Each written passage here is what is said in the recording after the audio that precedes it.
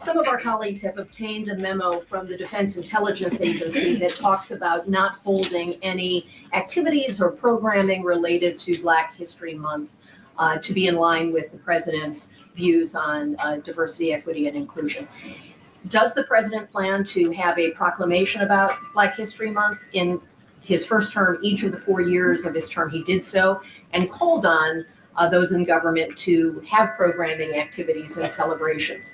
Is he going to do that this year? Yeah, the president looks forward to signing a proclamation celebrating Black History Month. I actually spoke with our great staff secretary.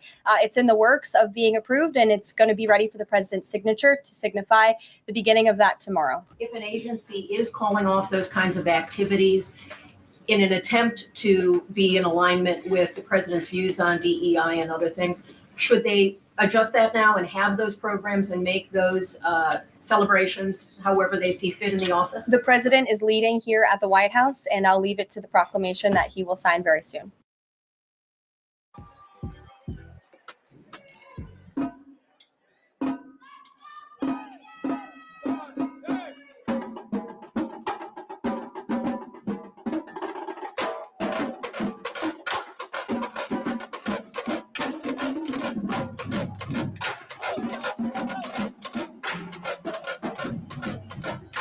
Let's go! Happy Black History Month, everybody. We in here. We are in here. Hey, listen, whatever Porsha y'all get tonight, it don't matter. It's Black History Month, and y'all know what we talking about tonight. We celebrating these babies, and you are looking at right now, people. This is 2nd grade through 5th grade. 2nd grade through 5th grade. I need y'all to pay attention though. I ain't never seen no shit like this. Happy Black History Month. A lot of times we talk about all the things that the Negroes are doing that's just not so good, but we never get to talk about the Negroes at all. And our future babies of tomorrow. I mean, listen, we haven't even gotten there yet because y'all finna watch this whole damn thing with me. I done seen it like 10 times, but you know what? It's Black History Month and we turn it up tonight. Y'all pay attention to these babies now.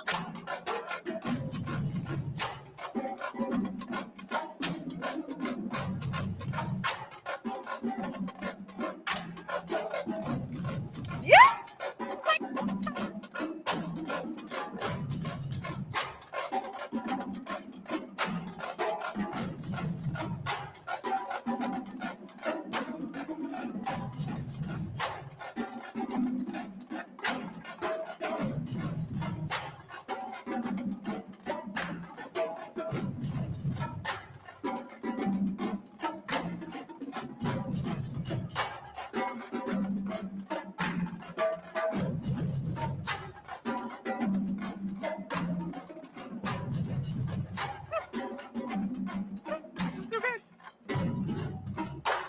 Smooth. It was smooth like butter. It was so smooth. Oh my goodness. Let's go, babies. For those of y'all just now getting in here, this is 2nd through 5th grade. It don't get no better than this. Let's go. Before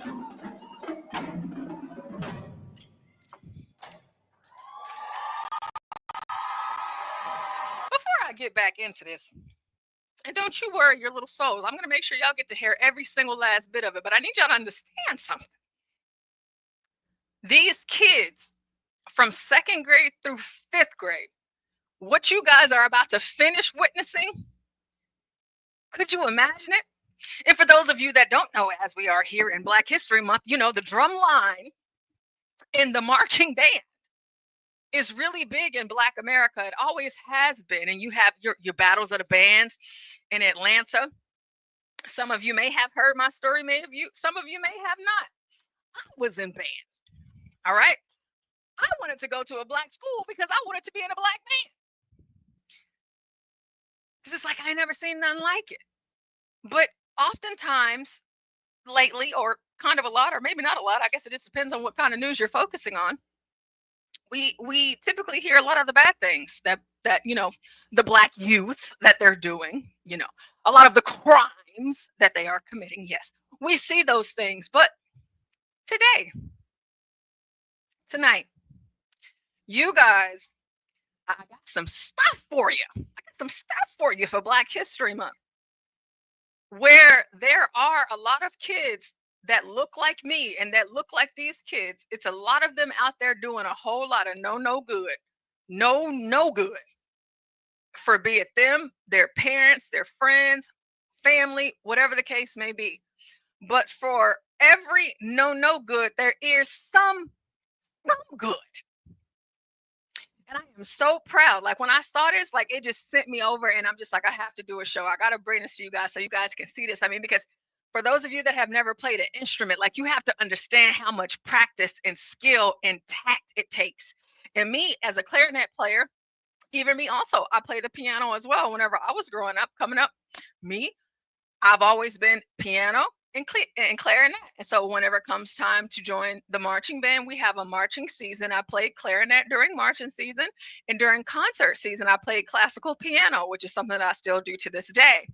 And I just love seeing music. I love the symphony. I love the orchestra. I love these things. But my parents would always tell me growing up, Porsha, you're not Superwoman. You can't do it all. You can't do everything. Because y'all know what I wanted to do? I wanted to play the drums, but I guess I was just a step too far because I had tried all the other instruments. But here you have a elementary school level, 2nd through 5th grade group of Black children. And you will be able to notice, because I'm going to point it out to you for you guys that don't know anything about drum lines or marching bands, all of these kids, this is how uniform their coach has them or their band director. The kids that have on white headbands, they are a part of the drum line, but they don't head the drum line. They have something called drum majors. And then you have drums, you have your fives, which is this kid right here. And then you have your snare, which is the little teeny tiny one that you saw whenever he was coming out. Okay. And so you'll see these two little guys leading this whole entire ensemble of the drum line. So let's get back into it. And you guys, you know what? Enjoy this, because I know I am. Let's go.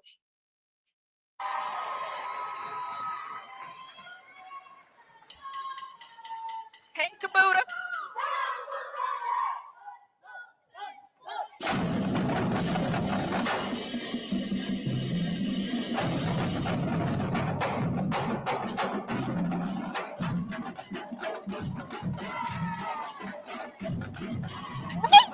Hey, keep going.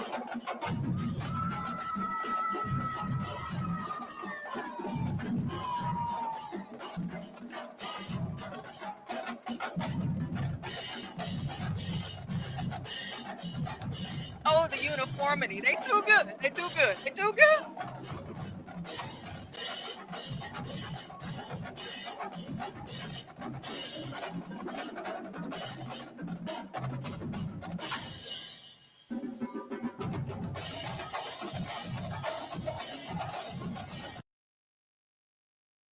YouTube, you can't be doing this right now. You just can't be interrupting the flow.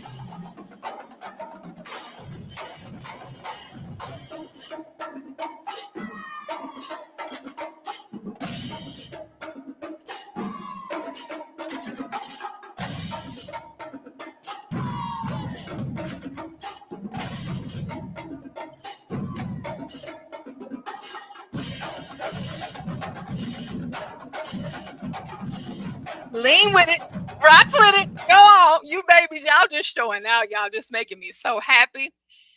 Y'all making me so happy. I don't know why YouTube is playing with my life right now.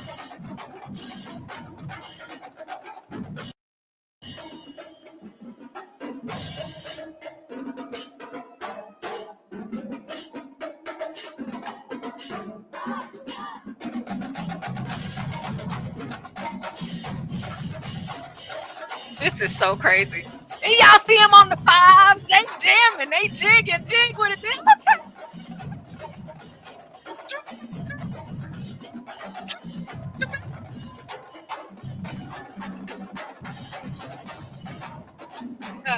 Could have been me. Turn up.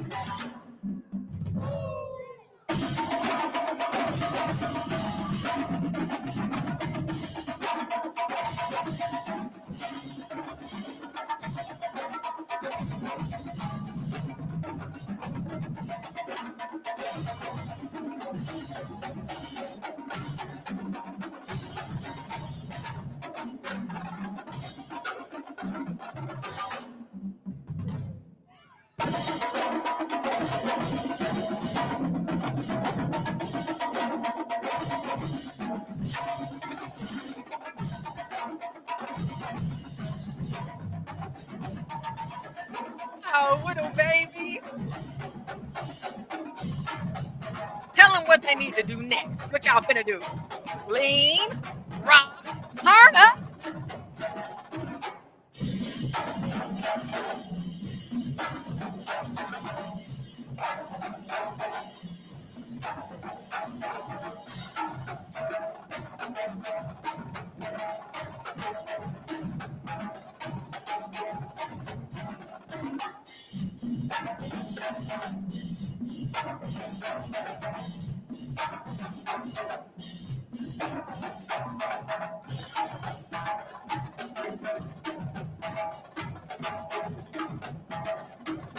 Oh, these drum majors. Yeah, they got them in line, don't they?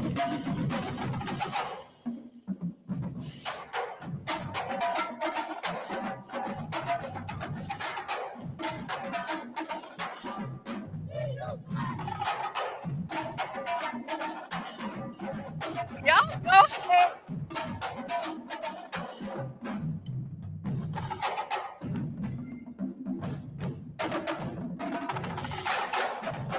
They didn't know what time it was, but y'all tell them what time it is. Come on.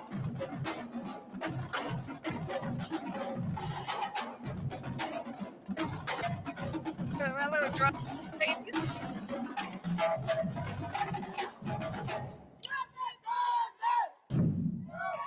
Yeah, yeah.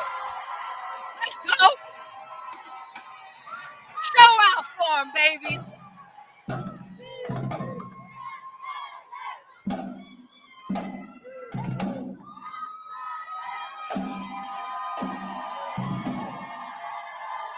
All right, all right. Oh, don't I love to see it. They came in correctly. Everybody in sync. Left foot, right foot. They're all doing the same thing. They're all wearing the same thing. And you have these two babies that are the drum majors.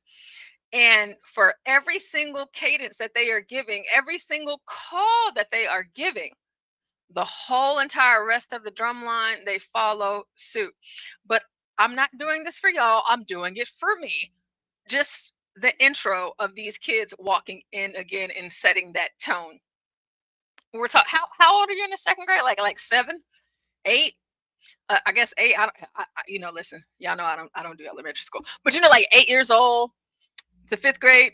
So like 8 to 11, it's wildly impressive to see these kids do this at the rate at which they are, and the precision. It's just immaculate. Playing the drums is not easy. Just like with your sticks, having them roll, like it's just so many things. And of course, to me, in my opinion, if you can read music, you can play music, you can follow music, you can do math, you can do so many different things, but you know how to put things together to make them produce something beautiful. And that's what these little babies are doing. So just the intro one more time, and then we're gonna get into it. We're gonna get into it, y'all.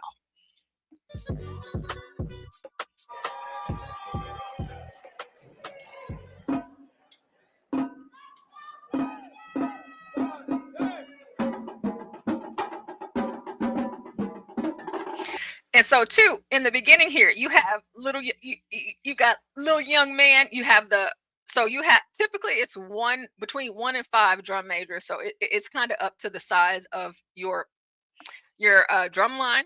So we have little man up here, and he's working together with little man in the back with his little headband on. And so little man in the back, he's getting all of the kids that play the 5s and the bass drums in the back. And so what he's going to do is he's going to lead them out. And as he's leading them out, all of these kids, because it's not just the drums, you have the snares. You know what I mean? Like it's all of these kids, and they're all solar focused. They're all on the same page. And y'all, for those of you that don't know, y'all know I'm a teacher. Okay. So to see kids do something like this with this level of discipline, we can talk about the Black kids that's cutting up and acting a fool in school all day long, but it's just like, even in the midst of the kids that's just out here, just cutting the rug, cutting the fool. There are Black kids out there that's, hey, like this is their passion. This is what they're interested in. They can make a complete career out of it. They're only in they're only in elementary school. The sky is the limit for these kids. It's the limit. They have time. They get into high school, and of course, obviously, I'm pretty sure these kids are going to be a part of the band in high school, but they can get scholarships to colleges for their talent musically. Because in college, I was in the marching band in college. You know, they get you get scholarships for that. You know, bands they're there at the football games and everything like that. But then even beyond that, if it's a career that they decide to go into as drummers, Jimi Hendrix, you know, hey, the sky is the limit. But the fact that these kids have something that they love, that they're passionate about, and that they are good at, and they are so serious about it. Like these kids ain't playing around. None of them. You didn't see none of them smile at all. They ain't smiling. They're like, hey, we're here to perform. We finna show y'all what we can do. Yeah, we probably talked about, you know, Pookie and Ray Ray shooting up the block last night. Whatever, you know, that was on the news, but I get it.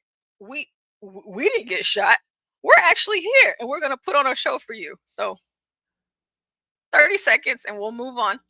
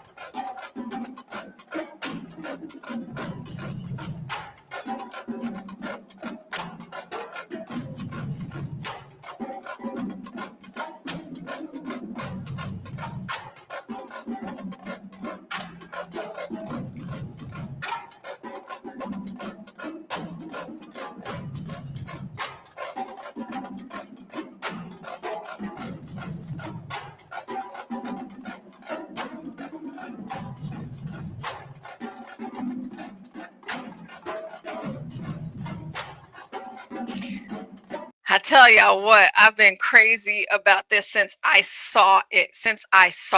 And it's just like, yo, like, listen, I'm over here and I could be partial, you know, I could be partial, right? Because like I said, I was in band, you know, I was in band all through college and everything like that. But it's just something about seeing kids excelling at something. You know, not seeing these kids act the fool, cuss the teachers out, disrupting class, being loud. Like a lot of the videos, I show those videos too. I ain't gonna lie, but it's Black History Month, so you know we gonna show you. We showing the good stuff. So it's like these kids, you just have to imagine the level of discipline. And the only thing that I was disappointed about, like in watching this video, it's a whole thing. Like it's like all of these schools that came together for this occasion. It was a competition. Basically it's middle schools, high schools, and this was the only elementary school. They're doing a battle of the bands as what they would do in college. And you know, you guys can see the stands. Where is everybody at? Where they at? I'm willing to guarantee you that the majority of those people in the stands first are going to be who? Teachers, coaches, because just because you're a coach, it doesn't mean that you work for the school directly. You could be outsourced as a coach. And I'm like, you know, and I think to myself, like, whenever something happens criminally, whatever the case may be, it's so many black people you can't even keep count. But like whenever it does count and whenever it does matter, like Fieldy stands up. These babies, man, listen. Maybe some of them had to work, this, that, and the third, but everybody's not me. But I would just say if it was me and one of my kids was out there, you better believe me, work has to wait. Work is waiting on me because my kid is doing, I don't care what's going on. My parents, listen, I've been kind of going back and forth of having my parents up here and doing a show or whatever. And us just talking about, my upbringing and, a lot of the things that my parents had to deal with, dealing with me. But my parents, my mom, she's a doctor, so she couldn't always get off. My dad, he works for the federal government, so it was a bit easier for him. But I could tell y'all, I don't care where I was in America or outside of it. My dad, or I'll say my parents because they are both representations of each other. They were always there for whatever it was that I did. It didn't matter to them. They always showed up.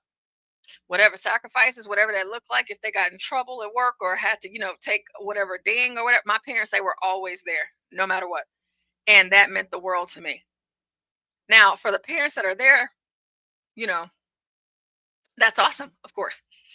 But whether the parents are parents of these kids, it would just for me, it would just be so nice to see more people there filling those stands in support of these babies. Because listen, you don't just wake up and see this kind of thing every day. And I know it may sound simple. Y'all probably like, Porsha, you're beating the point. They're just playing drums. No, they're not just playing drums. They're doing so much more than that. They're doing so much more than that.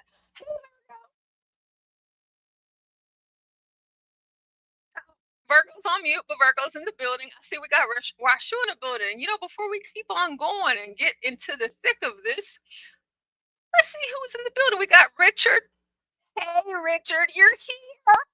We have Jewel, the lovely Jewel. Hey, Jewel. We got Tropes. That's the man with the plan. He is very talented in what it is that he does, and we appreciate Tropes. We got Nobleness D. We have Kabuta. Who else we got in here? Who else? I think I seen somebody that I haven't seen in a while. Let me make sure I don't skip. We got Rashu in the building. Welcome, Rashu. It's always good to see you. We got 12th man in the building. Yes.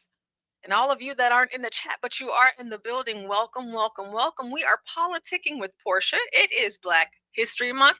For me, happy Negro History Month. We're going to be talking about some of the good things, that Black people have done. And we're not going to reach far back into slavery. What we're going to do is we're going to talk about what the Negroes are doing right now.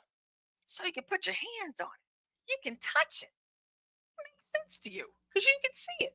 Yeah, we hear these stories and stuff, from way back when, and it's just like it doesn't mean that they're not real. But I want to give you something that you can see that's going on today.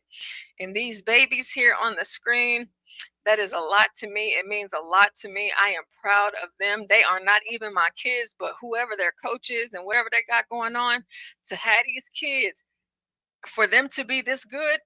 See, because like in high school, which was different from middle school, you just have band and it's a part of the class that's on your schedule in middle school. But whenever you go to high school, not only is band a part of the class that's on your schedule, they have band camp and they also have band practice in the morning and after school. In order for us to be proficient in what it is that we do, marching, you guys, there are so many things that we have to learn whenever y'all look at these bands. And then depending on the school, like there's different styles and different types of marching. That's a lot of practice. That's not a little bit of practice. That's why we practice so much. Y'all see us out on the field doing all of these formations. Listen, that's a lot of work. But whenever you're older and you're in high school, that's one thing. But these kids, they're not even in middle school yet. And look at how dope these kids are. I mean, like, my gosh, the commitment that these kids have. And as good as these kids are, I ain't worried about them acting a fool in class, because as good as they are, you can tell that all of these kids enjoy it. And if they grades drop below a nothing, if they can't go to drumline practice, if they can't do this, it could just like really mess with them. So these are the type of kids, to me as a teacher, from what I'm seeing, these are the type of kids that whenever they in class, they not acting a fool. They're not disrupting the teacher. They're not making the teacher's job harder. They're not getting those phone calls, having those conversations to where we have to sit down and have parent teacher meetings. They're not fighting. They're not doing anything that is just out of the norm of what would keep them from continuing to be a part of this. But I tell you what, this band is so good. This drum line is so good that I promise you, if any of these kids step out of line, whoever their band director is, he ain't going for it. And when I say he ain't going for it, you don't get a warning. He ain't going for it. You mess up once, you're out. They're too good for that. This group, it's way too good for the band director to be tolerating any sort of degeneracy or foolishness. This is how good they are. Yes, we got our Pookies and our Ray Rays. Yes, we got our kids out here that's cutting the fool and acting up. But there are also Black kids out there like this, just like this. So because I'm being greedy, we'll watch 30 more seconds and then we'll just move on to the next thing. You guys will be fine. It'll be fine. Y'all will be fine. Wait, I'll be forgetting that my sound goes out here and there. I don't want my sound to go out. 30 more seconds, and we'll keep it pushing. I'm not going to keep you guys long tonight, so don't worry.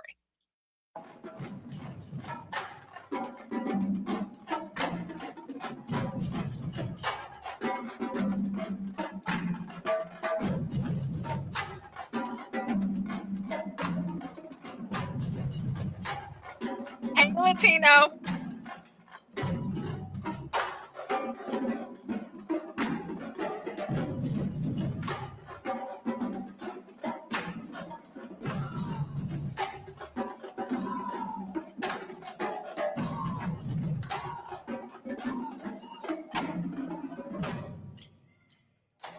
Didn't they all stop at the same time?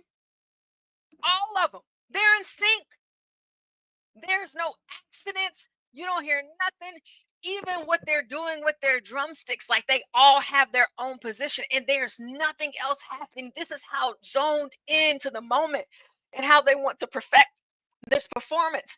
And then too, they're having to remember all of these cadences. This is practice. These kids ain't playing. They're not playing. They ain't playing with you. They're not playing with you. This video made me feel better than good. And I tell you what, I'm proud of these babies. I sure am. And you know what? For the rest of Black History Month, anytime I have a show, I'm probably going to start it off with this. And you might have to deal with me. It's okay. You guys will be all right, though. So there's another positive thing. You know how, you know what? I don't want to just say, let's just act like you guys are just free slates. I don't want to assume anything. Have you ever heard of snitches get stitches? Mm-hmm. And so in a lot of Black communities here and there, it's always the policy of, you know what, I'm not going to snitch because I don't want nothing to happen to me for being a snitch. I don't want the whole entire snitch ideology to be associated with me. So I ain't gonna say nothing. I'm gonna just, maybe I saw something, but you ain't gonna ever know I saw it. Because I ain't telling you. Why? Because I ain't a snitch. And so you have, a lot of different, crimes that happen that go unsolved because nobody will talk. But it is 2025 and it is Black History Month. And here you have something that you may not be so used to seeing. A Black person snitching. So let's go ahead and get into it. For the first time, we are hearing from a North Texas man who unwittingly stumbled into a brutal killing situation. Hello, everybody. I'm Heather Hayes. And I'm Steve Eager. It's 9 o'clock. 2 people are now facing capital murder charges for the stabbing death of a 53-year-old man in Garland. A man who alerted police had gone to the condo to pick up a spare key. He didn't realize he walked into a murder scene. Fox 4's David Santendri is at the Dallas County Jail tonight, or outside it with the very latest. David? Well, upon discovering the body, the witness describes just a bizarre scene, including drugs and ice cream. They were just two cold-hearted people that I thought were friends. Virgo, are you there? Okay, maybe Virgo, she can't talk right now. In the chat. Yes, ma'am. Yes, ma'am. I'm here. Okay, I'm here. Sorry. Okay, great. Virgo is here. Hey, Virgo, do you like ice cream? Do I like ice cream? I love ice cream. I love vanilla ice cream with some strawberries in it and a sprinkle of either walnuts or crushed peanuts. Oh, wow. You're fancy. See, I love ice cream too. And so that is my favorite. Here in this story, he was offered ice cream. And I believe that they thought that the ice cream would keep him at bay, but I find myself questioning if I was offered ice cream, more specifically, Rocky Road, or maybe some chocolate chip cookie dough, strawberry cheesecake, but it would have to be Ben and Jerry's. So I mean, because yes, if it's Ben and Jerry's, or if it's Brahms is another level, for a Texan. So, if you're trying to bribe me to keep my mouth shut, you're gonna have to give me Ben and Jerry's or Brahms, okay? Because you're gonna have to come correct. You're gonna have to come correct. I might not snitch for some. I might not snitch for some. When the Amish, we have an Amish store here in Florida, in my part of town. And let me tell you, girl, you ain't never had ice cream until you had some Amish homemade churn. When I tell you these Amish women are sweating, churning that ice cream by hand, okay? Girl. So everybody in the chat, go ahead and let us know. So shout out to all of y'all that are in the building right now. If you were placed in a situation where you saw something that you weren't supposed to see, what flavor ice cream would make you not snitch? Oh. In what brand? You see a dead body, your friends say, hey, don't say nothing. I got some ice cream. What kind of ice cream do you guys, what is it going to be in order for you to say, you know what, I ain't going to snitch? Go ahead and let us know. Let us know. Jewel says Virgo likes her ice cream like her man, vanilla with strawberry. Vanilla with strawberry. Porsha, you ain't shit. But I swear. Let's get back into this. Let's see. Did this guy eat the ice cream? I don't know. Let's see. It always smells like Jalen Gray is talking about two former friends, Haley Barber and Leo Moore. The 20-year-olds are charged with capital murder after Gray turned them in to Garland police. I know everybody's scared to go to the police, scared to be called a rat or a snitch. Barber and Moore were temporarily living with Johnny Ross Jr. You heard him. Black guy. He said, I know people, they afraid to snitch. They afraid of this. They afraid of that. That's a really big thing. Like in these neighborhoods all across the United States of America. I don't want to be a snitch, but you know what? Happy Black History Month. Let me tell you what. This is a good Black History Month story because there's a Negro somewhere out there, not just anywhere, here in the great state of Texas. He said, I ain't going to be that Negro this time. I'm telling. I'm telling. And he told it. Jr. in his condo when, according to an affidavit, they stabbed the 53-year-old in his neck while he was asleep so they could steal his money and cars. Gray bought one of those cars, a Corvette, from Barber before knowing the owner was murdered. Gray says Barber told him the Corvette belonged to her grandfather who passed away. She said, go on afterlife. Gray met Barber at the condo to get a spare key for the car, and according to an arrest warrant, Gray smelled something foul. After asking Barber about it, he told police Barber casually showed him the body, which was wrapped in a rug and sheets in a closet. You're like, I know you're not going to tell on me, bestie. Gray told police Barber was doing drugs inside the condo. Again, happy Black History Month. She says to him, I know you ain't gonna tell on me, bestie. Bitch, please. Listen, I'm snitching. Listen, 911 is already on the phone while you telling me that I ain't gonna tell nobody, bestie. That's where we are. So for all of you in the chat, you know, hopefully one day we are able to host a meetup. Don't do any criminal activity around Porsha. I'm gonna just let you know right now. I'm calling the police on you. Yeah, I am. I'm snitching. I don't want to be associated with none of that. Oh, you ain't gonna tell bestie the hell I ain't. Oh no, I'm telling your ass. Sure is. And that's what this Black man did. This is a beautiful example. Again, happy Black History Month, because I hope that more Black people follow in his footsteps. Start snitching. Start snitching. And you know what? If you're scared, you're worried about your family, do what you can, raise some coins, do whatever, get a GoFundMe and move to a place like Utah. Okay? You know, just get away from the Negroes to where they can't find you. And if they try to, they're not coming to Utah. So, or Montana. Just do that for your safety. For your safety, because we don't want anything to happen to you, of course.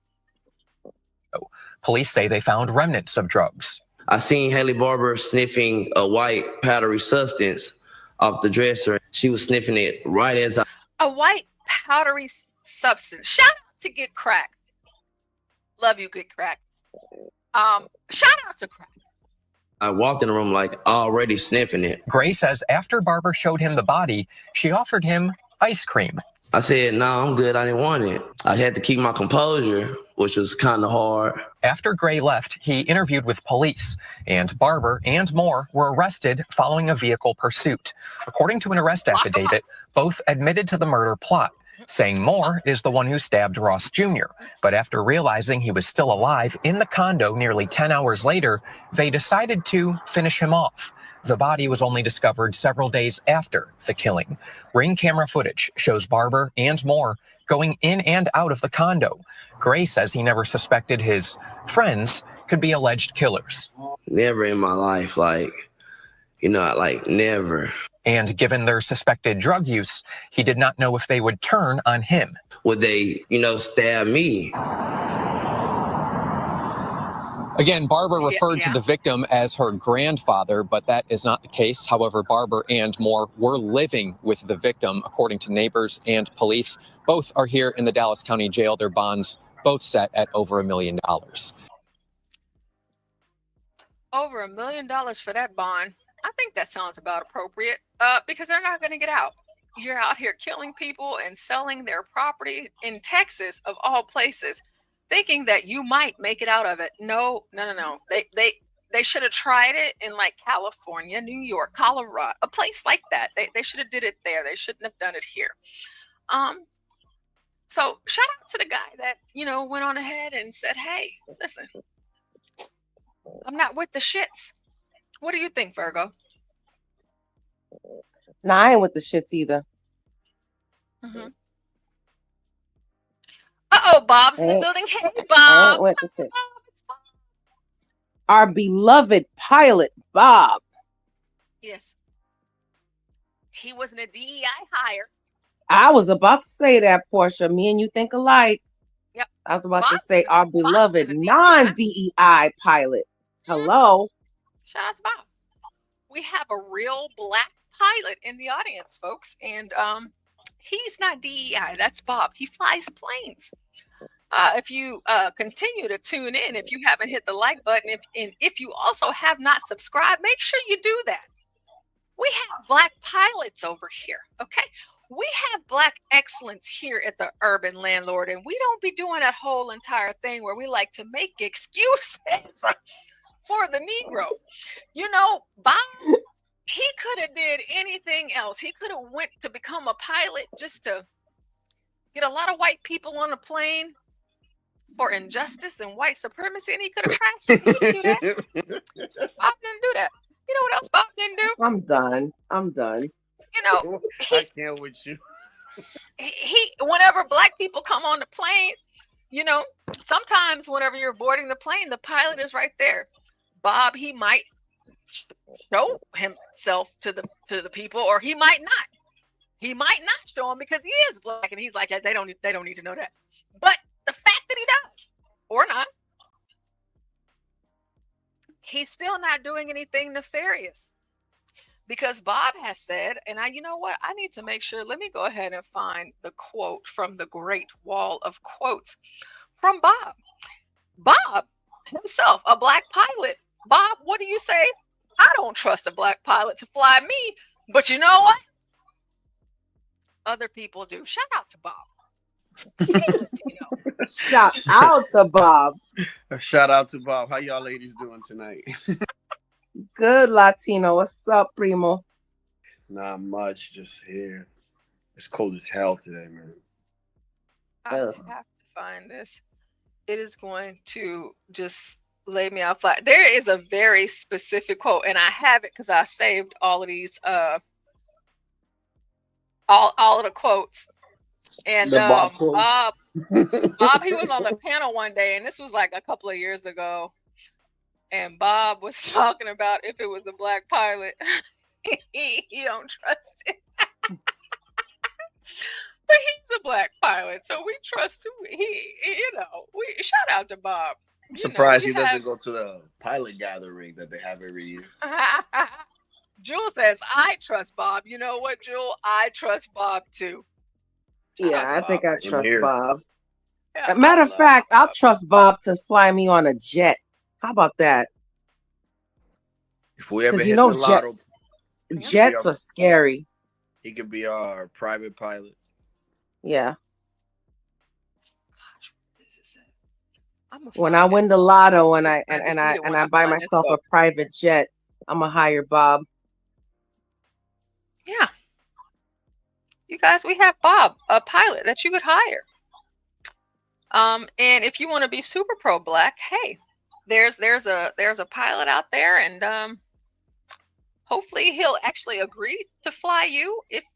If you're black, maybe he might say no to you. I don't know. Would he allow Hennessy on the plane? I'm just saying, I don't think Bob is allowing Hennessy. Herman says, thank you for all the white people you have. Oh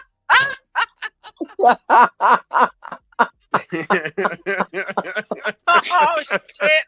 Herman ain't shit. Herman, you ain't shit for that, but we love you, Herman. Herman says, I didn't even finish reading it before I pulled it up. Herman says, thank you. This is to you, Bob. Make sure Mrs. Lisa is listening too. Bob, yeah, happy Black History Month, for Bob. all the white people you have safely landed over the years, Bob. Yes, shout out to Bob. Yeah, man. Happy Black History Month, Bob. You a real Black excellence. Yes. The real definition of it. Bob is making history right here.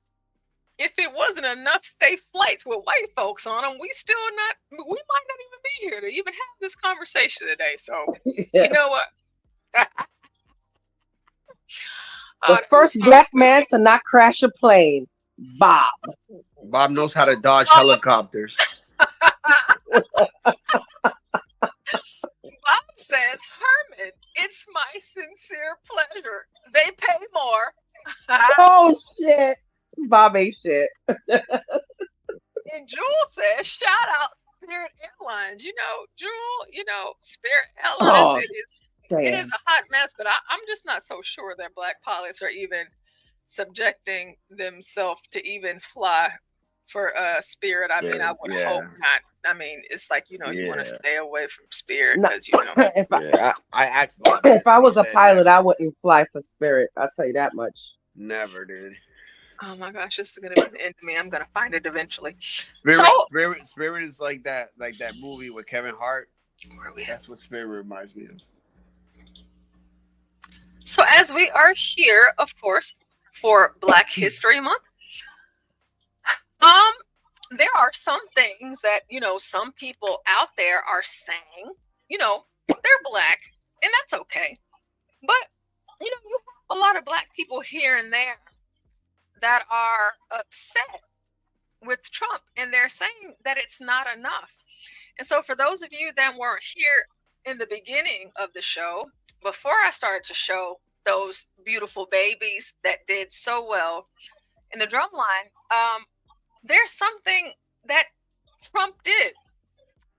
And sometimes it doesn't matter what you do, it's still not good enough. And so Trump did what he did. You guys are going to hear it. We're going to watch another news article. And what we're going to do is we're going to combat all of the claims from the Negroes that are out here complaining. And we're going to talk about Black history that is happening right now before our eyes, even though they keep on saying it don't exist. So let's hear from the lovely white woman, Caroline Levitt. Some of our colleagues have obtained a memo from the Defense Intelligence Agency that talks about not holding. Wait a minute, I just saw the chat again. Tom Gully says, Soul Plane? Hey. Yeah, Soul Plane. Oh, that's what damn. Damn, Tom. Hey. But Porsha, I got a great idea. Every time you play the press secretary, you should grab a snippet of Outkast song, Caroline. You know, I can see what I can do with that. Let's hear what Caroline, what's going on here? Let's see. Any activities or programming related to Black History Month to be in line with the president's views on diversity, equity, and inclusion. Does the president plan to have a proclamation about Black History Month? In his first term, each of the 4 years of his term, he did so and called on those in government to have programming activities and celebrations. Is he going to do that this year? Yeah, the president looks forward to signing a proclamation celebrating Black History Month. I actually spoke with our great staff secretary. It's in the works of being approved, and it's going to be ready for the president's signature to signify the beginning of that tomorrow. If an agency is calling off those kinds of activities in an attempt to be in alignment with the president's views on DEI and other things, should they adjust that now and have those programs and make those celebrations however they see fit in the office? The president is leading here at the White House, and I'll leave it to the proclamation that he will sign very soon.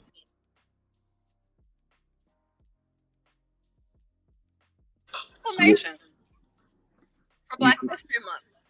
I suppose maybe Trump didn't have to do that. You know, if I were Trump, what? I don't know if I would have. You saw what happened today? Did you see what happened today with the CIA? Say that again, Latino. Did you see what happened today with the CIA? No, not yet. But as far as layoff. this specifically, Black History Month, we want to keep it real Black and focused on Black History Month. So, do you think that Trump was wrong for signing that into the proclamation, like creating a proclamation for it, or not? Like, is that good enough, or does he need to do more, or? He needs to do more, you know, to make them happy, because it's never enough. All the things. Mm-hmm. All if of you want to them. go, you got to go all the way, man.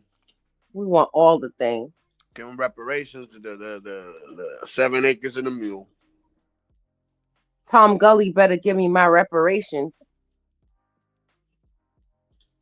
Well, Tom Gully. I mean, if we're speaking about Tom Gully, he sent in reparations to the store. Not the store, to the show. Before he's done it, and so I think that because of his donation, that he has he's paid his dues. He's paid his reparations. Right. Yes. He's paid his We'll dues, leave him alone. but he still doesn't get the black card yet. I believe Nah. Tom is invited to the cookout. Come on now, Latino, serious. Just don't bring potato salad with raisins, or you get kicked out. He's invited to the quinceañera. Come on. Did you guys forget? Tom played the audio for us multiple times from his black friends telling us how good his potato salad was. I mean, that clip was so great. I want to have some of Tom Gully's potato I salad with doubt some brisket. Tom had raisins in his potato salad. I doubt that.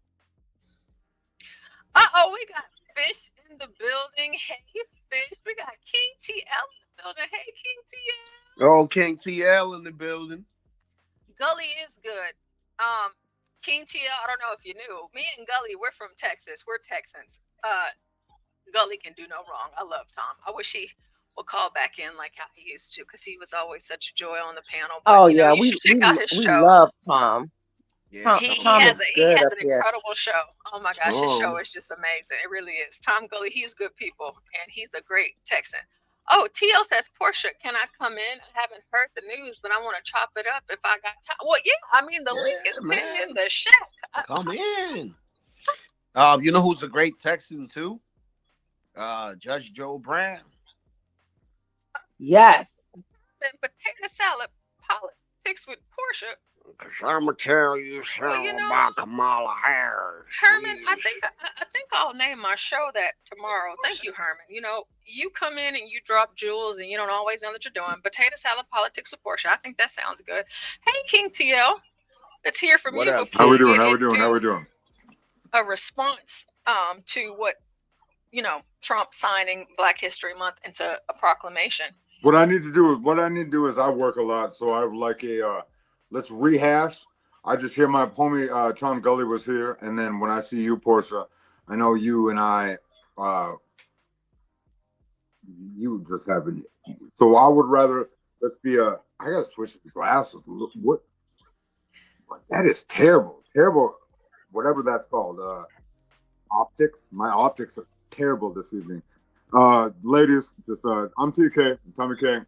Porsha hates me. We usually start off on the wrong foot. She's gonna pretend that we like each other. I don't hate you at all. If I did, I wouldn't have let you up. Come on now. Line, we Come just on we have now, that. man. Yeah, I know. I'm playing. So let's go ahead and let's jump into this. I'm gonna jump off cam. I gotta fix these optics. These are my. You ever go to sleep and you put the your glasses on that you lay in bed in and you never want nobody else to see them? I've been wearing glasses since I was like 2 years old. I can't see it all. I've had. That's what I'm saying. Yeah, these are like my. I want to lay down. I got my Didn't glasses I buy on right Nosferatu? Y'all never see me in glasses. Why? This feels comfy. So I wear contacts. I don't know. I wear I just contacts. feel insecure. I ain't gonna lie to y'all. I was traumatized by that 4 eyes. Yeah, I can't wear contacts anymore. They irritate my eyes. So Yeah, I'd rather. This feels nice. These are I only take my glasses off to take pictures, to be honest with you. Really do Yeah, love because these I don't glasses. like I the can't see yeah. without them. I love my contacts though. Yeah. So let's let's go get ahead. back into it. Fish says, y'all clearly don't understand how reparations work. No matter how much they pay, it's never enough. Well, we just heard from Caroline Levitt, and now here's some lady who posted a video in response. Is the music to too high, or should I put headphones in? Is it too loud for you? We can hear you. No. The music's high. I could be wrong because I don't have a headset in. No, we can hear. We can hear everything. I mean, Okay, and you sound good. Your voice always comes through like a. I don't know. Can you not have that picture of the woman looking at me like that at the same time you talk to me? I feel like she's mad. Do you know how much she's actually barked at me like this woman looked on stream one time, and I've never came back. This is my first time back. 2K return after Porsha ripped me apart. So let's hear what she has to say here. Mm-hmm. So let me get this straight. In the name of Donald Trump, for the past 8-9 years, Republicans have been putting into place racist policies, have been doing racist shit to whitewash the history in this country, to silence Black people, to erase Black people from the history books of this country. They've been banning books. They've been silencing Black people by overturning affirmative action, by changing the narrative when it comes to woke, when it comes to CRT and now DEI, they've been doing everything to silence and make Black people disappear. I wasn't This sure I was month aware of that. is Black History Month. And Black people all across the world are celebrating Black History Month, including right here in the United States, regardless of them minimizing the importance of Black History Month, regardless of them trying to silence us. Okay, so just in case, said all over those the of you, world. shout out to everybody that's in the building right now. You know, for those of you, we got 21 people in the building. I'm Black, and I'm not so sure that I've been disappeared. I'm on the panel right now, and I don't know what she's talking about. I think it might be some Black people in the chat, maybe. I don't know if y'all got disappeared or silenced, or I mean, because I'm talking. I don't know about you guys. Are y'all disappeared or what's going on? Porsha, they celebrate it all over the world. Latino, I didn't even, I was just going to skip over that. But yeah, I mean, I didn't know that they celebrated it all over the world. I thought that was an American thing. But apparently, I'm being silenced and I'm being disappeared. And this is all at the behest of Trump. And she says that Donald Trump gives Black History Month to us. I mean, did Joe Biden do it? I mean, I don't know, but who's to say this, that, or other? But let's hear her out some more. Let's hear her out. Let's hear her out. Let's go ahead. Regardless of them using woke and DEI and CRT as a racial slur, regardless of all that they have done to try to minimize the importance of the contributions from Black people in this country, Black people still are celebrating Black History Month. Why? Because we don't need anybody's permission to celebrate our existence, our history, and our people. And yet, Donald Trump took his white supremacist ass to the Oval Office and got his white supremacist pen to sign a proclamation. Because pins represent white supremacy, but we're going to keep going. Let's keep going. For us to celebrate Black history in the month of February of 2025. Yeah, here's the proclamation right here. Pause it. And listen to this. Listen to this. Now Go ahead. That was my bad. Did you see what are the brick letters that must have been the whatever it is? Can you hit the back button 2 times? I bet if you hit it 2 times, it should do it on YouTube. What I'm talking about. Okay, no, we'll hit play. But yeah, let's see when she posts the paper up. I would just, if not to disrespect. It looked like she printed off. I just want to see it. Yeah, I just want to see. Okay. I just want to see. Let's just see. Yeah. Bang! Right here. Pause. National Black Story Month, 2025, by the President of the United States, by the United States of America, a proclamation. Fuck, man, I'm already dyslexic. This is almost like I'm reading right. Well, I mean, it's very impressive that you can read backwards, but yeah. What do you mean? Porsha, don't do this. I'm not going to sit here and act like I can do it all, King TL. I mean, don't. I still remember the Porsha's the Messiah. No, like me. I'm over here trying to. You know what happened tonight? Me and her have the president of the me reading backwards. Listen, it's tough. I can only do a few things, but let's keep going. Let's hear some more. Let's go ahead. Proclamation right here. And listen to this. Listen to this. Let's go ahead, man. Now, therefore, I, Donald J. Trump, President of the United States of America, by virtue of authority vested in me by the Constitution that he wants to get rid of, by the way, vested in me by the Constitution and the laws of the United States, the laws that he has broken 34 times over, and the laws that he will continue to break, the laws that he has broken since he took the oath on January 20th, do hereby proclaim February 2025 as National Black History Month. I call upon public officials, educators, librarians, and all of the people of the United States to observe this month with appropriate programs, ceremonies, and activities.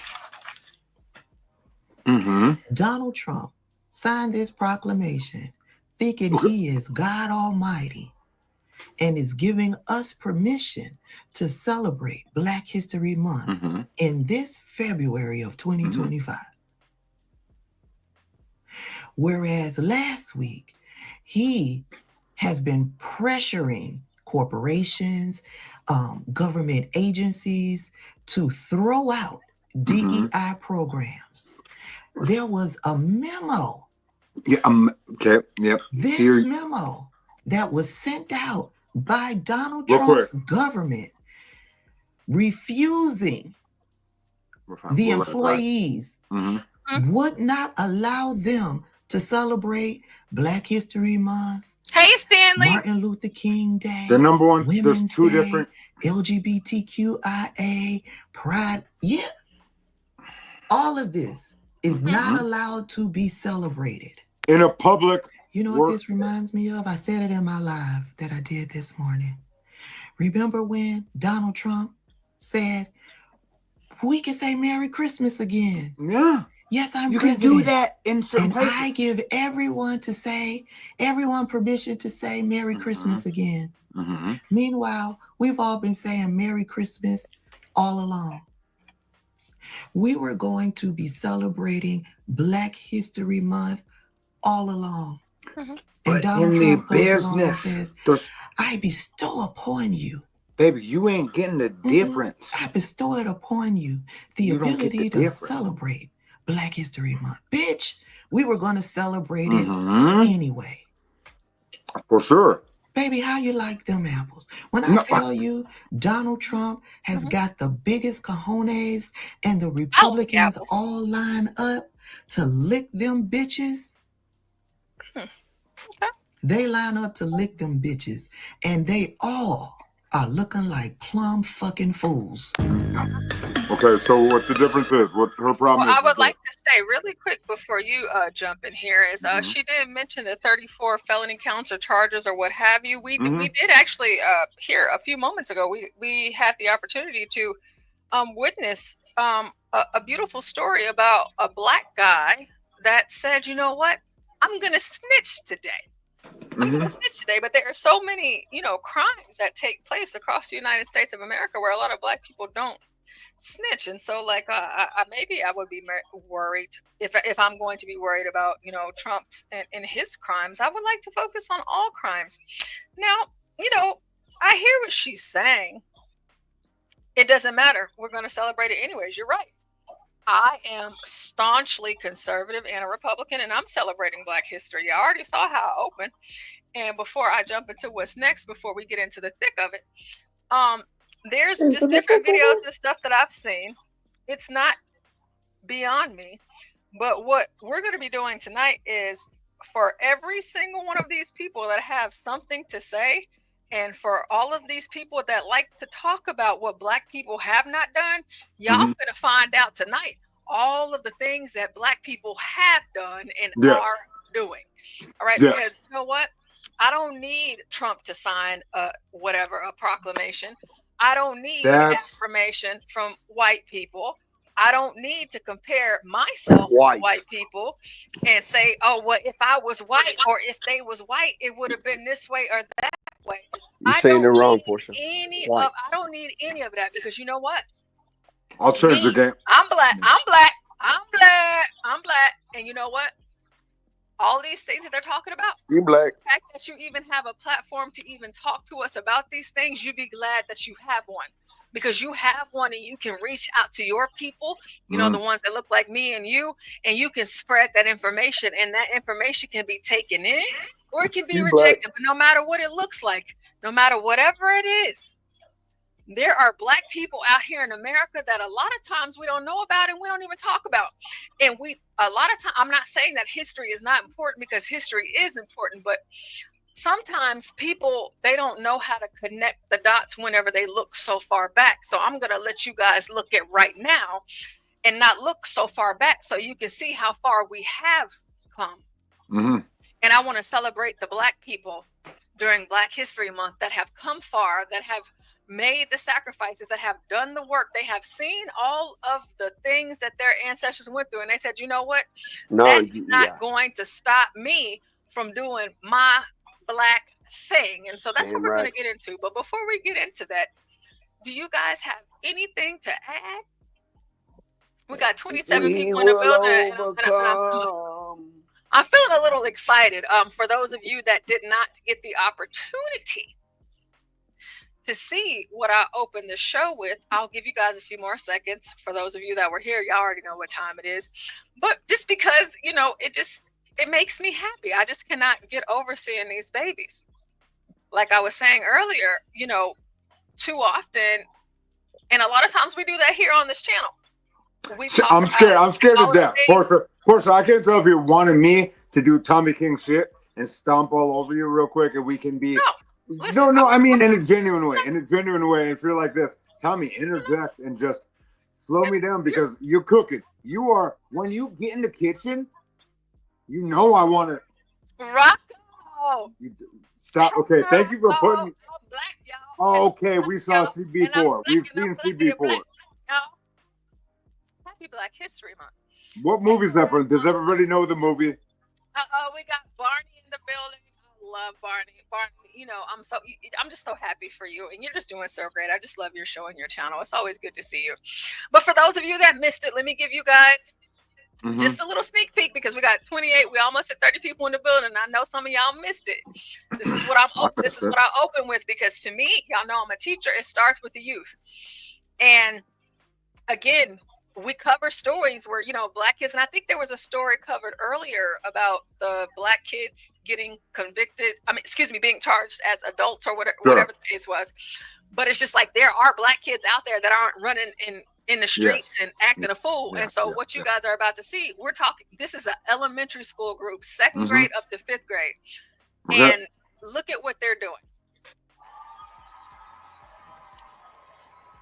Can you turn on the background music?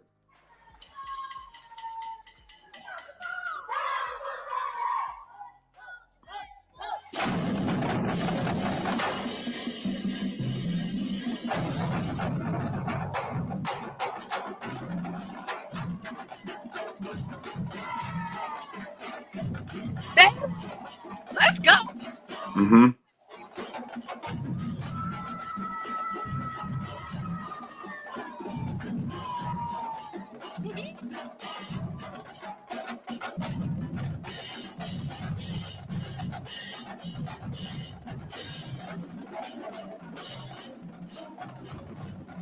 gonna pause real quick for those of you that weren't here earlier.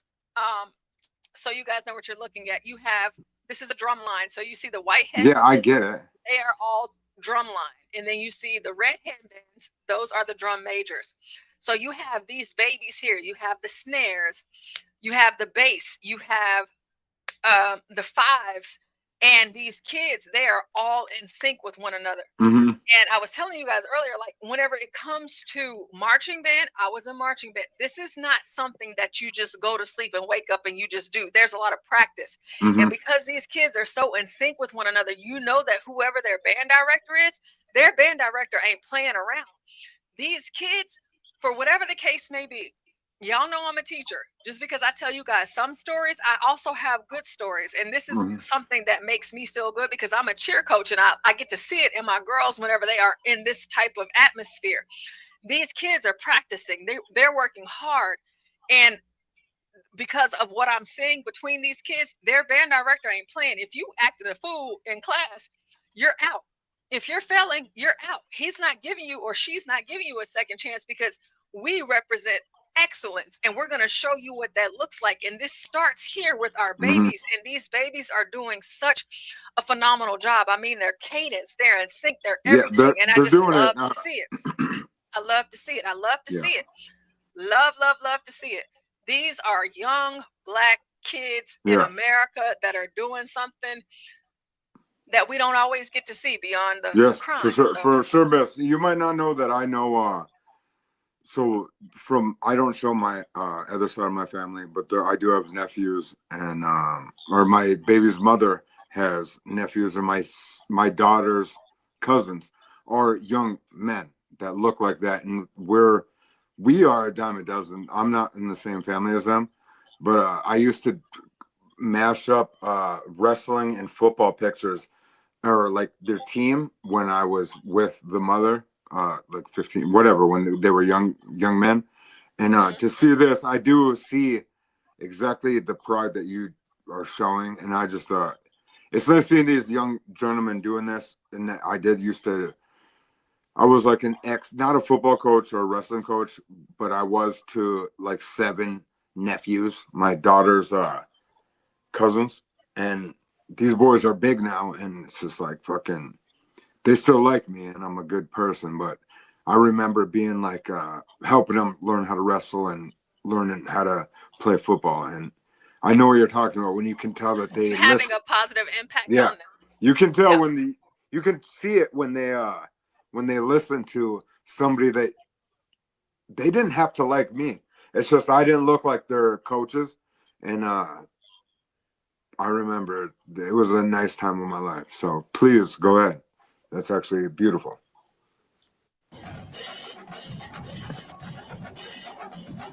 What was it say?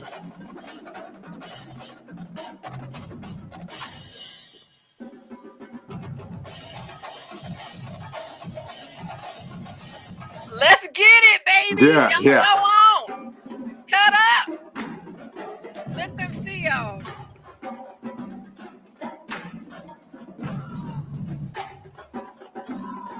And the leadership from the 2 drum majors here, these are kids, and all of these kids, and mind y'all, these kids, they're facing front. They can't see their drum majors. They can't even see what they're doing.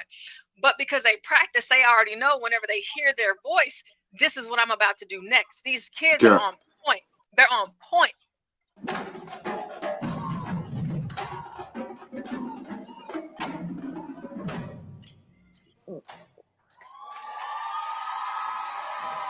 Even whenever they finish that cadence, this is how on point these kids are. You have every single section. You got the 5s, you got the snares, you got the basses, you got the cymbals. They all have their own thing that they do, but they're all doing it at the exact same time.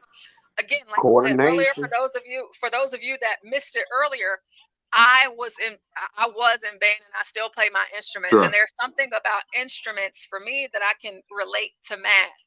And whenever you can read With music, math, you can study music, and you're also a marching band, or if you're a drum line, whatever the case may be, there's so much math that goes into all of it. Because in marching band, the one thing that we do is we have to count out our steps as we're marching, and then you have to put them into coordination with, you got your bass, you got your woodwinds, you got the drum line. Like, there's so many different parts of it. But what I was saying is that, like, what these kids are displaying to me as someone who was in band, I was in marching band season, I played the clarinet.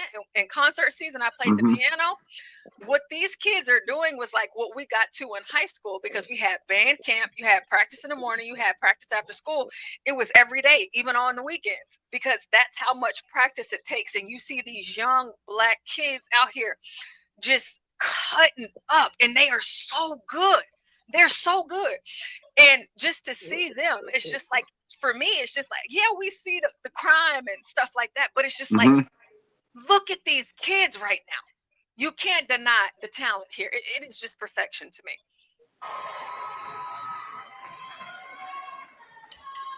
Catch what's finna happen right now.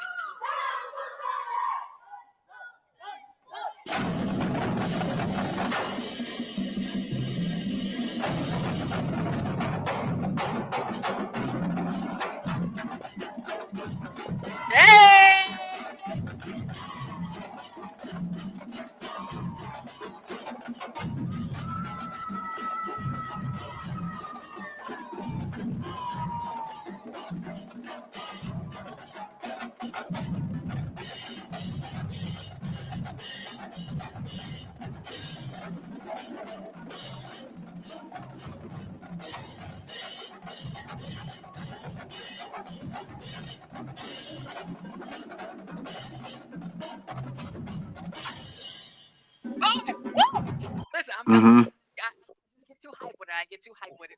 So before I continue to get too hyped with it, like I told y'all gonna be getting this. I mean, it's February 5th. Y'all gonna be getting this every time I do a show because I ain't gonna be able to help myself. So here we have Black History Month.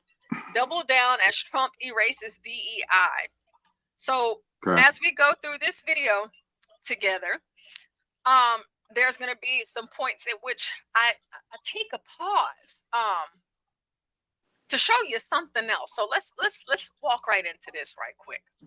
February marks the beginning of Black History Month, and it comes as the White House is dismantling diversity, equity, and inclusion efforts within the federal government. Fox 9's Leon Purvis is live in the newsroom. And Leon, here in Minnesota, that's sparking some harsh. That's right here. That's right. The people I spoke with believe education in celebration of Black History Month must go on. There aren't surprised YouTube, by this move, but they believe now is the time for their stories to be told. Tell us your story. So racism is when people treat you differently because you're Black or white. So for me, this does not do anything except make me double down on my commitment to teach it to my children. Martin Luther King Jr. was born in 1929 in Georgia. Shaletta Brundage is taking action into her own hands to teach her children about Black History Month. Abolitionists and women's rights activists after recent national efforts to undermine diversity, equity, and inclusion. On Friday, This is fucking crazy. a proclamation recognized This is crazy to me. History Month. But in the same breath, his own Department of Defense declared Identity Month's dead at DOD. But they can keep their little money. They can keep their pocket change. And then watch us show out and show up and create new ways of sharing what is important to our culture. The Trump. Okay, I mean, so you're calling it pocket change, but then you also ask for reparations. It's fine. You know, I get it. But you know what? Before civil rights, Black people were doing that already. Me, I'm a Black woman. Whenever I become a Black mother, whenever I am married to my Black husband, you believe you me. I don't need a white man to teach me my history. I don't need my kids to go to some white school and some white system to teach my kids about what I should be doing already. And so yes, Porsha, ma'am, I am so glad that you're doing it, but you should have been doing it, and that's what you that's what you need to do. Yeah. So my family, my Trump mom or is anybody else. yeah, my mother is Ojibwe from the reservation. She doesn't take any handouts from the tribe, any of that. I was the white devil. Yeah, she doesn't call it that. My mom is half German and whatever. She's mixed. She's a mixed native woman. And what happened is when you grew up in Belcourt, there was a lot of incest and a lot of rapes and shit. And she got out when I guess she was 17. Do I know the truth? I know my older cousins and my cousins are inbred. I do know that from all the way up to me being mixed with Air Force blood.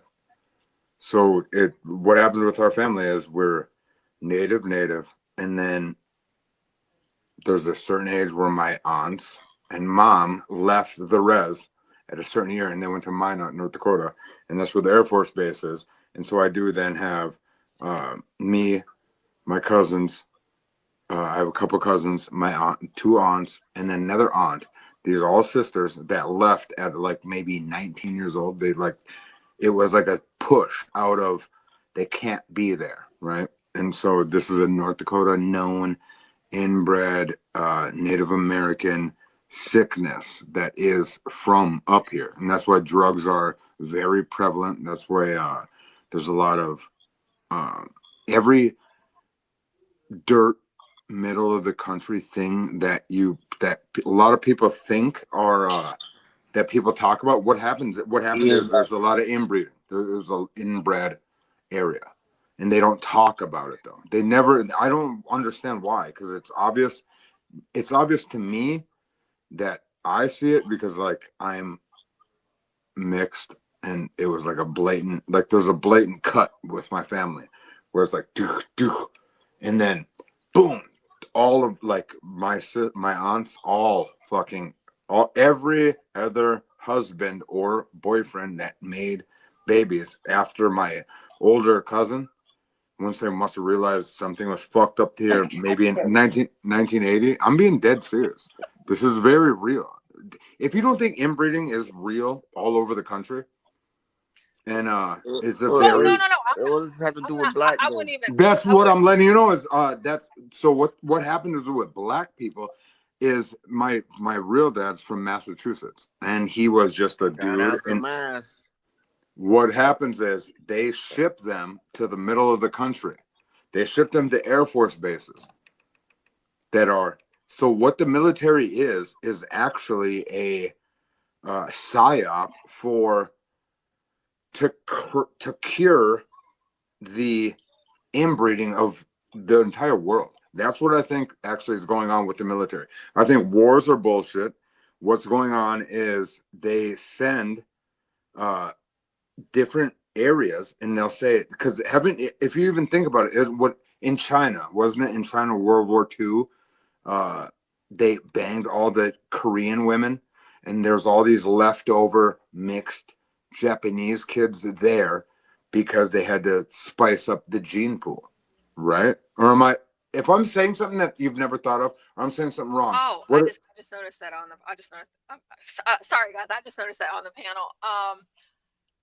When you say Tom, I'm thinking about Tom Gully. I'm so sorry about that. So yes. No, I'm telling you. I got you. But before we get too far away from this, I want to keep it. I want to kind of keep it. What I gotta do? I gotta jump off. I gotta jump off the panel, miss, because Porsha, you already know I'm gonna say something. You have the voice of an angel. You have the voice of an angel, and I can't. Like it.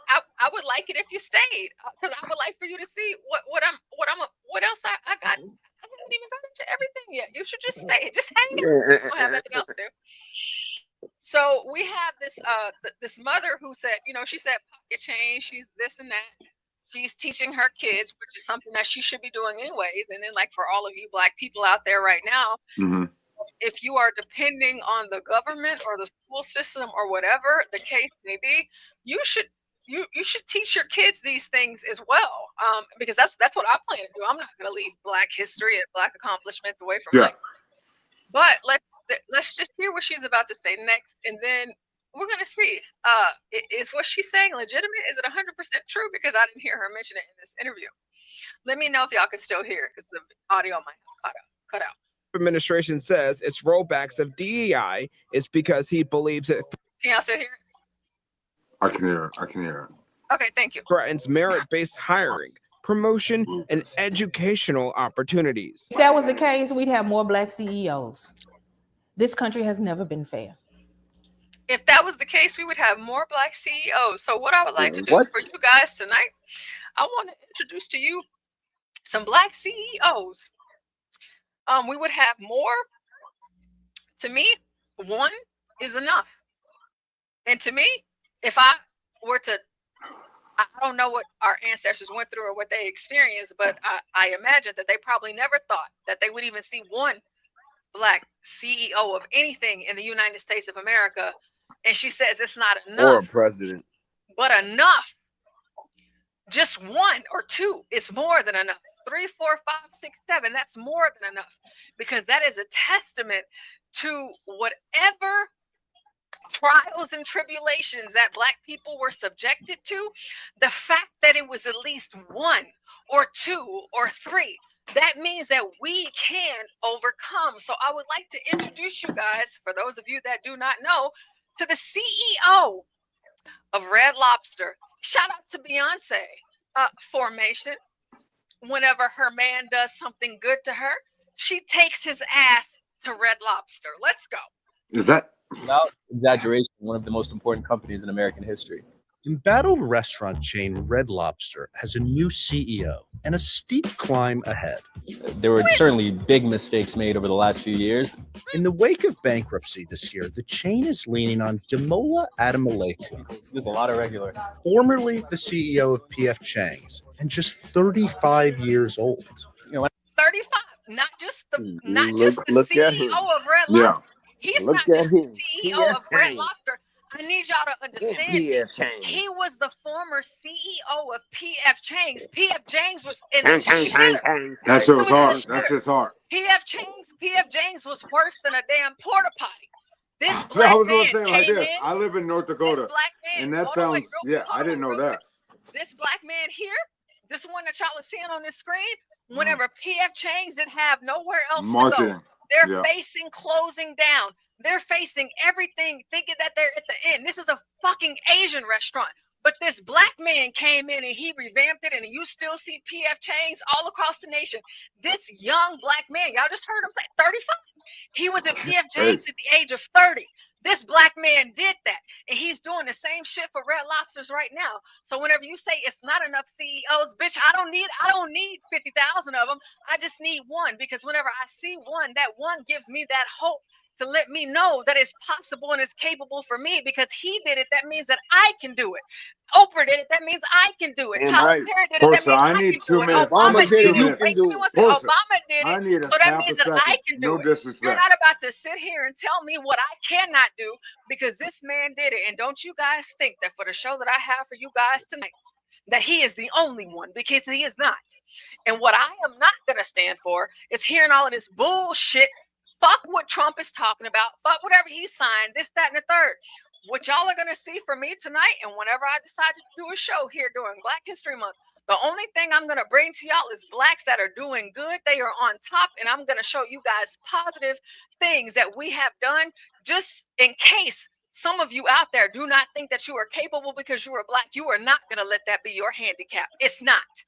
And you don't have to just sit here and depend and wait on for a white person to give you permission. You go out there and you be that shit. You be that bomb shit. You excel in whatever it is that Damn you right. do. So whenever they need something, they calling you. You not calling tell 'em, them. girl. They begging you. You not begging them, because I'm telling you right damn now, I ain't begging a white person for nothing. And I don't need affirmation from white people for anything, Anybody. because you know what? I can do it. He did it. I can do it. Period. Let's keep going. When I took over PF Chang's, I was 30. So now I feel old. Yeah, 35. I feel experienced. Hey, how you doing? You bring the food out earlier. It was perfect. I appreciate it. So, how does this new CEO plan to save Red Lobster? We'll get the ultimate feast. We sat down for a chat over some, well, lobster. I've never had lobster on pizza. Well, you're about to try it. After ordering, we proceeded straight to the elephant, or shrimp, in the room. You want to sit here and tell me that Red Lobster's been around as long as it was, but they never thought to put shrimp on pizza, but this black man did, and let's keep going. You saw endless shrimp. What did you think? So that's a very expensive product to give away endlessly. When you have endless shrimp and people are coming in and sitting down at the table and eating for hours, as much shrimp as they possibly can, you stress out the kitchen, you stress out the servers, you stress out the host, people can't get a table. It creates a lot of chaos, and you saw a lot of that. Are you glad that endless shrimp is done? Was that pretty crazy? Yeah. Food quality is very good at Red Lobster. It has been since its inception. Now, the menu's gotten too big, so we're going to reduce the menu, but in a very intelligent way. Do you think you guys might need to close more restaurants? We intend to be done closing restaurants, intend to grow from here. Grow from here. In terms of the business, right? There's going to be investments in the product that will take time. Infrastructure investment takes time. Technology investment takes time. There's 545 restaurants. So fixing every broken HVAC and every torn carpet and every chair that needs replacing will take time, but the impact should be felt right away. But that doesn't mean it can't be done. I kind of want that little of that lobster tail. Oh, you don't have any? Oh yeah, we have to. Well, we can split. I don't mind sharing. Please take the whole thing. I've had it plenty of times. I think I matured relatively quickly. I've been in positions of authority for a long time. My 35 might be different than somebody else's 35, but these are just numbers. Yeah. It's about your experience, who you are as a person, the quality of your character, your integrity, your intelligence, your communication ability. There's a lot of things that are different person by person, and age is just one of them. They make work feel like not work, like family. You are family. You've in the past said that you don't separate work and life balance, that work kind of is life. That's a pretty different philosophy than a lot of people have right now. Well, if you listen to what I said this works for me, and I don't expect anybody else to live life the way I do. Work to me is purpose. When you wake up every morning and you're excited to do something, it stops being work. And I need y'all to hold on to the fact that this black man, he did it for PF Chang's. He's at Red Lobster. He said, I don't expect the work that I do to work for you. So he not just saying that to this guy that's interviewing him. He's saying that to all of us. I don't expect what I do to work for you, black or not. I don't expect that. But you know what I'm going to do? I'm going to do what I think is best with my black ass. And whatever it is that I think that works for me, that's what I'm going to do. And then this whole entire company, since I am the CEO of it, they're going to fall in line and do what I said. We're not doing no endless shrimp. We're dropping that endless shrimp because we're losing money for that endless shrimp. That black man made that decision. And then, like I just said, okay, well, Red Lobster has been around for forever. Nobody else thought about putting shrimp on pizza. He did whatever it is that he decides. It's his decision. A black man did that. You're not going to tell me that they're not capable. He's sitting here on CNN telling y'all, no, I run this shit. They going to do what the fuck I say. Period. That's every single Red Lobster across the United States of America. They're going to do what I said to do. But black people can't do it. It's not enough CEOs. Like I said, all you need is one. All you need is one. We're going to finish this up and then I'm going to hear from you guys. And then we're going to get back into it. Do I expect everybody who works can for I me to say be this like real that? quick? You know, maybe because I was a server when I was young, but I understand what it's like to work in the restaurant business. It's about to end, King Nothing Theo. keeps me up at night. I'm energetic about the work, and the more quickly we can get it done, and the better we are at achieving our goals, the better life will be for 30,000 people that work for us. That's the most important thing to me. Go ahead, King Theo. What is this? I have to go to sleep tonight, miss. We got to do snow removal in the morning. Nobody thinks that I'm just a working North Dakotan male. It doesn't have to do with my looks. It has to do with I am just a worker. I'm just a man. And so it's always good to talk to you, miss. You've always set me in my place. Your profile pic is so beautiful too. Can you not look that beautiful so I can not flirt with you? Because you already know I show my ass every time I'm on stream.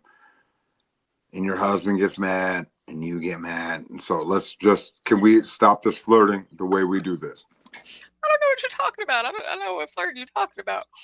There's no flirting on my end. And you just mentioned him. Yes. He is my first, my last, and my all. So Denial is not only a river.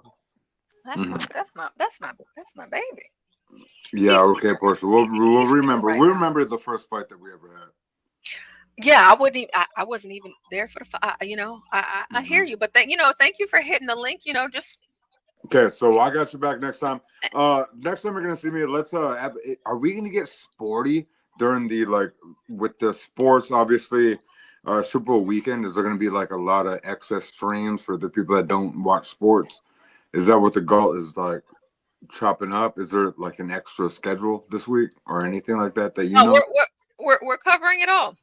Yeah, just keeping it how it is. Tonight. Okay. Yeah, it's gonna be good. Okay. So you have a good night. No, you have a good Hit the night. link. No, Thank you. I will. Hey, Salad Snake. No, you better stop. You better stop. Hey, Brian Nichols. Well, no, you better stop. All right, because you already know I am. We fought it. Taken. I am so taken. Listen, I didn't even say that he wasn't taken. You're the one. I wish he was here because I love hearing him talk. Oh my God, miss. Okay, miss. And that's listen. He just gets me all out of my element. I can't always help myself. I just love that man. Shout out to HB2N. Shout out to him. Okay, so TK is just checking out tonight. Porsha, it's always nice to talk to you.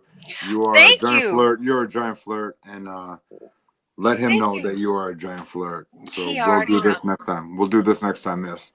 You are an angel. Have a good night. Shout out to HB2N. He will be here in the corner for going trucking.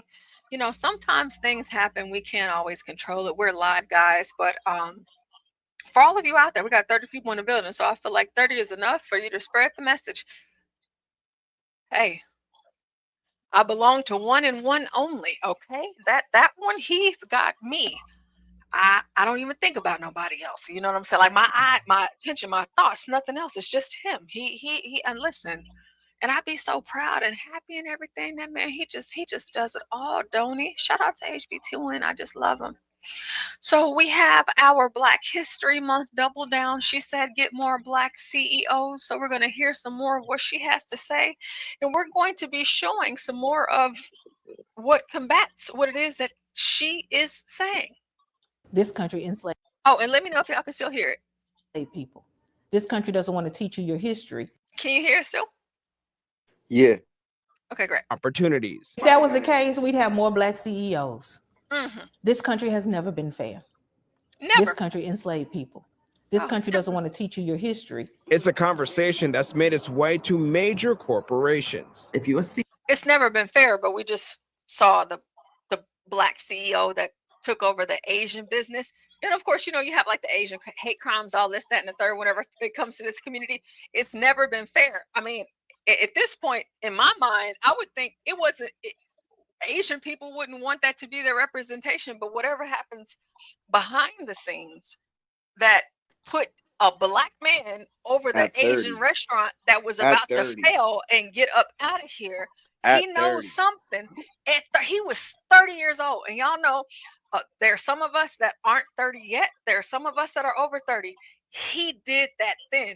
And if I'm being real with you, I'm not hating, you know what I'm saying? But like a lot of times I be wishing that I was where he was at 30, but he did it at 30. And since I'm not 30 yet, you know what, that I might have some potential one day. And I mean, I don't know, but he did it. And that ain't hating. Some sort of inspiration to me. And again, this is not me knocking MLKJ, Sojourner Truth, Harriet Tubman, Rosa Parks, like everybody from the past. It's just that what's happening right now in front of me right now. If I, you know, I don't know, wherever he's at, or if I tried to get an interview, I could talk to him right now and he can let me know how it goes, but I ain't got to talk to him because I can pull up news articles and stuff like that. I know it's possible for me. And I'm not walking around with this mindset that says, Porsha, you can't do this shit. I'm listening to this Black mama that got these 3 Black kids and I'm listening to her. I mean, I'm not knocking her because yes, I do strongly believe that you as a parent, period, I don't care what color you are, but me, I am Black and it is Black History Month for me. Yeah, no, I'm gonna be teaching my kids all of that, but I didn't see no father in this video. I ain't seen one yet. Damn. I ain't seen one yet. Damn. Where's their dad at? It's know, just you, but you're doing that on your own. But beyond that, you're doing it.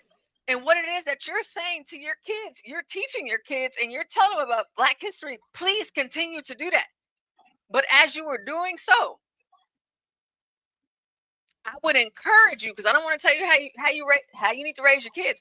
I would encourage you to look out into and see what Black people are capable of. We are not slaves anymore, ma'am. We're not slaves. We are so capable. And it's so beautiful how capable we are in seeing it in real life and making it tangible to where I can touch it. Y'all can sit up and listen to me on these panels day and night. I be talking my shit, and I do. It's Black History Month. Black History Month. Y'all hear me. But for me, a lot of people aren't willing to do what I am. Shout out to John Galt. He's not only a landlord, but he stays around Black people. See, for me, I'm a landlord too, but I don't live around us. But you know what I do? I teach Black kids on purpose because I need my Black kids to see me. And I need my Black kids to know that they can too be this and accomplish this. I don't need to see, I don't want my kids to see something or listen to something that tells them what they can't be. I need them to know what they can be. A Black math teacher from 7th to 12th grade, it ain't a math that I don't cover. Most of these kids, majority of the kids in my school, they're Black. But you know what they're happy about? They're happy to have a Black teacher that teaches them math. And you know what that does to them? Hey, I've always sucked at math. I've never been good at it. But by the time they finish up with me, and since they spend so many years with me, and the way that I teach them and guide them, and whatever lessons that I teach and guide them to that has nothing to do with education, they always come back And whenever they graduate, they go off and they do wonderful things. It was a story I told John about one of my boys that got in a fight, and oh my gosh, it was crazy ridiculous. But Yeah, yeah, I it was remember. I it, remember. it I was it, remember. that is my baby. That's my baby. I'm talking 7th grade, my baby. And what he's been saying since he was in the 7th grade, even whenever he was in the 6th grade, like y'all, those of you that know, y'all know I hate 6th graders. Those of you that don't know, I hate 6th graders. I just can't do it. That little mix between elementary and middle, I can't do it because you know what they say, I'm too mean, and I don't know how to not be mean to 6th graders. But whenever he was in the 6th grade, he came up to me all the time. He always told me he wanted to go to MIT. He wants to be an engineer. He this, he that. But you know what I told him? I said, well, you keep on holding on, and you wait until you get to the 7th grade, and you're gonna be in my class, and we're gonna see about that. He gets in my class. I told him we gonna see about that. I had to see about that. I was like, oh shoot, this one. He ain't got nothing but talent, smarts, and everything else in the book. But for him, like I told you guys earlier, COVID, not having enough students to match the teachers. That's why I teach so many preps. He had me 8th grade. He had me 9th grade. He had me 10th grade. He had me 11th grade. And I told you guys on the channel, because I had to make sure John was up here to let him know, because whenever I told him that he had the first fight he had ever had, I told John he got accepted into MIT on a full ride academic scholarship. Yes, he did. So whatever path that God has for him, I ain't gonna ever let it go. But you know what? I know he gonna find me and try to come and tell me and let me see what he's doing. I know that we are capable and we can. And I'm not going to sit here and settle for, oh, well, I can't, or, oh, they're not talking about Black history. If they ain't talking about Black history, so what? You teach them that. You be the Black history. I'm the Black history of my household.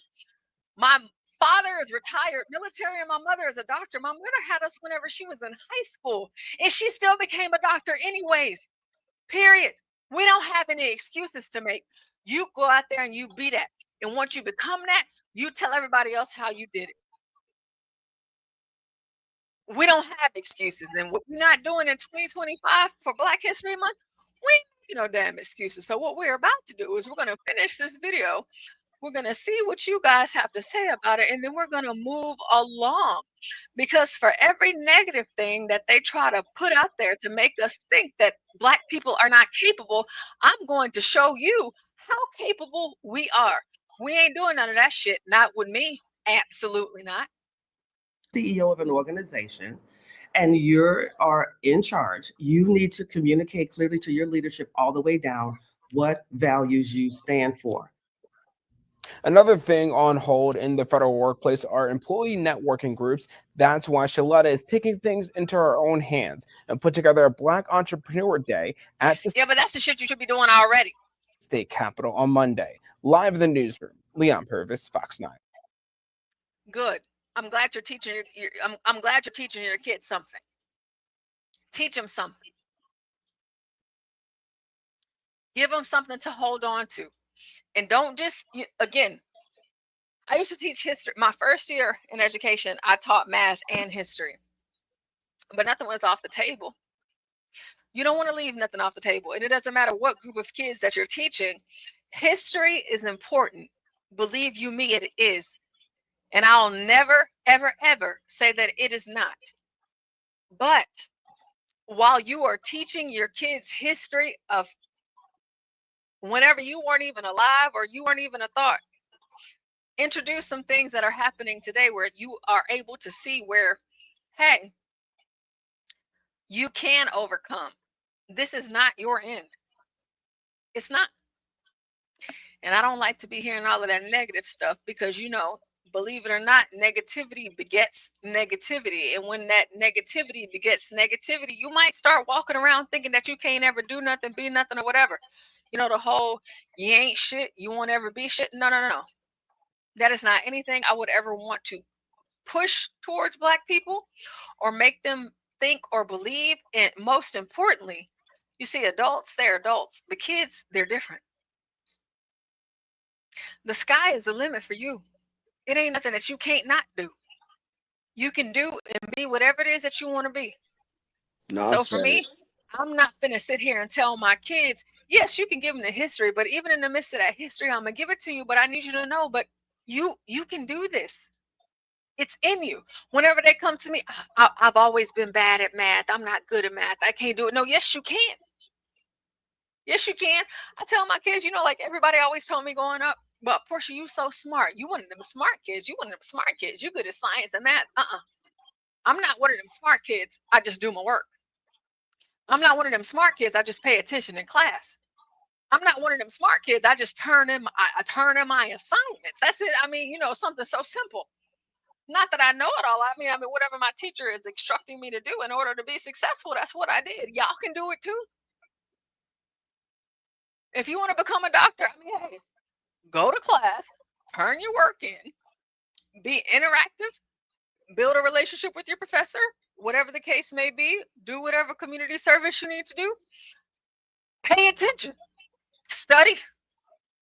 Anybody can do that if you got some sort of mind and wherewithal about yourself. Anybody could become a doctor. You can become a brain surgeon, a heart surgeon, whatever it is you want to do. And if you don't want to go into medicine, it doesn't matter. You could do whatever you want to do. You just need to apply yourself. And my color of my skin does not stop me from applying myself. Matter of fact, because I am Black, oh yeah, you bet your ass I'm applying myself. Like so many Black people across the United States of America. And boy, are they doing good. But for whatever reason, they don't get the recognition that they deserve because in the mainstream media, we're too busy talking about what Black people can't do. Yes, but this Black History Month, you're going to find out what you can do. Yes, what you can do. I'll go ahead and share this video really quick that Latinos posted in the back chat of this little baby. This little baby, little y'all genius. just don't know. I can't wait till I have me one of That's those. gonna be your little kid, Porsha. I can't Adding wait till it I up real have me quick. one of those. Listen, I want one of them. It's time. Baby fever, whatever. I cannot wait until I have one of these. Just listen, just a baby. Just let's take a look at this baby.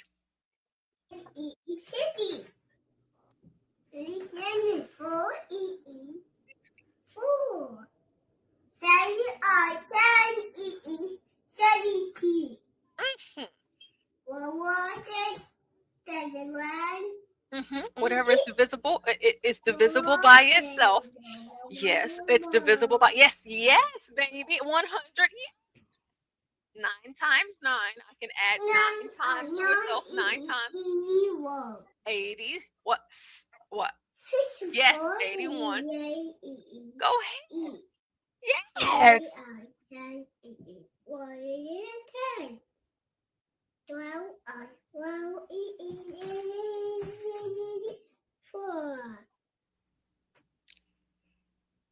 Good job. Don't get me started. I tell you what, I'll be thinking about all of the different things because I want to homeschool. I want to do all of the. I want to homeschool my kid because I'm obvious. I mean, I guess it would be okay for me because I'm a teacher already. But these are the types of things that I love to see because there's only so much hope and faith and trust that you can put in the school system. I don't care if you're charter, private, public. You teach your kids too. Don't just leave it up to us. Ain't no way. Because I know for me, ain't every teacher like me. And don't every teacher that come into the schoolhouse, they don't care about those things. Now, that doesn't mean that I don't care about my students that don't look like me, but I'm telling you that the majority of my students do. And so because they do, I have to be on them and I have to stay on top of them in a different way because I want to see them be better than good enough.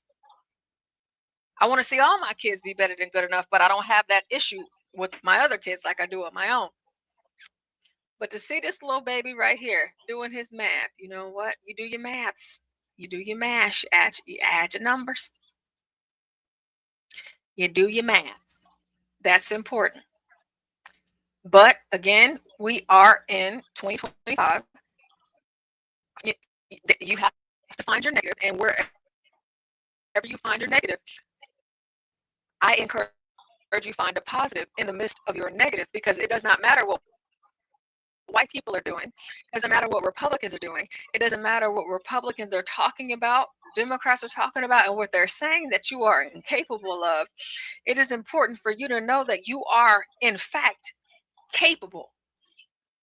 And I know a lot of us, we don't listen to these people. We don't even know what's going on. Y'all gonna know what's going on tonight, because again, the quote unquote echo chamber, we may not even be aware of how bad it is, or how often it is that they say that we can't be good enough. But you have your king Negro right here, King Coon, King quote unquote Coon, as they called us, Al Sharpton, who has so much to be grateful for and thankful for, because Al Sharpton, who is he? He's Black history for us. Whenever Al Sharpton dies, we're gonna talk about him forever. My kids, my great grandkids gonna know who Al Sharpton was, because of who he was to the quote unquote civil rights, whatever. But he'll sit up here on his show and he'll bitch, moan, and complain about what Black people can't do. And that's the one thing that I cannot take, nor will I ever tolerate. You're not about to give me this Al Sharpton who's trying to tell me what Black people can't do, whenever he works for a white company, MSNBC, and Al Sharpton has been Al Sharpton for so many years. This motherfucker was old before I was even born. He was old when I was born, and he's been old since I was born. And he's still working for the white man. Al, what the fuck are you doing, sir? Why are you still working for the white man? At this point, you should be working for yourself. You should have your own Black network, sir. And for all of this positivism that y'all put out in the atmosphere that makes it seem like Black people are always on the same page with other Black people, I'd like to think that if you had your own shit, other Black people would follow suit. But why don't you have your own shit, Al? What, are you worried about Black people saying some shit like, oh, well, I mean, they subscription, it costs too much. I mean, I like my Netflix. I'm gonna just go ahead and pay Netflix, because Al Sharpton, he charges too much and I can't afford that. What is it, Al? Are you afraid? I mean, Oprah did it. I mean, yes, she sold it, but I mean, she did it. Thank goodness Tyler Perry ain't sold yet. What are we doing? The person that you're telling me to hate is the person that's signing your paychecks. What are we doing? I ain't got time for the shit, but I do know I do not agree with Al Sharpton politically, but he is history, period. I can't take that from him. He's history. He is Black history. But you, in your moment of your Black history, Mr. Al Sharpton, sir, if you so happen to be listening to this, how about you use your platform by way of the white man that's employing your ass to tell other Black people how to do and become what you have done and what you have did? But no, you spend so much fucking time telling Black people what they can't do. You and all of your other self-hating Black people that don't want to see other Black people come up and do the same shit that you did, because there ain't no way. Like I said, all you need is one. But we have plenty. We have plenty Black people all across these United States of America that have done it. Give me something else, Al. But let's listen to what Al has to say. And then I have another Black history in the moment story for you guys. Let's Sharpton, what's up? Al, talk to us, Al. Joining me now is human rights activist Martin Luther King III of the Drum Major Institute, civil rights attorney Ben Crump, and Judith Brown Dianis, executive director of the Advancement Project. Martin, Ben, Judith, thank you all for joining us tonight. I want to start by playing some sound from President Trump's inauguration last month, which fell on the federal holiday honoring your father, Martin. Let's take a listen. Today is Martin Luther King Day, and his honor, this will be a great honor, but in his honor we will strive together to make his dream a reality. We will make his dream come true. I will also end the government policy of trying to socially engineer race and gender into every aspect of public and private life. We will forge a society that is colorblind and merit-based. Now, Martin, less than 2 weeks after the president laid claim to your father's dream, the Pentagon's intelligence agency announced it will pause observance of King Day. Virgo, are you here? I just want to make sure that you guys can hear it. Oh no, Virgo stepped away. Nobody's saying it in the chat, so I'm assuming that you guys can hear the audio from the clip that I'm showing you guys right now. Jewel says, Porsha, isn't it wild? Yes, it's wild to me. It may not be, I don't expect everybody to find wild what I do. But, we're doing a show and I'm just sharing my opinions and stuff. And so it's like, okay, Trump said this, whatever the case may be. Shit, at least he said it. You don't want him to say it? Because if he didn't say something, then it would be a problem. If he does say something, it's a problem. What do you want? What do you want? You would think that from these very few weeks, we were talking about this earlier on HB show, you would think from these very few weeks that the Hispanic community would make y'all come into some sort of fray and see. And even though, no, we haven't seen nothing egregious yet to come from the way that these Hispanics are coming together and protesting, I already told you guys, they shut the internet down talking about black people. The Hispanics did. Their anger is more with us as black Americans than it is with Trump. Because they said, why aren't y'all here for us? But you see, while y'all were doing this whole George Floyd shit, and y'all all protesting and burning down shit, robbing and looting and stealing shit, ruining your own communities, making stores and other businesses leave your communities, they didn't do none of that because they don't have to. But you know what? If they did it, they can fucking build it back. They can fix the shit that they broke. They over here being all sorts of telling you this, that, and the third. They pissed off at you, Negro, for what you don't do. And I said it earlier. Y'all know I'm a Republican. Y'all know I voted for Trump. Y'all know I'm all MAGA through and through. And I'm like, I don't think Trump's gonna be able to do it because this shit is probably gonna be like a backlash. Like maybe he wasn't expecting it. It's just like yeah, they might still be trying to do it.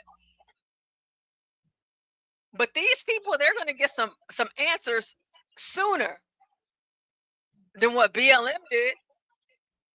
What did BLM do for you, Negro? What did it do for you? The fun of the police? What is crime looking like in your neighborhoods? Your young kids that, unfortunately, some stray bullet, but it ain't no cops that you can call. Well, your grandmother, your grandfather, your mother, father, whatever, aunt, sister, even you. Well, at one point, I used to be able to go and pick up my diabetic medication from the CVS or whatever pharmacy was on the corner, but they gone now.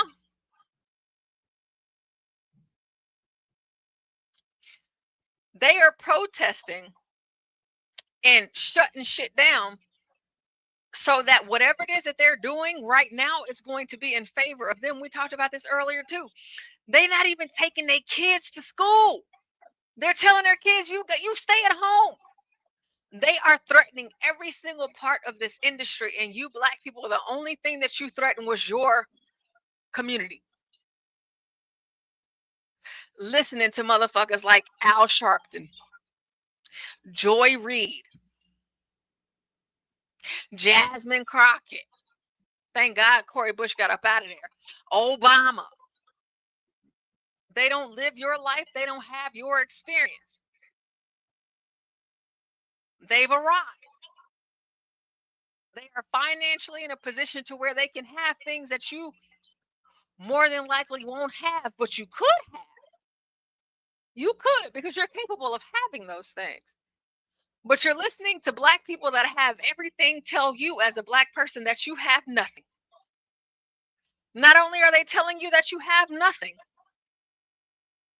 they are using every single which source to make sure that you know that you have nothing.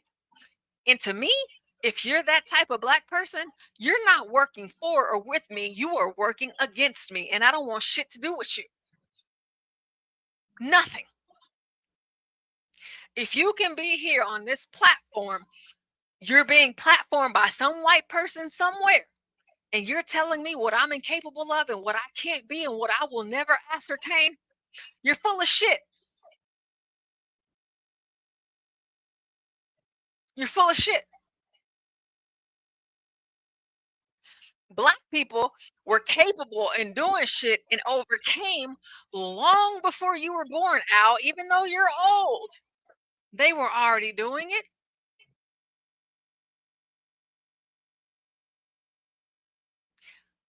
Civil rights, did it just come up out somewhere of the back of a horse's ass or what? They were doing it. Black Wall Street and all these other things, they were doing it. Just because they gave up on the do, that don't mean that it wasn't happening. And they say we can never get Black Wall Street back. I mean, shit. If I look out into the atmosphere of in America, the most wealthiest Black people across this nation, you got basketball, you got football, you got actors, you got entertainers, singers, rappers, this, that, and the third. CEOs like the one from Red Lobster that we just watched. And like I said, listen, we got a few more things to go through. I said I ain't gonna keep y'all long, but I'm just saying it's possible. So even in the midst of all the things that you're hearing, oh, DEI, oh no, oh no, oh no, they're getting rid of DEI, affirmative action, oh no, oh no, oh no. It shouldn't have took for some white person out there somewhere to put you in a position to make your ass realize your own self-worth. And that's unfortunate for a lot of Negroes across the United States of America. I don't wake up and go to sleep and tell myself, hey, whatever this white man or white woman said about me today, that's how I'm going to dictate my day today. I don't do that. I'm not about to sit up here and compare my Black life to what some white person is doing. I mean, listen, I'm Black. I was born Black. I'm gonna die Black. I ain't got time for that shit. I just don't. Now, I don't. I don't. I went to college. I did what it was that I needed to do. I earned what it was that I earned. Nope. It wasn't no white people that helped me along the way. The reason that I was even put in the medical program at UCLA was because of the connections that I had with other Black people. They made sure of that for me. Even whenever I was in Europe, whenever I was at Oxford. I ain't got no white people to thank. I got white people. I have Black people to thank. Excuse me, I have Black people to thank. Black heart surgeons, because that's what I wanted to be, a Black heart surgeon. They helped me along that path and made sure that I got where it was that I needed to be. But when if you come out here and you present this stuff to Black people, you present it to them as if there's not any Black cardiologists, but then you see what they've done with Ben Carson.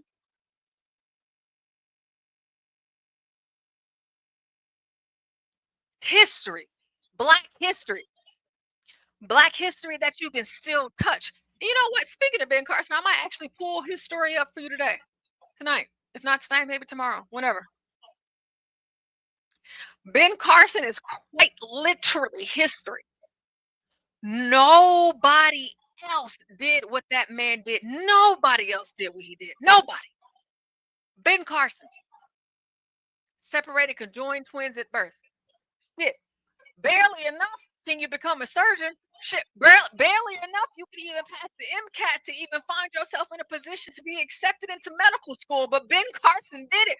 And you know what else Ben Carson did? Since if we want to talk about race, his wife is Black. And they have fucking Black kids. Y'all want to talk about sellouts, hit this, there, and the third?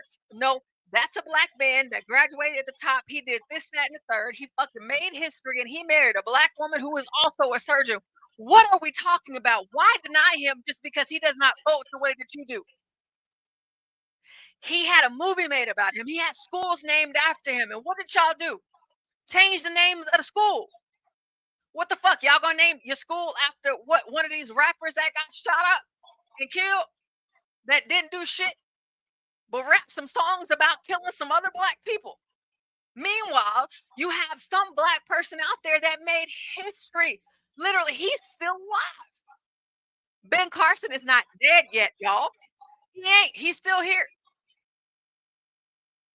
If I worked hard enough, maybe I can get him here on the show.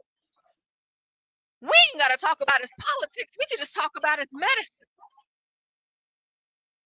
But you have black people marching in lockstep.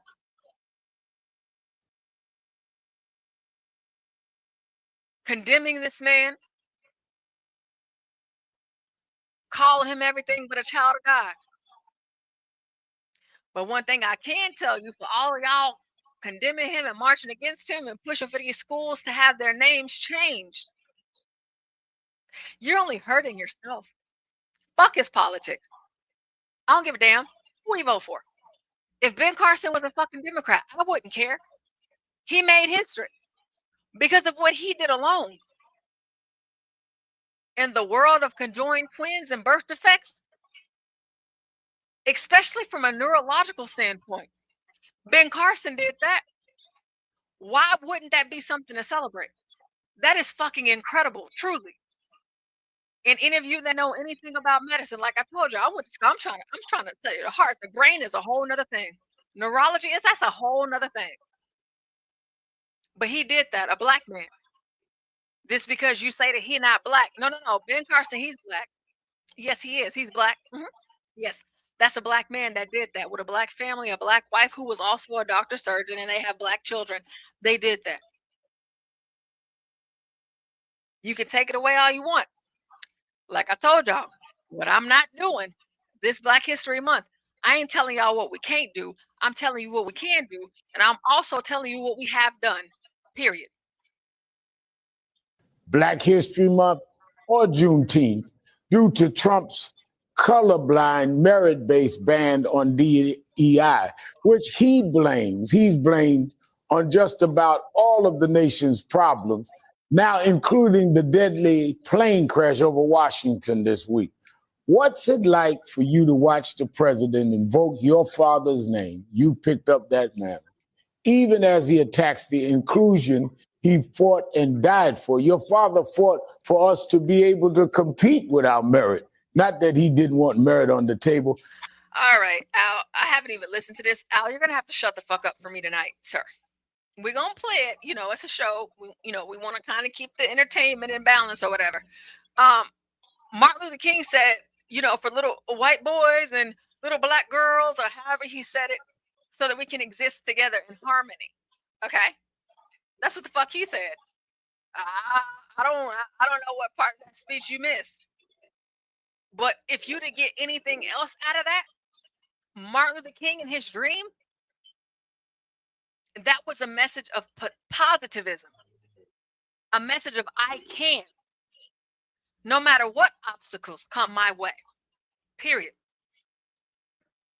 We already know, Al, that whoever the fuck was flying the Black Hawk, they weren't black. Okay? They weren't. Martin Luther King ain't got shit to do with this fucking accident. Nothing. He doesn't.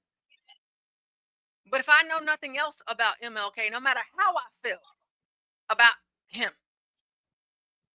his message was clear. He wanted to see us get along. And while you're up here trying to quote him, you're not even trying to get along at all. You want to shame white people. And you got this old bald-headed ass, what is Ben Crump up here? This grifter? So let's go ahead and take a look at somebody else that's black in America right now, today, that has done something and is continuing to do something while y'all are over here sitting up having conversations about what black people are incapable of doing, there are other black people that's not fucking listening to Al Sharpton, Roland Martin, and all you other sad ass Negroes talk about what black people are not capable of. There are other black people out here that ain't got time to hear your shit because they're too busy trying to show you what black people are capable of. Period. Meanwhile, you have this Negro, Al Sharpton and Ben Crump. Ben Crump, you seem to be having a very lucrative, successful career, sir. But I thought black people couldn't do shit. Did you not go to college and graduate and go to law school, pass the bar, and get sworn in, motherfucker? Is that not what you did? To be in a position to represent other black people? I would much rather, whenever I tune into these black Negroes, I would like for sometimes, at the very least, to hear y'all talk about all of the accomplishments that black people have made here in this United States of America, rather than you complaining about everything that America got wrong. Because in the midst of how wrong America got it, your black ass is sitting here on fucking TV telling me how wrong they got it. Because if it was that bad still, ow, believe you me, your black ass would be like Toby, and you would be somewhere whipped or fucking strung up on a goddamn tree, or sold off to some other white man to where you would never even be known of. You wouldn't even be a fucking thought. But is that your story, Al? No, it's not.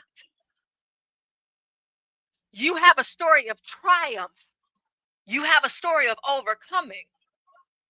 But instead of you sitting up here talking about your fucking path, what it was that you had to do to find yourself in the position that you're in, you much rather spend time telling Negroes what they can't do. Like I told y'all, it's Black History Month. We're not doing that shit this month. Not over here at the Urban Landlord. We ain't doing that. No, we ain't got time for that. I'm finna show y'all, and y'all gonna be learning all throughout this month.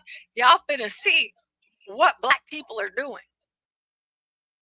And for those of you that are going through things, y'all are having hard times, and some of y'all that's listening right now, y'all might think that y'all can't do it because you're black. You, if you have a ghetto name like me, and my name is Ghetto for real, I got a ghetto fabulous name. You might be thinking, oh my gosh, if I put that name on an application, I might not get hired. Whatever the case may be, you think that I can't do it. You know, if I try to go to the bank and get a loan, I'm trying to buy a house. I've done it 4 times. This is my 4th house, the house that I'm in right now. Cars, whatever it is that you're trying to do, college, job, whatever. You might think that and in some instances, yeah, it may impact you. I mean, it hasn't impacted me, but even if it does impact you, don't quit. Don't give up. Don't stop trying. Don't settle. Don't let any of that shit come in your way. I don't care how much far left blabble bullshit that you hear. You think of yourself. You know who you are. You know what you're capable of. Do that shit. Be that shit. And then if you get the opportunity, I'm not a parent yet, so I get to be that opportunity to my students as a teacher. But you for damn sure, whenever I become a mother, it ain't no limit for the sky for my kids. You can do anything you want to do. You can be anybody that you want to be. And whatever it is you find yourself loving and wanting to pursue, oh yeah, me and your daddy, we got you. We here all the way, just like my parents were. Does that mean the road is going to be easy? No, it won't be. You're black. The road wasn't meant to be easy for you. But that does not mean stop. That does not mean quit. There's a young man. Some of you, y'all may have eaten at Fuddruckers before. I don't know. I've been to Fuddruckers before. There's this black man out here. See, he wasn't appointed to the position. There's this young black man out here in America. He saw what was going on with Fuddruckers, and he said, fuck it, I'm going to buy this bitch. I ain't got nothing else. I'm gonna just buy it. I don't know my output. I don't know what's gonna happen. I don't know if this is a good buy, bad buy. Honestly, I don't know. But you know what I'm gonna buy this shit. All right, and we're gonna see what happens. But because I bought the shit, I own the shit. It's mine. Let's take a look. Eyewitness News continues to celebrate Black History Month, and this time we're highlighting a Fayetteville State University grad who is making history. Nicholas Perkins purchased the Fuddruckers burger chain, becoming the first African American with 100% ownership of a national hamburger franchise in the country. Perkins taking race and culture reporter Akilah Davis back to his humble roots in Fayetteville, where he dared to. Let me go back.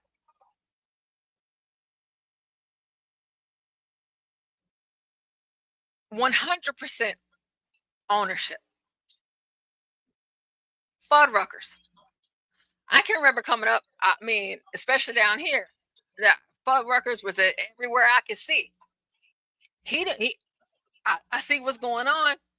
I'm not gonna buy in, whatever stock shares fuck it. I'm gonna buy it outright. 100% ownership. I want you guys to hear this again, because Black History Month, it says celebrating Black History Month. The only thing that we should be doing during Black History Month is celebrating the Blacks that have made history during this month, and not just now, every day, all the time, because Blacks are capable. Wasn't no noose around his neck. Shit, he had the money to buy fucking Fuddruckers. I mean, I had the little money that I had to buy, whatever it was, the business endeavors that I have on my own, but it wasn't Fuddruckers. 100% ownership of a national chain. Making history. Nicholas Perkins purchased the Fuddruckers burger chain, becoming the first African American with 100% ownership of a national hamburger franchise in the country. Perkins taking race and culture reporter Akilah Davis back to his humble roots in Fayetteville, where he dared to dream of more. So tell me, what does it feel like to be back? Oh gosh, this just brings back memories, a lot of memories. We grew up here, 1006 Elliott Circle, and the place looks the same. Nick Perkins hasn't been back to his childhood home in 30 years. Humble beginnings started inside this 2-bedroom apartment. No central air, no central heat. Sharing memories with me on what life was like then. My ability to dream and visionary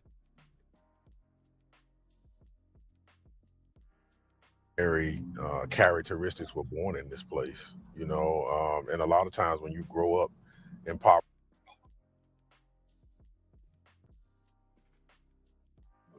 situations like this, that's all you can do, right? Is dream and and hope for. He attended E.E. Smith High School before heading to Fayetteville State University. Perkins was a student in Dr. Pam Jackson's operations management class. After class, every Friday night for maybe 30 minutes, he kept asking me, well, how do you apply this? Well, does anybody use this? And so he really was using this class to figure it all out so that later on he'd be successful.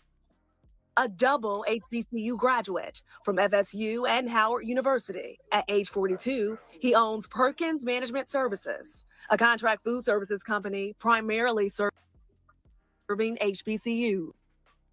I don't know why YouTube is playing these games, but I wanted to pause here. Dr. Pamela Jackson, shout out to you, ma'am. He was talking to her. So I had a Black teacher, one.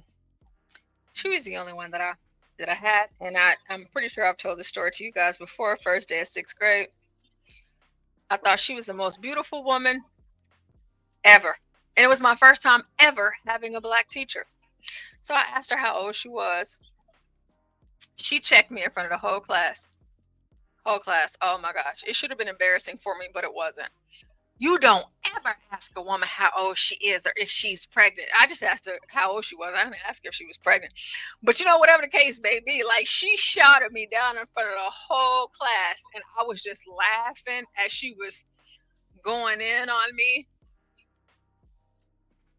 And once I decided she was finished, I said, don't worry. We're going to be best friends one day. I shit y'all not. 7th grade, 8th grade, 9th grade, all the way through high school, even college, even right now in my industry right now. She never had kids, so it's like I'm her kid, right? But she was there every single step of the way. Whenever I graduated from high school, she was there. Whenever I got accepted into my program at Georgetown, she was there. Whenever I transferred and I was actually speaking up against some shit that had to do with Black people that I did not like, and I was trying to figure out why the rest of the Black people wasn't speaking against this shit, she was there. Whenever I got accepted into the program at UCLA, she was there. Whenever I was at Oxford, she was there. And then whenever I moved back home after I got accepted into medical school, because she was at my white coat ceremony, she was there. I moved back home and I'm like, hey, let me start teaching. I did my whole substitute thing, and then I actually became a teacher. My first day teaching, she was there throughout the year. She came and saw me once a month. She's a principal now at another school that's really big, but she has always been there, from me being public all the way to me being charter. She has always been there. She has never, not ever been there. My Black teacher. That shit makes a difference, especially whenever you grow up in like an all-white school, all-white environment. And one thing I always said that Democrats miss, they get up on these platforms and they talk all of this shit. They say this, that, and the third. They try to talk about how horrible white people are and how you should hate them and how racist they are, this, that, and the third. But whenever they're up here on these platforms and they're having these conversations, what do they miss? I hear you. Don't get me wrong, I do. Do you realize how many Black kids in America are at predominantly white schools that have never had a Black teacher? And the shit that you're telling them that white people do, or how they should feel about white people, they ain't never felt that way because they don't get treated like that, because they're actually dealing with white people every day. They don't get treated like that. What the fuck are you talking about? You hear all of these Black folks from up north on the East Coast and they talk about racisms. I can tell you right now, my first day of 9th grade, my teacher was calling Roe. She got to my name, Porsha. For those of you that don't know, that is my real name. You know what this bitch said? She said, oh, your parents named you after something that they can't afford. I was like, oh, hell no, bitch. Oh, hell no. No, you're not doing that. We ain't doing it. But she said it. And she said it so freely and so comfortably, like it was nothing. And here I am, growing up and shit, because, you have to, whenever you're in those types of environments, shit happens, you just kind of keep pushing like it hurt. But I don't want to say I kept it pushing, because I did kind of, the block was hot. Yeah, I kind of lit it up a bit, but nonetheless, that experience is like, hey, I've told you guys before, it took me a long time to appreciate my name, because it was always nicknames, or my parents broke this, that, and the third, and that's the only reason why they named me that. All the while, my brother and sister, I guess what you would call quote unquote normal names. I don't know what my parents' name, I don't know what it was, but my name through and through from start to finish is as black as blacks can get. Okay. But if that wasn't enough, I ran for school, for my grade level for school president. I had flyers, posters, all the things. I went to a white school. The only Black kids was me and my brother. I was every bit of N-word, nooses, this, that, and the third, tearing my posters down, everything. It was terrible. It was horrible. I go home, my parents tell me, don't quit, don't give up. But one of my favorite teachers that I was closest to, I go and see her one day, and I'm talking to her about what's going on. And she was white. She said, Porsha, so what? Who cares? So what? Put up another poster. Put up another flyer. Put up another banner. Are you going to let that stop you? And I'm like, but no, it just it hurt my feelings, this, that, and the third. I'm bawling, crying, this and that. And like it really impacted, because I was like, damn, like I'm in class with these kids. I've been going to school with these kids like since we was like in elementary school. Like, what are we doing? Like, I can't believe that they're saying these things about me. We're running for like class president and shit. What's going on? And I was running against the most popular white girl, period. I mean, gosh, like her family had a very wealthy family. They were really important. Still are to this day where I grew up. I'm running against her.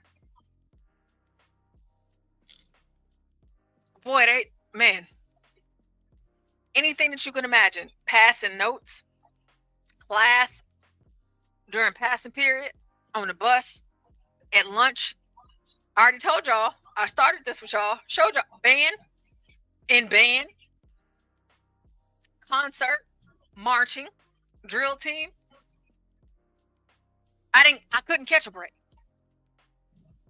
And I was so sad and so broken. I'm hearing what my parents saying, and even after hearing what my parents said, I'm like, let me go talk to my white teacher. And she was like, so are you gonna are you gonna drop out? Is that why you came up here to talk to me? You came up here to tell me that you're gonna drop out? What, are you that soft that you're just gonna let that make you quit? Put up more posters. Who cares what they say? Don't let that keep you down. Don't let that stop you. If you lose, Porsha, you lose. But what you need to do right now is you need to try to win. And the way that you win is you don't let nobody see you faulty. You don't let nobody see you weak, because you're up here talking to me. And I'm actually surprised that you're talking to me, because I didn't even think that you cared about any of this, because you already know that you're better than it.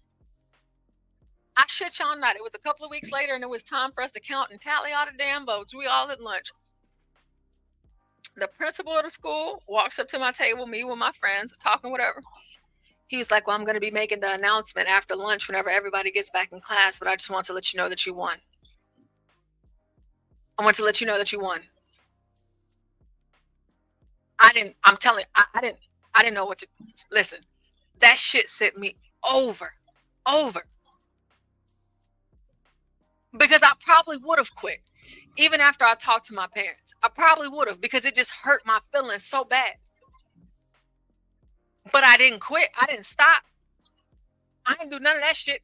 She was like, put the posters up, because they didn't rip my posters down, nooses. I was the N-word, hard ER, kill all blacks. It was all sorts of shit. It was just crazy. That's the school that I grew up in.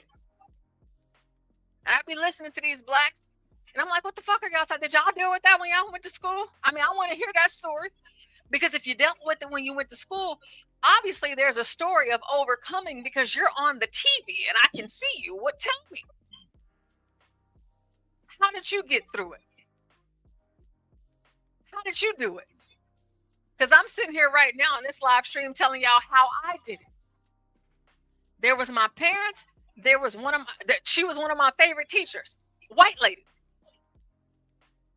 Ultimately, I mean, she didn't say fuck them white kids, but basically that's what she said. She said it in a roundabout way. And between my parents, my brother, before he got up out of there, graduating, and me just listening and believing in myself and thinking that, you know what, I can do this. Fuck these kids. I know I'm the only black kid. And you know what? I was the first black person in the history of my high school to ever become class president. I was a kid, y'all. I was like fucking 14 when that happened. Y'all don't know enough about me to know, but I mean, shit, for where I come from, that was a big ass deal. You can go into like our whole entire town's foundation and everything about it, and you'll see my name in the shit. That was a big deal for me. I knew I could do it whenever I first started, but then I felt like something was going to keep me from it. And when I thought that, I had people tell me that I can be that, and I did that. I'm old now. I'm telling y'all a story that's from years and years ago. This shit happened a long time ago, but you know what the fuck I did? I did that shit. I did it. that might explain to you guys that have been listening to me for the last couple of years, like, oh, when I tell y'all about who I am and what I do politically, yeah, when I tell y'all, this has always been, it's always been me. It's always been in me. I've always been like this. Jesus Christ, Lord forbid y'all ever find somebody making a video that went to high school with me telling you about how Porsha was.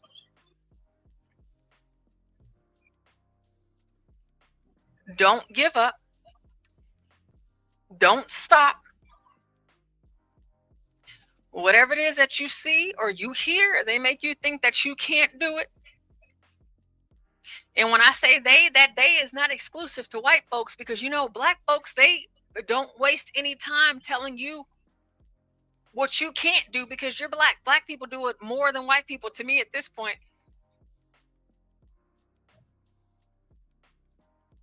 Y'all saw the babies. They doing it. They ain't even in middle school yet. Al Sharpton, he's doing it by telling us this story, but you have this black man here. He said, hey, I'm gonna buy Fuddruckers. I don't give a fuck what y'all talking about. Yeah, it seems like it's in the shitter. It's not gonna go anywhere, but I'm gonna buy it anyways. But what y'all are about to hear is what he did with that buy. He didn't just buy Fuddruckers.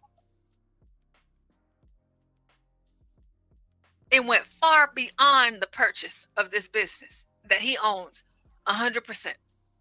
Available State University. Perkins was a student in Dr. Pam Jackson's operations management class. After class, every Friday night for maybe 30 minutes, he kept asking me, well, how do you apply this? Well, does anybody use this? And so he really was using this class to figure it all out so that later on he'd be successful. A double HBCU graduate from FSU and Howard University. At age 42, he owns Perkins Management Services, a contract food services company primarily serving HBCUs.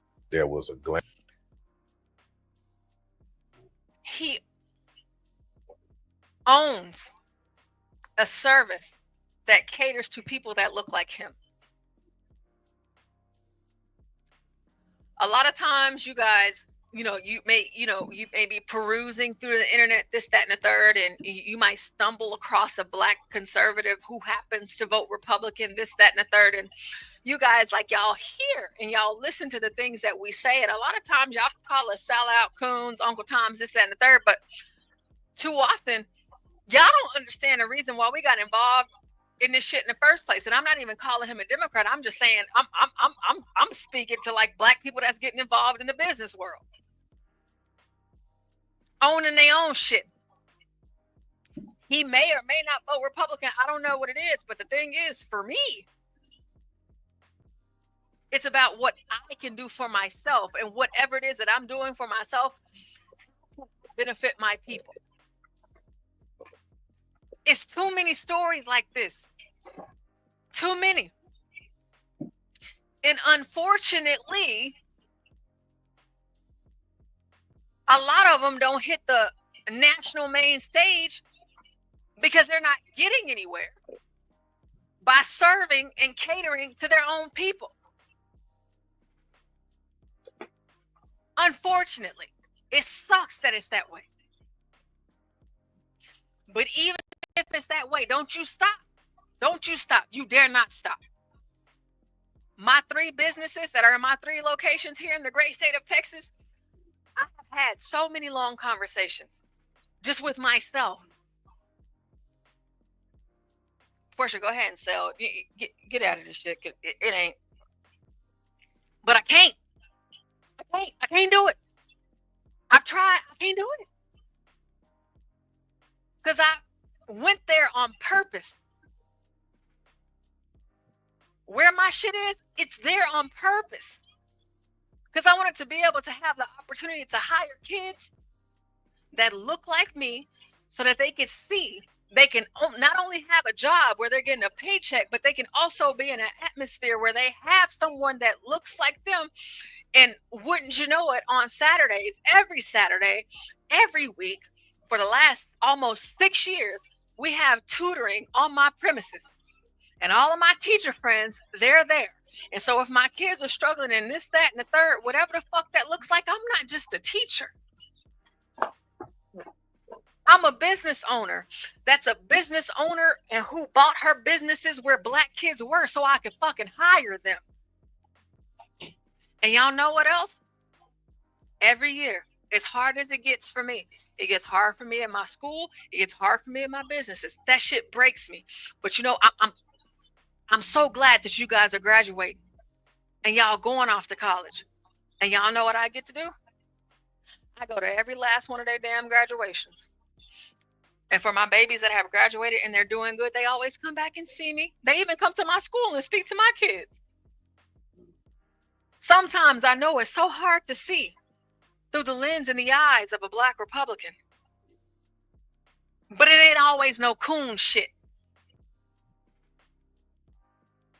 A lot of times, most of the times, I will say, and I will speak from my own experience. Do y'all think that I got involved in politics to prove white people wrong or some shit? Do y'all think that I got involved in politics because I'm trying to be closer to white people or some shit like that? Because I'm trying to compare myself to them? No. I got involved in politics.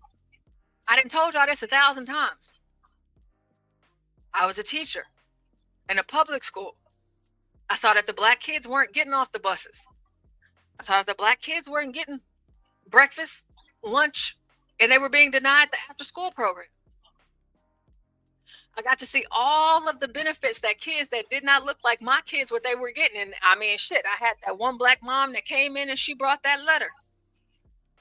Yes, she did have on her bonnet and she was in a robe and some pajamas and her house shoes. It's all fine. She asked me, could I explain it to her before she even hit the office? I was on lunch. I read it and I was flabbergasted. I could not believe what I was reading. That her child got denied from pre-K because her kid did not speak English second. And she didn't know what it meant. I mean, I knew what it meant when I read the shit. And I was like, oh shit, that's crazy. Yes, y'all hear and y'all see black Republicans, you know, it may not always be like the best image. And they, even here at the Urban Landlord, y'all know we be talking our shit, this, that, and the third. Even like John, it's easy to probably automatically assume that John doesn't care about black people. That is not true at all. He lives around. I don't even live around Negroes. I ain't doing that. I mean, like, yeah, I got a property like that can be out, you know, but it can be out there. That's fine. That's okay. You know, I mean, that's just cool. That's all right. Living, going to sleep, laying my head up, absolutely the fuck not. No. But John does that though. Majority of the people that John rents to, y'all done seen all of the drunk, high, drug addicts, this, that, and the third. John ain't got to rent to those people. If we just keeping it real, John can shut the shit down all the way and just be operating his Airbnb where the white people or where non-black people are going to go. But instead of seeing him and understanding what it is and why he is doing what it is that he's doing, you just want to go ahead and shoot him straight to hell, past Satan. We don't have to do these things. Not saying that every single black Republican that you've heard that has some sort of like major platform that they're all doing the same things. But what I can tell you from what it is that I do and the black Republicans that I'm connected to, everything that we do it for the betterment of our people. And so that means sometimes you have to make a sacrifice. You have to do that. Yeah, you might lose some shit. I'm telling you, I don't losing. Oh my Lord, have I lost a lot? I ain't gonna lie to you. Black folks coming. No, my order wrong. I said no. I said no this, no that. I need this. I need that. I want my money back and I want my food remade. Y'all know what I had to do? I had to teach these motherfuckers. Listen, if I ever take the time to really go deep on my shit that I do outside of school and other things, because you already know I'm involved in politics. Y'all know I'm a teacher, and now y'all know I'm a business owner. Y'all also know I'm a landlord. Listen. I would have been done if I was bending to the back of the black folks. No, bitch, you don't get both. Your order was wrong. So either it's going to get remade or I'm going to give you your money back. I'm not giving you both, though. You can't get both. I have a business I'm running here. You're not going to play me. Go pull that shit somewhere else. Well, I'm going to go to the next one that's up the street. Bitch, go. Go to the next one that's up the street. I own that bitch, too. Go. Well, then I'm going to go to the other one. Go to that one, too. I own that one, too. Go ahead. Keep going. Bitch. No. It don't work like that. I ain't giving you both. I'm not losing product and inventory and then giving you your money back, and then I'm just sitting out here stuck. But you know what I had to do? In that neighborhood, I had to train those Negroes. Yeah, I did. I had to teach them a thing or two. Whenever you come here, no, it ain't your way. We ain't having it your way. It's my way. And if you don't like it, get the fuck out of here. Bye. And for the properties that were established before I purchased them, they ain't seen numbers like the ones that I've pulled since they were established. You got to teach people the value of your business, your time, and the time of the people that you have working for you. And I promise you, they'll fall in line. If they don't fall in line, they'll fucking leave. And if they leave, you're going to have better customers than they were. The CEO of Fuddruckers, he just went all the way in. He didn't do what I did. I had to test the waters. Like I told y'all, I had to substitute teach before I came a teacher full time, because I'm like, I ain't doing all this shit. I need to see if I can do it. He didn't do that. He just did it. He didn't test it. He just tried it. He just did it. Like I said, I don't know how he votes, and it really doesn't matter how he votes. And whenever I'm talking about me, I'm talking about how I am and what I think. When I think of that, I'm not thinking of anything that hinders people that look like me. I'm thinking about everything that promotes and allows the space for us to become whatever it is that we want to become. You'll hear a lot of black people, I couldn't get approved for a loan. I did. I don't know about you. What is your credit score looking like? I don't know. Do you pay your bills, bitch? I mean, I pay mine. So, I mean, I don't know. The only thing I can tell you to do is, like, you can probably listen to someone like me, follow some other black people, and then maybe you can fall in line, you know, and you can get the things that you want to get. But because your credit is ass, your credit doesn't suck because a white man made your credit suck. Your credit sucks because of you. Ain't got nothing to do with them. So again, like I say, Black History Month this year, all we doing is talking about blacks that are doing this shit in the face of the blacks that are saying that blacks are incapable of doing the shit that blacks already are doing and have been doing. And I don't want to serve to you guys blacks that are from way all the way back when. No, I'm giving you some Negroes that's doing this shit right now.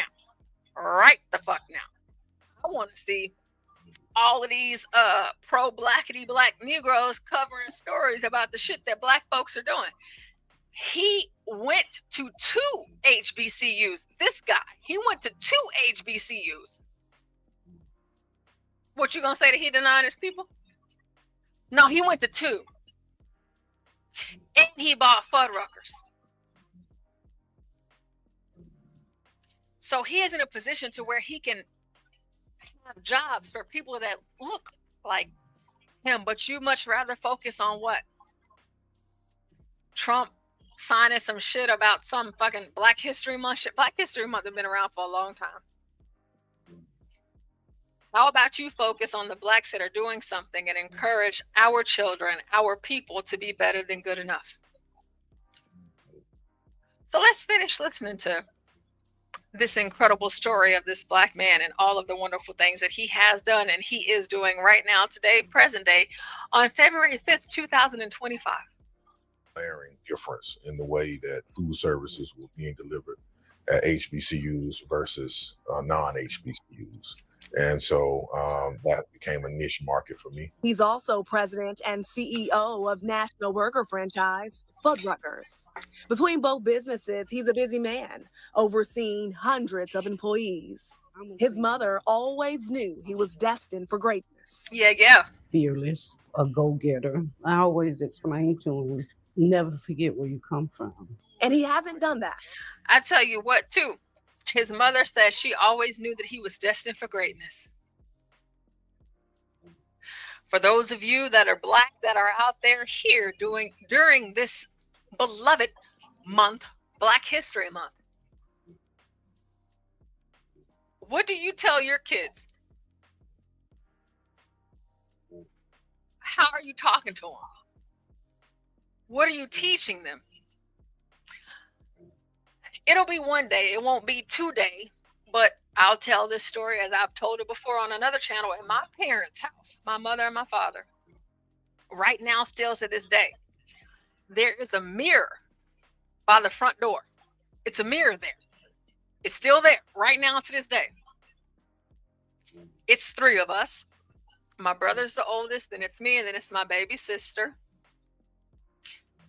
Every morning, okay, mama yelling up the stairs, hooting and hollering, get up. It don't sound like y'all up. It don't sound like, it's like, mama, we up, but you know, we were still in the bed. It don't sound like y'all up. So I was a designated sibling that would turn on the water or whatever, just so it sounded like we was doing something. But even, you know, mama, she caught on quick enough. But beyond that, my dad, he gets up and he goes to work before mom does.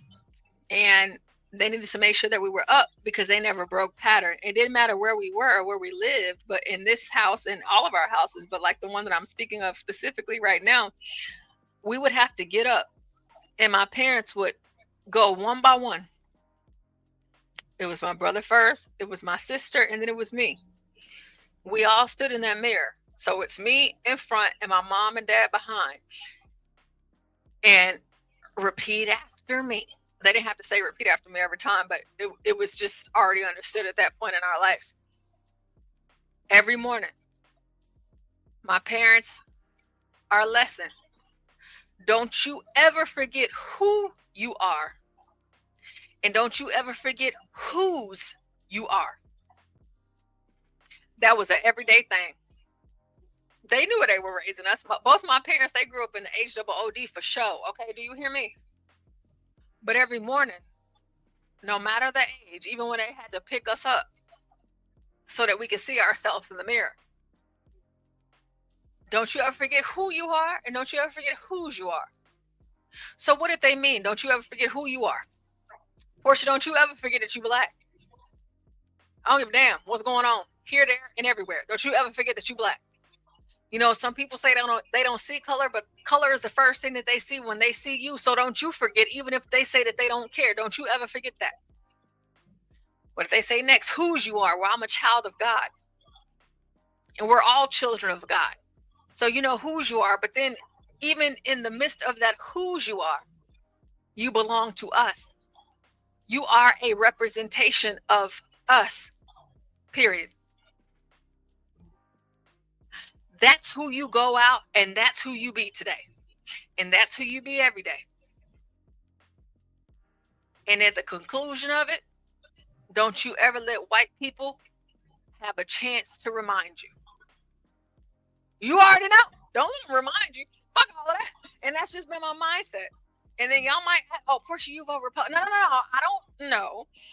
I ain't got time for none of that shit. I'm not gonna sit up here and cry about all of the things that white people haven't given to me, because I'm going to go out and get those things, and I'm gonna make sure my kids see me doing that. I'm gonna make sure anybody around me, because I don't need them to be me and to be successful. I can do this shit on my own. I mean, at least I hope I can. I mean, you know, whatever the case may be.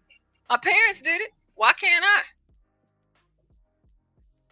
That was my parents. And here you have this man here telling you about what his mama said and how she was like this, that, and the third. Like, we ain't finna do that shit. I ain't seen a dad. I don't even see a dad, but just his mom alone. She's like, hey man, this is what the fuck is finna be. And this is what you need to do. And he did it. That is your lesson. That is what you need to do. That's what it is that you need to follow. Yes, for entertainment purposes, yeah, you know, we'll play the fiddle here and there and do all that kind of shit. Like, they get it's fun, it's entertaining, we can laugh, joke, whatever. But whenever it all comes down to it, whenever it's all said and done, you go out there, you create your path, you make your own way, and you make it happen. And don't let nobody stop you from doing it. Why? Because you don't have to. It's America. You can do that. You can be that. You can become that. Whatever it is that you set your mind to. Aids knew he was destined for greatness. Fearless, a go-getter. I always explain to him, never forget where you come from. Never. And he hasn't done that. Perkins gave the commencement speech last year at FSU. I encourage each of you to take risks, dream big, start where you are with what you have. Absolutely. Returning to Elliott Circle, a place Dream he big. used to call home, sharing this message for others hungry for success. You know, do well in school, learn. Yep. And there will be opportunities for you to create the kind of life that you will want Absolutely. for yourself. In Fayetteville, Absolutely. Akilah Davis, ABC 11 Eyewitness News.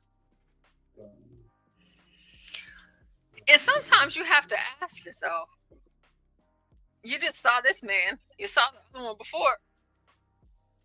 Why is it that whenever you hear a lot of these Black Democrats speak on these platforms where everybody can hear, why is it that they make it seem like you, Black person, like you can't do that shit? Like you're incapable of doing that shit. Every single Black person that's on this panel, and I'll give Martin Luther King Jr., his family member, I'll give him the exception because he's, you know, kind of living in the laurels, the light of who, you know, Martin Luther King was. But I mean, shit, why encourage, whether they realize it or not, why would you encourage and spread the message to Black people that they just can't do it?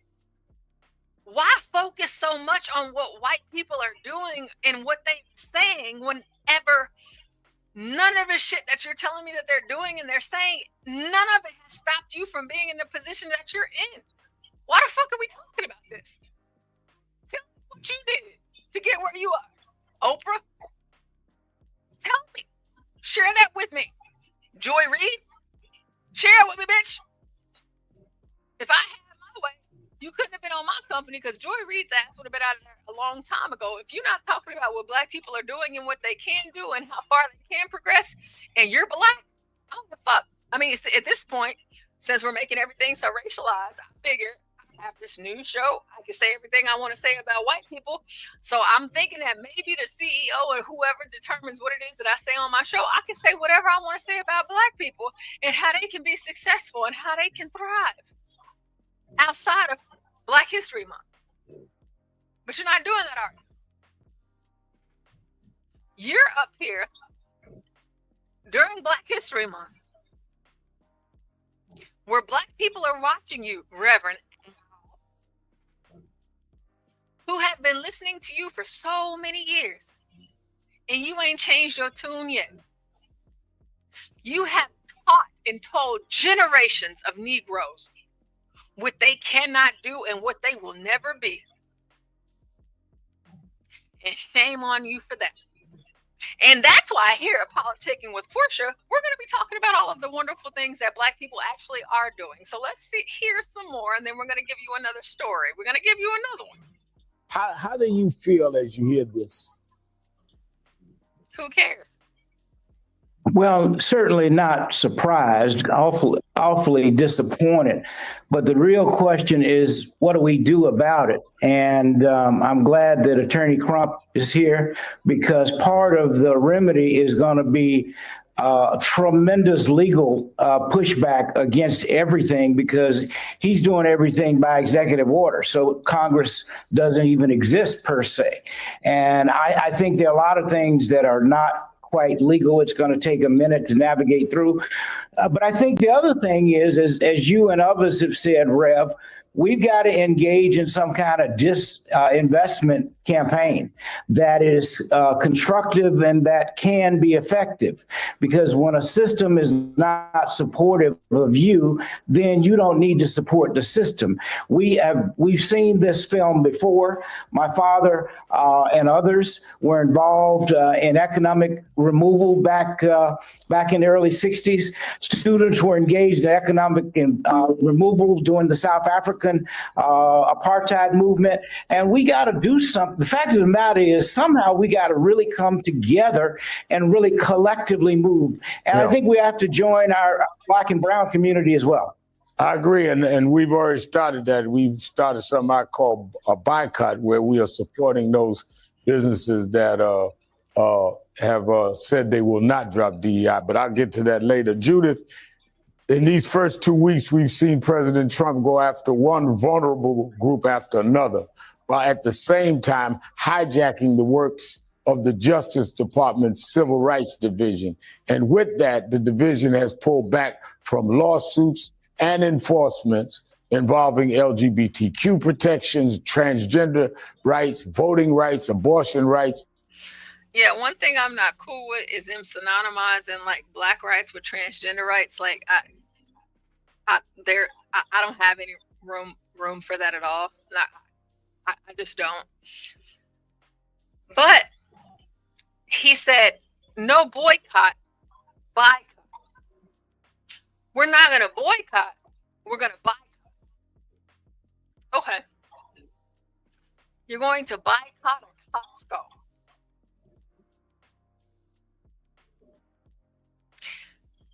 How many Black neighborhoods in America have a fucking Costco, let alone a Sam's? I would be willing to bet they would have more so a Sam's, because Sam's are typically connected to Walmart because it is their company, but they're kind of close in vicinity. But a Costco, you're not going to boycott, you're going to buy. Isn't Costco a white company? Yes, no, prove me. I mean, shit, y'all could tell me if I'm wrong. If Costco is Black, y'all, I will put my, matter of fact, let me put my email in the chat. That's going to be Porsha at jghb.info. Send it to me. Is Costco Black owned or not? You don't want to boycott, you want to boycott. What about, all of the Black people? You talk about Black Wall Street and how you can get it back. It's 2025. The sky is your limit. It's your limit. No boycott, but you want to go and spend money at the white man's store. The same white man that you told me that you hated. And so, just in case y'all thought that Black people were incapable, of having their own stores and shit.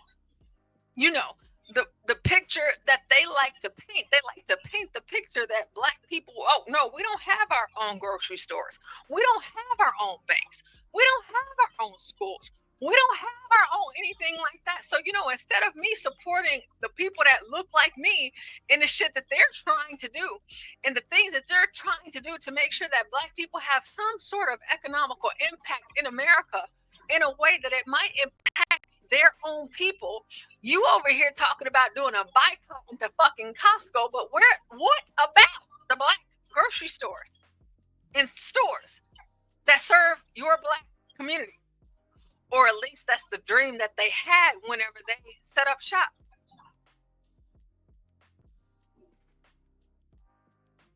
Before I play this video, I'll say this right now. For all of you out there that have your own businesses, shout out to you. Keep going. But there's a reason why I decided to franchise.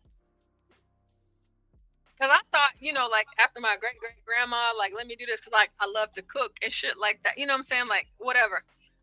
But I'm like, nah, I ain't gonna do that. Because if I have my own Black-owned businesses, and this is not no emotional type of feeling type of shit. I mean, hell, we're seeing it right now in 2025. This is Al Sharpton. He's been doing this grift shit for years. Why would I open up my own soul food restaurant around Blacks whenever I know they would support a larger franchise over me. Why would I do that? That's stupid. Why do I try? I mean, and again, to all of you that do that, I'm not knocking y'all. I'm just telling y'all what my mindset is and was, and quite literally, it is the same today. You'll never be able to make me change my mind on what I decided to spend my money on. That was the smartest move for me. Yeah, me. I cook my ass off. Don't play with me. I go in that kitchen. I don't play no games. I have my grandmothers to thank. The women, all of that. Love it. We can have our own restaurant. Ultimately, in my mind, I'm thinking that I'm creating this restaurant, you know, to cater to, I mean, of course, all people, but of course, I want my people to come in here, but no, hell no. The white man's ice is colder. So let me just go ahead and have me a business that caters to everybody, because beyond that, I don't really want nothing to do with this. But then, of course, too, you have these black folks out here, like this couple that you guys are about to learn about. It's like, hey, y'all talking about boycott. Why don't you boycott into black businesses? Why is your boycott into Costco? But you're pro-black. Makes sense to who? Not me. Maybe you. It don't make sense to me, though. Because fuck no. If this is something that I'm trying to do as a black person, and I want to make sure that I'm like, quote unquote, boycotting, I'm going to be boycotting the Negroes. Roland Martin, Joy Reid, Al Sharpton. No, they want to boycott white businesses. And see, I'm not even one of them. I'm not even like them. Because, you know, the thing is that, like, if this is what you want to do, you ain't really, just do it. Just do it. No. But let's take a look. We've been getting phone calls, text messages, stop-bys, just to say what an inspiration we are to, you know, to the community. So now I think it's really hitting us on, like, making history and really what that means, and not just what it means to us, but what it means to our community. Welcome back to Official Black Wall Street, the largest app and digital platform connecting you to the best U.S. shop and review. Great history in Fayetteville. Look at them. They have built the first Black-owned shopping center. Channel 2's Barron Peterson's live along New Hope Road. And Barron, they found out they were the first at the groundbreaking. Yeah, they heard it from the mayor, and now they hope to inspire others to go big as well. So here's the new shopping center just opened. Felicia and Winchell Ellibert say if they can do it, you can do it. Felicia Ellibert and her husband Winchell thought it might be a big deal, but not this big. It really didn't hit me until the day of ribbon cutting. Last week, for the new Kingdom Corners Shopping Center in Fayetteville, the city's very first Black-owned shopping center. 7 new businesses, 4 of them open, all of them leased along New Hope Road. Yeah, so their message is if they can do it, you can do it. It's not, oh, Trump signed this. Oh, white people think this about me. Oh, white people said that. Oh, white people. Oh, God. Oh, white. Oh, my God. I'm so hurt. I can't believe Trump said that. Oh, my God. I can't believe it. No. If I can do it, you can do it. And like I told you at the beginning of the show, all you need is one. Shit. That's it. You don't need nothing. All you need is one. The couple that you guys are seeing right now, they are not the first of their ilk to start a damn black business. Yeah, it says the first black-owned shopping center. Okay, yeah, but they're not the first black people to start their own businesses. If they can do it, you can do it. You run around listening to a damn Democrat. A project that required quite... You run around listening to a Democrat will tell your ass that you can't do shit. Don't even bother. Try for what? Beg the white man. And tell him why he should be giving you the shit that you deserve. Even though in 2025, this video I'm showing y'all right now is from 2025. It's black people all across the United States of America making their own way. They're not using a white man as a crutch. They're not using white supremacy as a crutch. And as much as you want to try to invoke it, I don't give a fuck about that. Like, hey, keep going. You might have got denied the first time. Try again, bitch. If you give up, that means you let them win. That's what that means. That means you're weak. Keep trying. Keep going. Don't stop. Okay, it didn't work the first time. Okay, I'm going to try this again. I might have whatever my time limit is for whatever it is that I need to do. Just try again. Well, I shouldn't have to work this hard. I mean, shit, you're black. It's going to be some hard work. But keep going. Don't stop. But on The View, you know, where Whoopi Goldberg likes to make sure that we know how pro-blackity black she is and how much she loves black people and how much she hates Trump. Whoopi Goldberg, your love for black men, try it with somebody else, Whoopi. You didn't love or trust a black man to share your womb with. You gave that, you gave it to that white. Now, if you didn't talk about how much you hate white people as much as you do, I would be able to receive that. But you see, you talk about white folks like they are the demon, but you let that demon bust all up in that. Got you pregnant and everything. Bitch, I don't want to hear you talk about what white men and how dangerous and evil they are. Bitch, your kid is half black, half white. Get out of here. Go sit down. Ilhan Omar, the white man is the greatest threat. Bitch, you left your black man to get with the white man. I don't want to hear that shit. It is too many black folks that listen to these people. They tell you what you should hate. They tell you to hate white men, but they married to them and they got kids from them. They tell you don't trust the white man, white people, because then they're going to keep you from being great while sitting from a place of privilege. Shut the fuck up. Quit. Whoopee. Stop working for them. And I might listen to you then. A white man is signing your paycheck. They couldn't be that bad because you're Whoopi Goldberg. Bitch, you've been in the game for a long time. You got Sister Act and everything. You got a whole long entire career in Hollywood. You've seen money that I'll never see. So you lay it up pretty good with them. If I tried, I think I might be able to have the same kind of kosher deal that you have. No?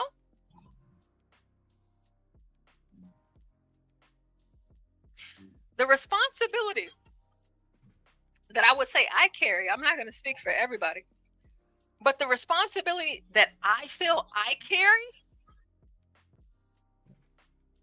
is to make sure that black people, you know, Negroes, you know, the ones that look like me, I'm going to make sure you know, if you didn't already, and hopefully if you find yourself somewhere between this YouTube algorithm and you've never heard this before, and y'all know me politically, y'all know I'll be putting myself, I'm all on the front line. Can't nobody tell you what you can't do, what you're incapable of, and that your race is stopping you. Your race ain't stopping you from shit. I mean, and if that was the case, Obama half black, but the first black president, he wouldn't have been there. No matter how it happened, politics, whatever it is you're talking, conspiracies, this, that, or third, he was the first black president for 2 terms. I don't know how higher you get in America. He did it. You can.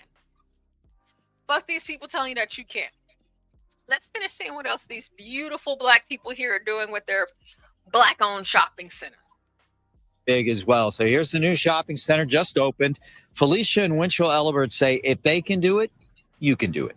Felicia Elibert and her husband Winchell thought it might be a big deal, but not this big. It really didn't hit me until the day of ribbon cutting. Last week, for the new Kingdom Corners Shopping Center in Fayetteville, the city's very first black-owned shopping center. 7 new businesses, 4 of them open, all of them leased along New Hope Road.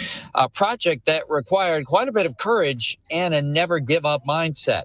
The couple closed on the 4-acre property during the pandemic. Prayer.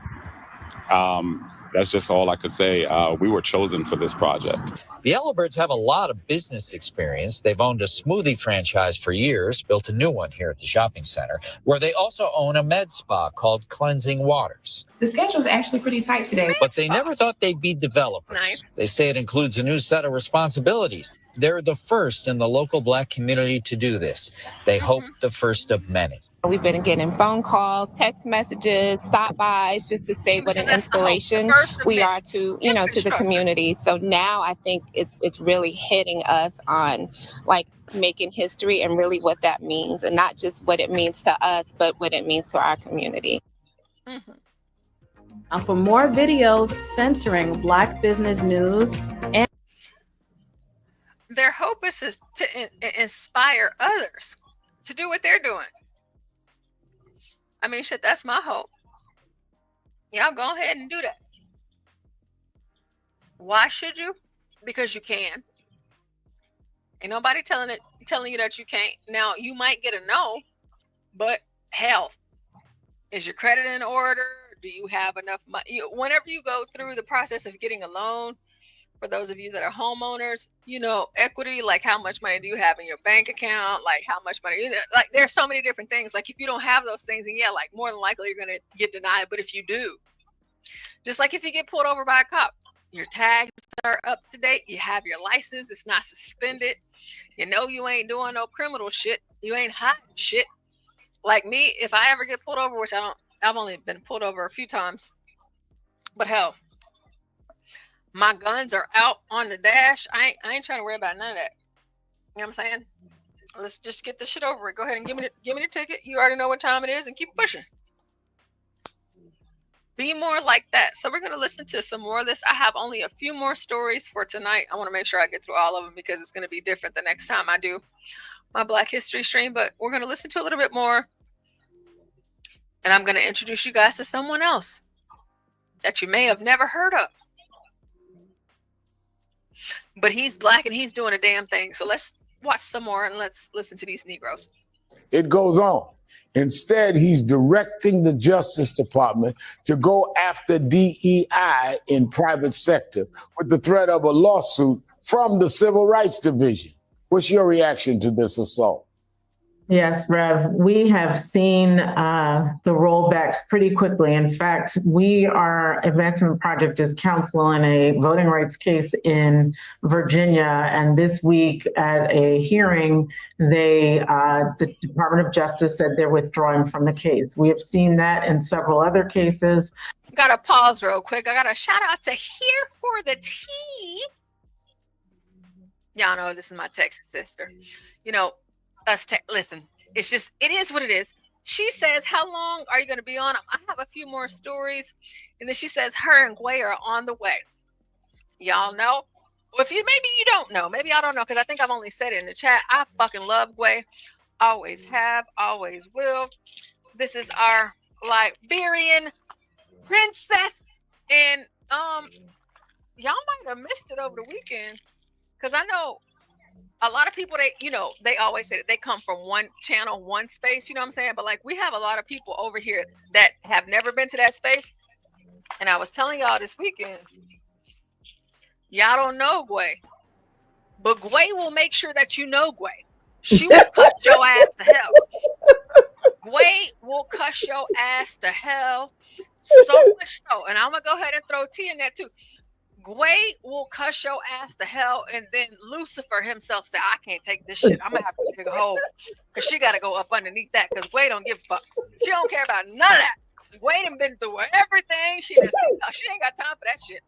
Yes, and only if you come after me first. Let me make that very clear. Gway is going to let you know.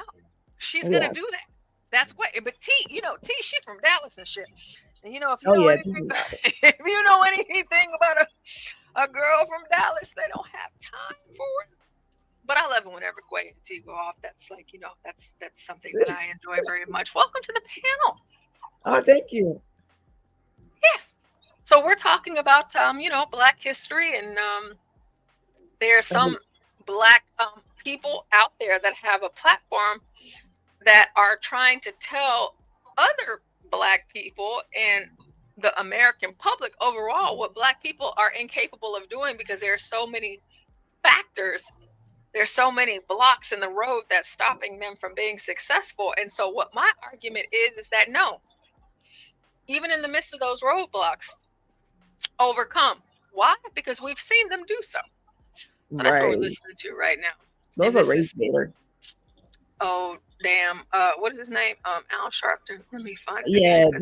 most of those people are race baiter. They get paid for all the stuff that they do.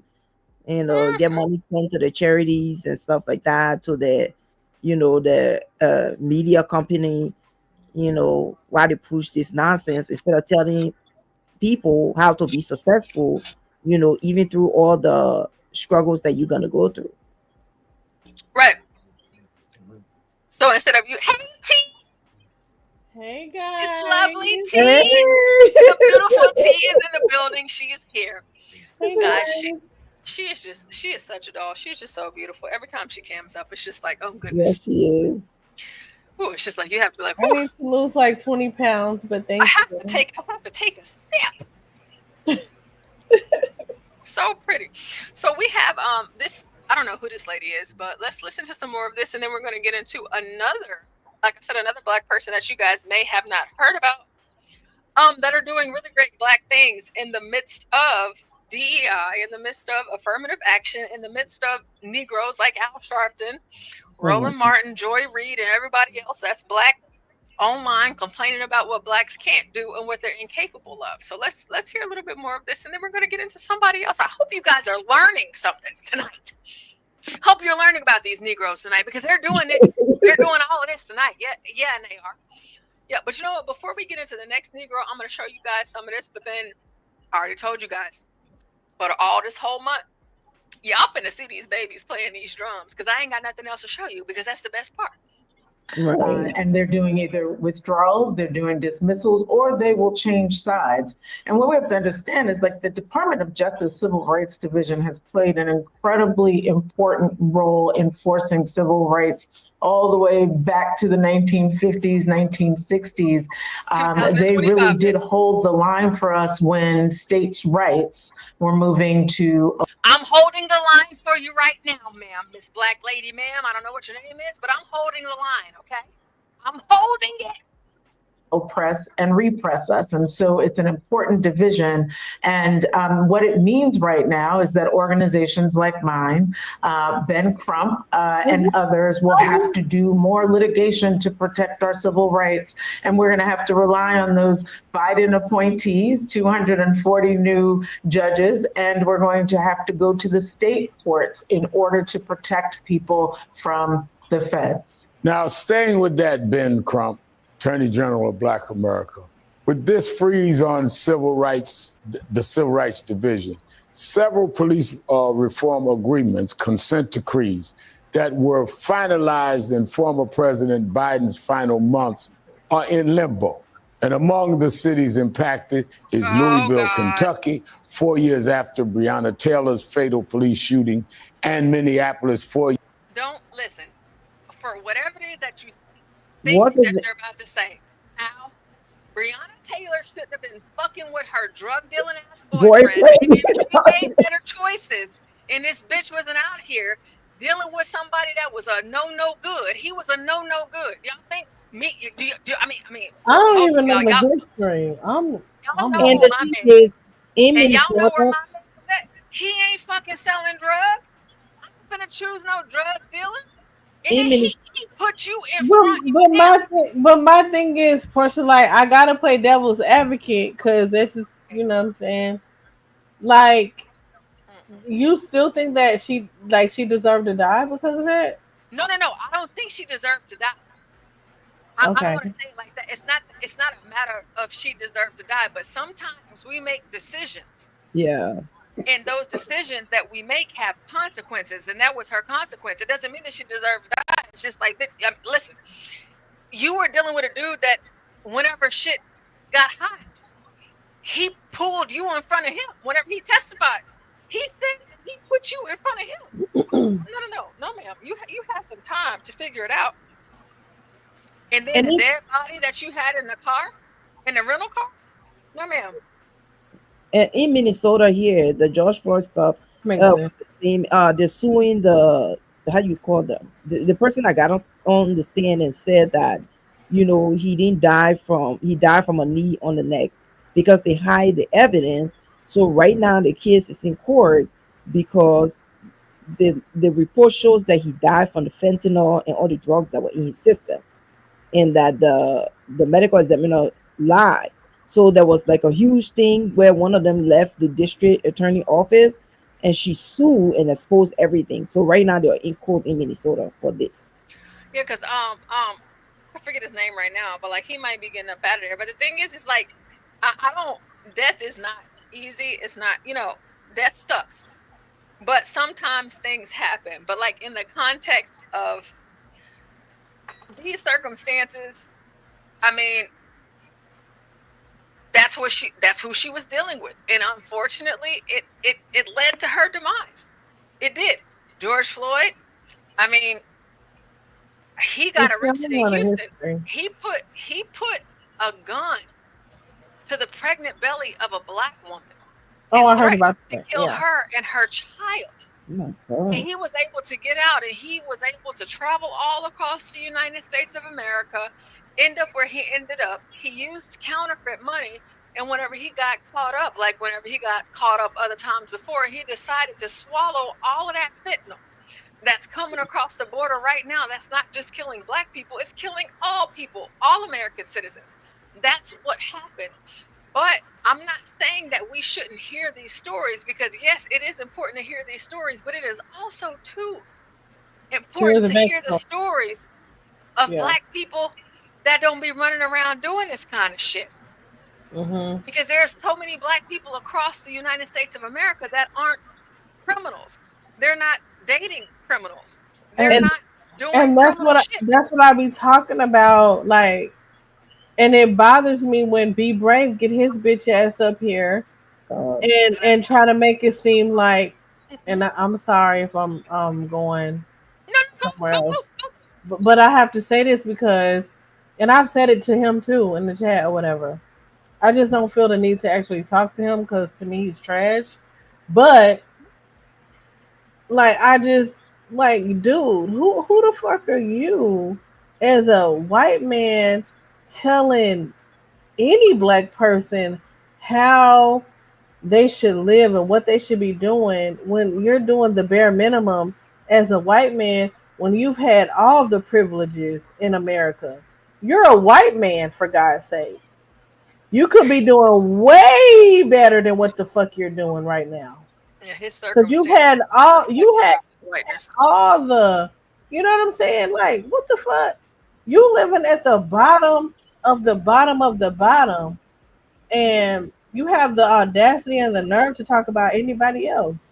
It's just, I don't know. I don't get it, but whatever. I mean, it's just, whatever it is that he's talking about. But we know for whatever it is that he's saying that anybody that hits this link that's black, that we're not even living the same life. It's like, right. I hear you. I get what you're about. Like, that's not our black experience. Now, yes, there are some black people that are in these neighborhoods, areas, whatever the case may be. Mm-hmm. But the thing is that there are black folks like us. You know what I'm saying? Like, and we don't like. That's the thing. That's not what you see. But he still blames black people though. That's my problem with him. He around black people. It may be only 30% of y'all who's doing the bad things, but he blames the other 40% for, I guess, coddling the people who are doing the fucked up shit. And I'm like, why would you blame the rest of us for? We don't have nothing to do with it. We don't fuck with the people who doing the fucked up shit. Why are you blaming us for it? We don't even fuck with them. If we fucked with them, do y'all think that we would be on this panel? We probably. Oh, absolutely the fuck not. We wouldn't. That's why it bothers me. Like, don't put us all in a boat. That's why I hate that. All of us are not like that. I hate it. Like, oh, it just bothers my spirit because my family not fucked up like that. I don't know. A lot of these people that talk black this, black that, a lot of them don't be around black people. No, and clearly he's not. The depiction of what they see on the news is what it goes by a lot of the times. And Yeah, that's not fair. that's why I And I that feel like people who feed into his rhetoric it can be dangerous, in my opinion, because it's not every black person. Why can't we talk about the positive things that black people do? Every black person is not fucked up. I'm just saying. when you start talking about that, a lot of them don't even come on the panel. That's what I'm No, saying. they Like won't. No, they won't. They you tend won't. to see, like the people who that been exposed. People who don't like black people. You tend to see like when you're saying good things about black, there's always one of them that come and change the subject to try to make it look like it's a like it's a bunch of people that are just acting bad and doing bad things. And it's like you don't talk about the ones that are doing the good and making better choices. Sure. I'm sorry, Portia. I just Oh no, no, I no, get in my I get in my feelings about my people, man. I no. do. I know, but that's why it's good. And like even like for tonight, like I was saying, this show was supposed to be short, but it is what it is. We're in here. I was saying at the beginning, like, yes, we talk about it, and of course, we cover a lot of these stories here at the Urban Landlord. And whenever you guys are listening to us, like that, whatever it is, I'm not saying that I didn't mean what I said, because if I said it, I meant it. However, Right. there are instances of black people. And the reason why I know this before I even show you guys a story is because I am an example of that. And the majority, if not all, of the black people that hit the link and that are in the chat, we are the testament of that. Yeah. Now, Yeah. we may talk about it, and you might not like the way that we talk about it, which is fine. But nonetheless, it is Black History Month, and there are so many examples that combat the negative ones. And so I opened up Yeah. the show with this video, and again, y'all, I have to apologize. Don't really want to, but whenever I saw this video the other day, it just moved my whole little spirit, because I'm looking at these babies. Like I told y'all, they all in sync, their uniform, their discipline. That these kids are so serious about this shit that they're not messing up in grades. They're not acting a fool in class. They're doing whatever it is they need to do. They got to get up early and stay in school late. They got whatever band camp competition, and whoever their band director is, their band director, they ain't playing that shit, because these kids, we're talking about age 8 years old, all the way up to age 11 years old. These kids are doing something that a lot of us don't get to see if it's not showcased. Now, wherever they are located here in the United States of America, the people there, they get to see it. But I want you guys to see it, because for those of you, whether, like I said, if you're in band or not, to do what these kids are doing, it takes a whole lot. And these kids are doing it. These are babies doing it. And it just really, it fills my spirit up. Partial maybe Love because it. I'm a band kid too. But I I'll play I love maybe band 2 minutes. kids. My husband is a band Yeah, your nerd. husband, he's a band Yeah, member. band director. Yeah. Yeah, Yeah. so I'll post this link in the back chat too, so you can show your husband. Like this shit right here. Like for me, it's nothing else for me, because me as a math teacher, whenever it comes to band, and someone who was in band and who still plays piano and clarinet, like a lot of math goes into this. Like there's so much stuff that these kids have to be thinking about cognitively Absolutely. as they are in this moment. They Mhm. are in this moment, and before, let me see if I can rewind it a bit. Here in the video, the drum majors. Yeah, here I go. Okay, so this is a good point. I was explaining, and so for those of you that just got here, if you didn't see it, drum line. Okay, drum line. There's marching band, there's drum line, but they all come together. But the drum line is a whole different type of shit. In a Black America, we don't play about that. Nothing. Band for Black folks in America, you got Battle of the Bands. Like this is something that they take serious. But I've Yeah. never seen kids do this before. But what happens is that you have to define in your drum line who the drum majors are. Again, these kids are 8 to 11. So the way that you can define it here, the white headbands, this is the drum line. The drum majors, we got red headbands. And these are babies. And the rest of the band can't even see what they are doing because they're faced one way. But what you guys are about to see is y'all are about to see that them in the back, whatever it is that they're saying, because we can't really hear it, these kids they're listening, and they're all in sync. So we're gonna watch maybe about a minute and a half of this, so y'all can see this. Let's just see. Let's keep going, and we'll get back into the other videos.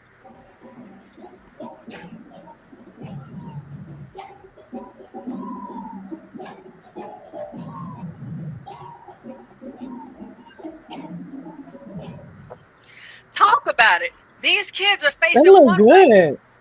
Yeah, they are, What and the they hell they doing? But Mhm. again, whenever you are in sync and you are this disciplined and you are well trained, again, you have your fives right here off to the left where you saw a little boy. You got your snares, you have your basses up at the front, you have your cymbals. You know, if you play the snare drum, you know, that's usually the one by the time you get in college, like, you know, the snare, they typically the ones, okay? If you can play the snare, you know what I mean? Right, exactly.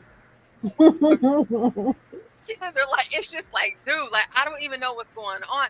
And this is not me reacting in a way to where I think that it's impossible or incapable. I'm just so impressed at how good they Right. are. And so the thing is that between the fives over here on the left, the snares, the basses, and the cymbals that you can't see right now, the way that they close whenever they're about to move on to the next sheet, they all do something different. But every single one of them, there's going to be 5 individual groups that do something different, and they Come on all now. did something different before they move on to the next stanza, whatever course they are in their music. And this is not easy to do. No matter how easy these kids might make this look, this is not easy to do. These are exemplar children. So whenever we're talking about Pookie and Ray Ray outside shooting up the block and doing this, that, and the third, for every Pookie and Ray Ray, you have these children here that are doing this. And if you take drumming away from them, if you take drumline away from them, yeah, they may fault, but they have it, and it keeps them focused, and they're skilled, and they're talented. They're passing all of their classes. I'm telling you, I don't know nothing about the school. I don't even know what school they come from. But I can tell you, as somebody who was in marching band from middle school all the way up into college, and someone who is also a teacher right now, this shit, no. These kids don't get to make mistakes. You make one, you're out, because they're just too good. They're too solid. This team is incredible. And these are young Black kids doing something that is beautiful, that's bringing people together, and it is just so impressive, and I love to see it. Like I told y'all, it's February. It's only the 5th. Excuse me, it's only 6th now. Y'all ain't gonna stop seeing it, but let's play some more so y'all can hear a little bit Let's more and see go. these babies. See these babies. I've been turned up off of this for the last few days. Babies, let's go. He's so cute.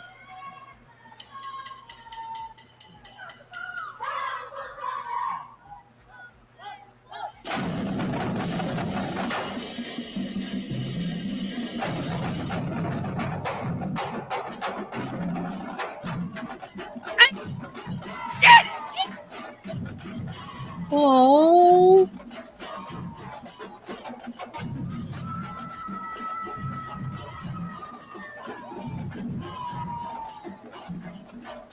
He's so adorable. Yeah, good.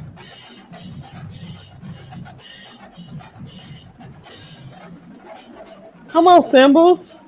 Let's go. Let's go, snares.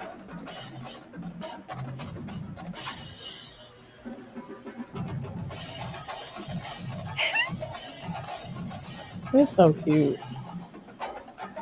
One time, y'all got to end it. Y'all got to close this shit up. We moving on to what they do with this thing. Listen, I'm telling you, I'm sorry, guys. Like, y'all know how I started off this video. This, to me, I'm such a band nerd. Like, listen, I can't help it. This is a lot for me.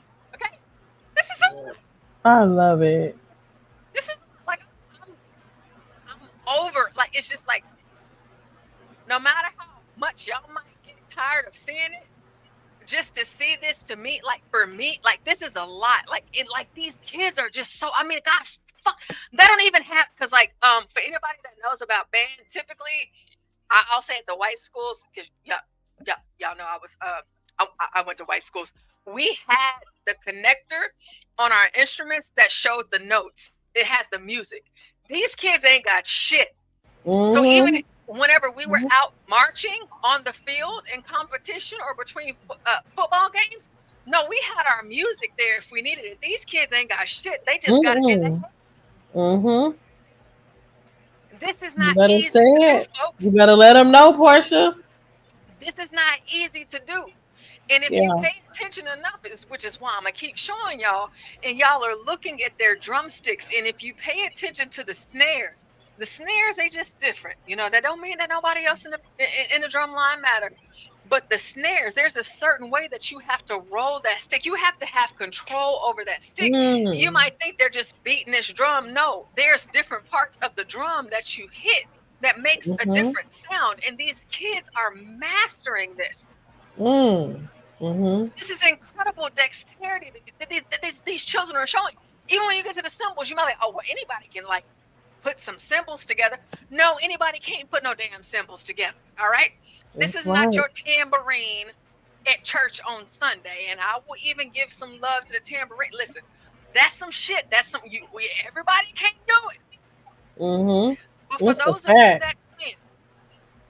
you that can, and these are babies. It's not nobody that y'all are looking right now that is above the age of 11. These are young Black kids out here giving you a show unlike you have not seen before, with the most immaculate discipline. And if y'all even pay attention to the things that I pay attention to, because I'm paying attention to all of it, y'all see everything that they're wearing. Everybody's wearing the exact same thing. The only person that, or the only two people that has something different are the drum majors, but you need to know who they are. For those of you that don't, they all wearing the same shoes, the same pants, the same shirts. And whenever they start vibing, they all on the same foot, left, right, because whenever you're marching drum lines, they head the band, so they head the rest of us. So like me, I'm a woodwind, like they're heading all of us. And so everybody has to be on the same foot. And so You're right, here Porsha. you are. You're right. You're thinking about, mind you, we all have to be walking the same. You're in the band. These kids are chilling. Y'all, if you have never been to marching band, you don't know shit about the band uniforms that they make you put on, especially in a state like Texas. It's hot as fuck. You feel like you're gonna die. It's the end of the world. But you in that band uniform, you got the whole hat on, the whole ensemble. So even in the midst of all of these things, you have to make sure y'all are all on the same step, same foot. And even if you're leaning and rocking, you dancing, you bobbing your head, you have to do all of that shit while staying on beat and following the music. This is a craft. This is a skill. It really so for me, is. I tell you, we could talk about, you know, the Black the degeneracy and all these other things, but these kids, I don't need to see nothing else ever. Watching these kids is enough for me. For every single bad Black thing that happened, these kids, these are elementary kids. These are our babies. These are our future. And like I also said to you guys earlier, Yes. teachers, yes, I get up here and I talk shit. John does too. John Galt does. John Galt lives around Black people. I don't. I didn't even go to Black schools, but you know what I did intentionally? I teach it one. Shit, I didn't taught it more than one. So I can be around kids that look like me, so they can see something that they've never seen before, and so that they can know that they can't. Come on, Porsha. Come on. They got a damn Black math teacher. And then for my kids, we were talking about this earlier. This was just like totally outside of the whole Black history perspective. We were talking about the migrants, or the illegals that are abandoning ship and not showing up to the school, and how much money the schools are losing because these kids ain't showing up to school. And I'm like, they not, girl. I just said that on my live. I just said that. They not showing up to school. They ain't taking their asses to school. And then for me, I don't give a shit, because they shouldn't be in our schools in the first place. But you know why? Yes, I love all my kids, race, color, creed, whatever the case may be. But I'm not at my school for no reason. I am at my school because of the amount of kids there that look like me. And that's important. Why is it important, Porsha? Are you racist? No. I grew up in white schools. I've only ever had one Black teacher in my life. Told that story earlier. We're still close to this day. The one thing that I can tell you, as a black kid that grew up in white schools that a lot of Democrats ignore, y'all be talking all of this white shit. You know, you hate white people, they the white supremacists, whatever. Y'all forget about the black kids that are at white schools. You know where their kids are at. Y'all's kids ain't going to school in the hood. Y'all's kids going to school with these white kids at these private ass schools. Don't fucking play with me. That's And exactly what if happened. I'm just using Michael Aaron Dyson, let me just use him and his That's a grandbaby, fact. Mr. Michael Aaron Dyson. Y'all already know I went to Georgetown. Like, don't fucking play with me. Like, whenever I'm saying certain shit to y'all, like, I know what the fuck I'm talking about. Me and Michael Eric Dyson, I already know he's as pro-black can get. Whenever he came out a few years ago talking about the racism that his grandchild was experiencing, the only thing I could think of is why the fuck you got your grandchild in a white school, because you're so pro-black, right? Right. Ain't that what you are? Yeah. But then not only are you so pro-black, I can give you some type of leeway, Michael Eric Dyson, because you are at a predominantly white institution, and black people like me, we get to take your class. He was one of my professors. All good and well. That's fine. But whenever y'all get on TV and y'all say this shit, we ain't y'all's family. Even though y'all know good and fucking well, all y'all's kids, they ain't going to the same school as the black kids that y'all talking about. But y'all not even putting yourselves in positions like me. Honestly, I can tell y'all, like, the first school that I taught at, listen, I wasn't ready, but they made me ready, but they did let me know. We know you not from here. We know you not from what we came from.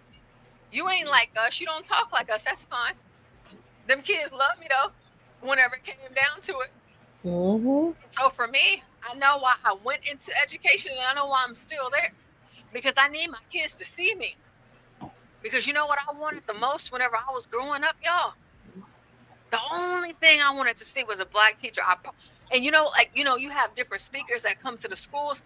I always dreamed and hoped that somebody was black that came through, but that never happened. Never happened. And so y'all talk all of this shit. Y'all say this, that, and the third, but y'all don't even think about the black kids that are in white schools. What about us? Y'all don't think about that shit. You don't. So I don't want to hear the shit. But let's watch a little bit more of these babies. Let me stop sharing because I don't want to make sure my sound. Go ahead, baby. We're gonna see some more of these babies because they get me turned up. Like, they make me really excited.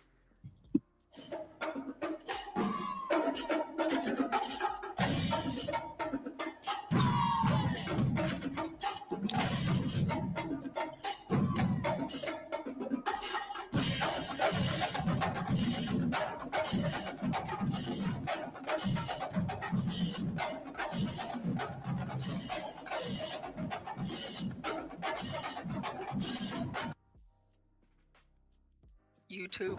I'm like,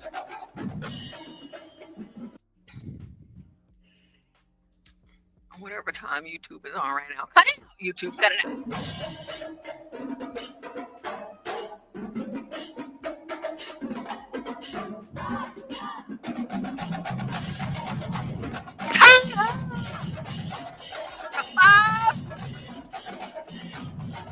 They dig it.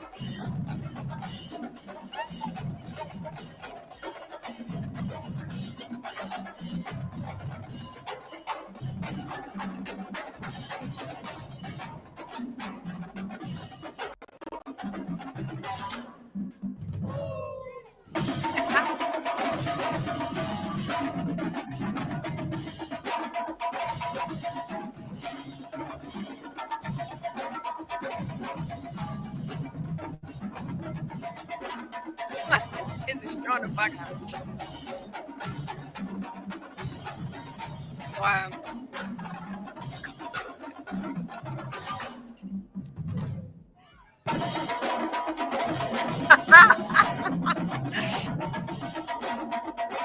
Y'all tell them. And y'all know what else they ain't doing? They ain't smiling and shit because they serious. They serious about they shit. Don't play with them. I put the link in the back. You gotta show your husband this. I mean, listen, it's a lot of things. It's a lot of dudes that just really I mean, gosh, it just really moves my spirit. I just can't help myself. You know what? Before we move on, we're going to get back to Al Sharpton and his crazy ass panel so I can introduce I you walked away guys. for a second. Sorry. I was saying that you have to show your husband this video. I'll put the link in the Oh back yeah. channel. Okay. I already have it saved, girl. Yeah, so you can send it to him or share it with him. So I'll do a few more seconds just to keep the energy high because this is like my high right now. And we'll get back to Al Sharpton, and then we're going to talk about someone else that you guys may have not heard about, or some of you may have, but maybe you haven't. Ooh. We're going to be introducing you guys to another Black CEO who so happens to be 19 years old, but he's Black and he's out here doing his thing. And so even though they keep telling us that we can't, they'll get to hear from this Black teenager telling you that he can.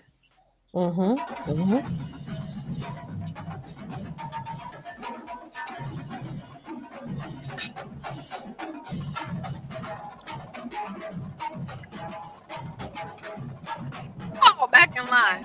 Smooth. Look at the baby. Y'all see how, listen, these kids are like 8 years old. Listen, I'm sorry, guys. I'm sorry. I can't help it. I can't do this. We probably got to turn this off for a second because I can't do it. I really can't. I just get too excited. We're going to take a break and we'll come back to that here in between. It just makes me happy. I just love seeing our babies doing good things. So we'll hear about like where we at.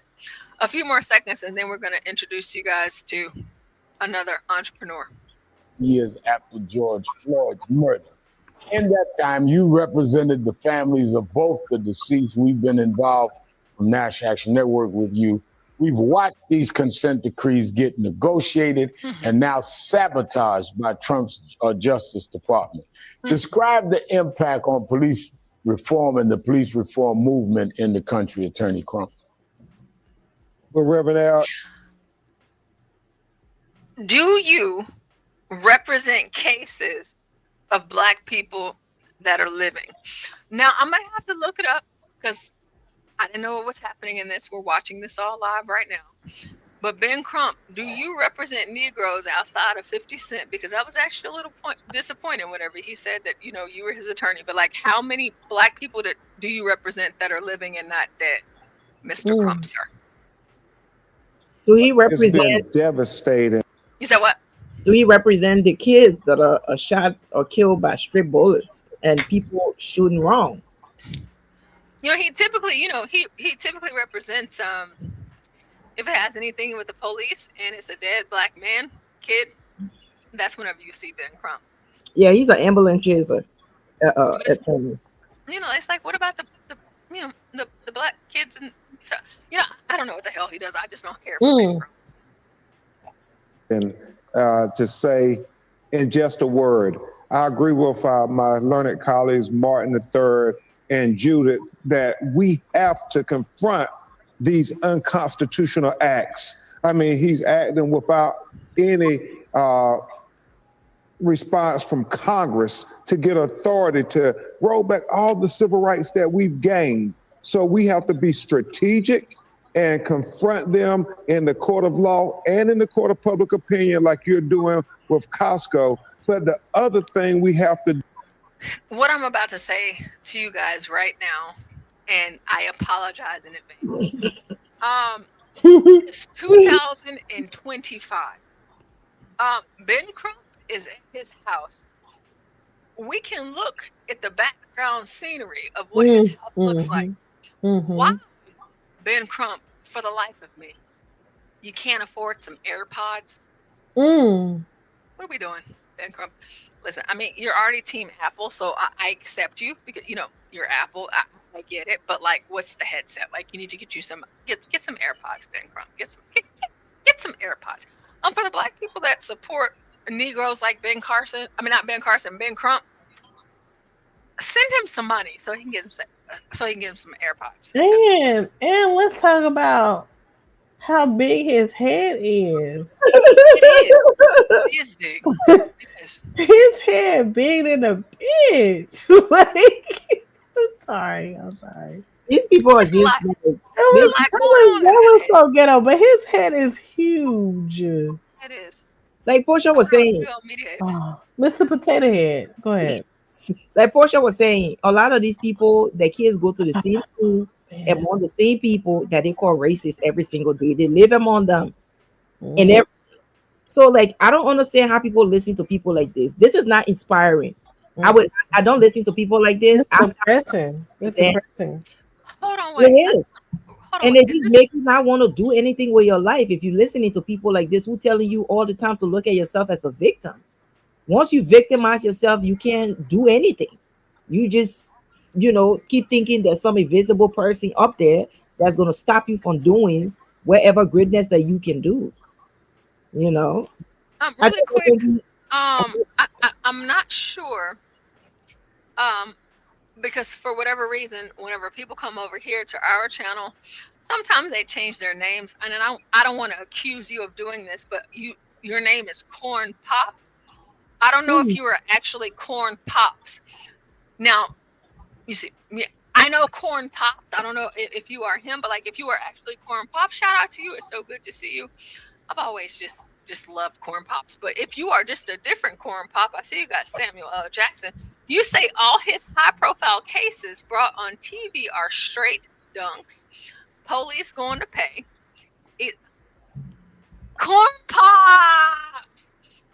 Oh, I'm sorry. It's really Corn Pop. Let me really not get. I'm gonna try not to get too excited, but I don't want you to think that I'm not excited to see you here, Corn Pops.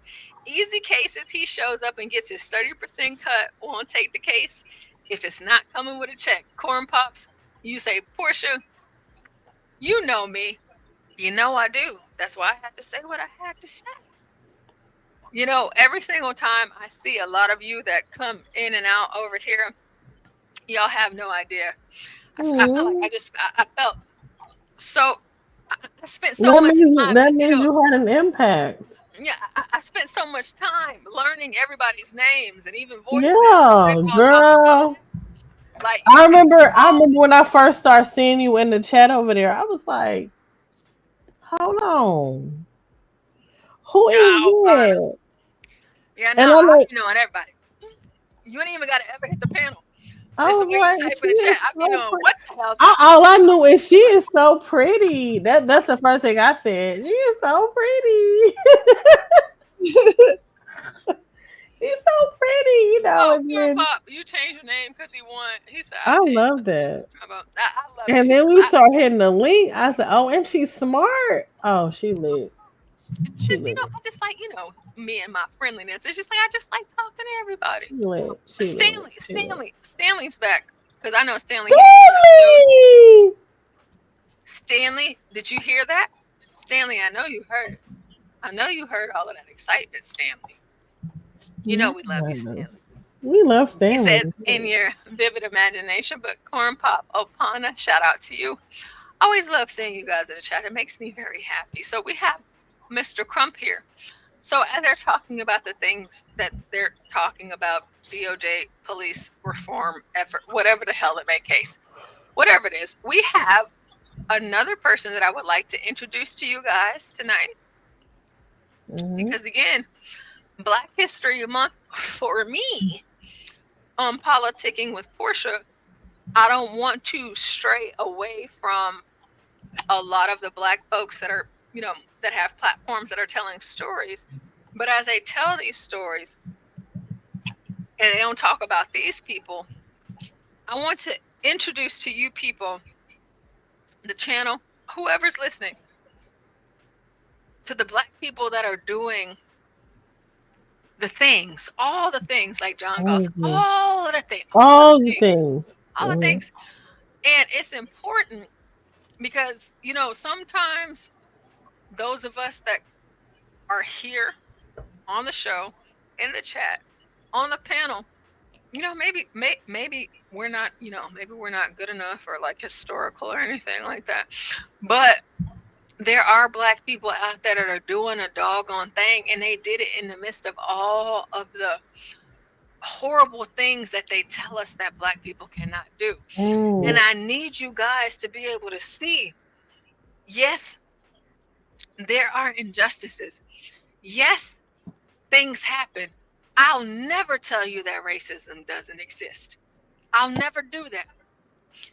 I don't ever want to make you feel like, you know, unless I'm kicking and shit and I'm just talking shit, you know, when I'm on a panel. I don't ever want to make you think that these things don't exist. And it doesn't just come from the left. It too also comes from the right.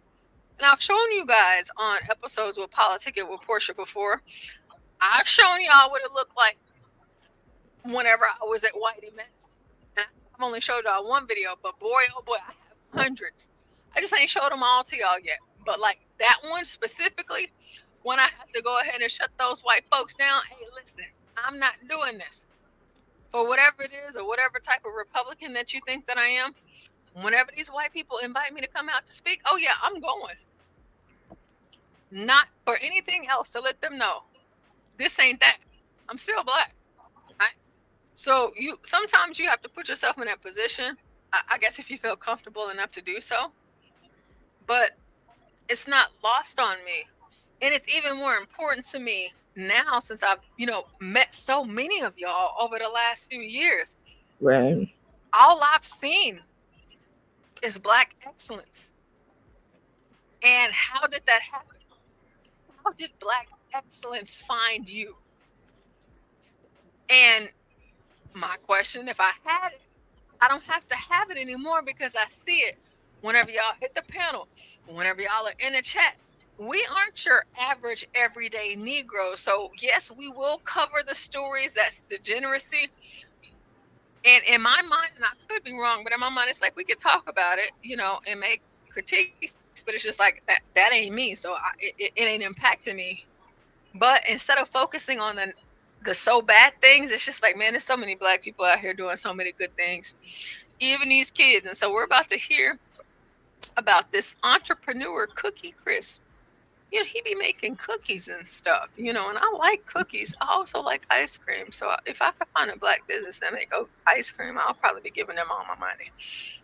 Local teen has become quite a cookie connoisseur. At just 19 years old, he's opened 2 locations for his store, Cookie Crisp.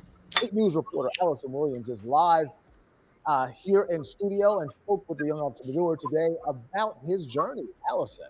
That's right, Eric. Now, I don't know about you, but when I was a teenager, I was not starting businesses, but this is not your average 19-year-old. But for Knight, this is just how the cookie crumbled. Not to mention, he's a full-time student at Morehouse in Atlanta, doing as much as he can for the stores from afar. I think even when I was doing cookies back at 16, I never thought it would be this big, but my parents instilled in me always that if you work hard at it, you pray at it, it can happen. Christopher Knight just opened his second cookie store location in Henrico County. His first location is in Williamsburg, where he went to high school, which he opened at just 16. I like to be an example. The Morehouse sophomore is on the pre-law track, but even while he's busy at school, he runs the store's social media and comes up with new cookie flavors weekly. During COVID, his mom, Chat, wanted him to do something productive. He baked with his grandmother when he was younger, so he hit the kitchen. His parents were the ones that sampled his cookies starting out. My parents are very realistic with me. They said, you know what, these are pretty good. Then he started selling cookies at school and on social media. After 2 years of this, he'd saved enough money for half of his store in Williamsburg, with the help of his parents for the other half. My mom said, you need to get out of my kitchen, basically. And at that point, she encouraged me to keep doing what I was doing and help me get the store. While he's at school, his parents are the ones running the stores. What's kind of been your reaction to their support with you taking all this on? They do an amazing job. I mean, without them, it probably wouldn't have been possible. He says the Williamsburg community support through word of mouth brought customers in from all over, specifically the Richmond area, prompting the second location. Knight says his main goal is to be an inspiration for people his age. They don't have to start later in life. If you put your mind to it and you work hard at it, you can do it early too. You can work hard at life. You can do it too. He's not just saying Black people. He's just saying, hey, like, I mean, shit, I did it. I mean, you can do it too. Right. You can do it too. Like, no matter what you look like, you can do it too. I 19-year-old, get this it. kid, I love me some damn I cookies. love it. I love it. And he's absolutely right. He's right with that sentiment. I love Mhm. cookies. Knight says right now he and his team are focusing on the newest store, but there's more to come in the future. His parents did not want to be on camera, but they are beaming with pride. They said he worked all summer while he was home from school to get the latest location ready to open. Yeah, and that's big time. That's big time. Like I was telling you guys earlier, I'm not going to go into what it is that I do, but my 3 locations, hey, like you can go his route. Okay. I could have went the route with because I've always wanted to have like my own soulful restaurant that represented my family. But I'm like, you know what? I can do that, maybe later. But for now, okay, I'm going to franchise another business that's already established. And so what he's doing, he's starting up on his own.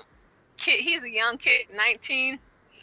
Yeah, like no, I didn't do that, but like maybe one day, because I think I'm kind of warming up to it more, to talk to you guys about franchising, and hopefully we can get Master Ken back in the fray. No, what happened to him? I don't see him anymore.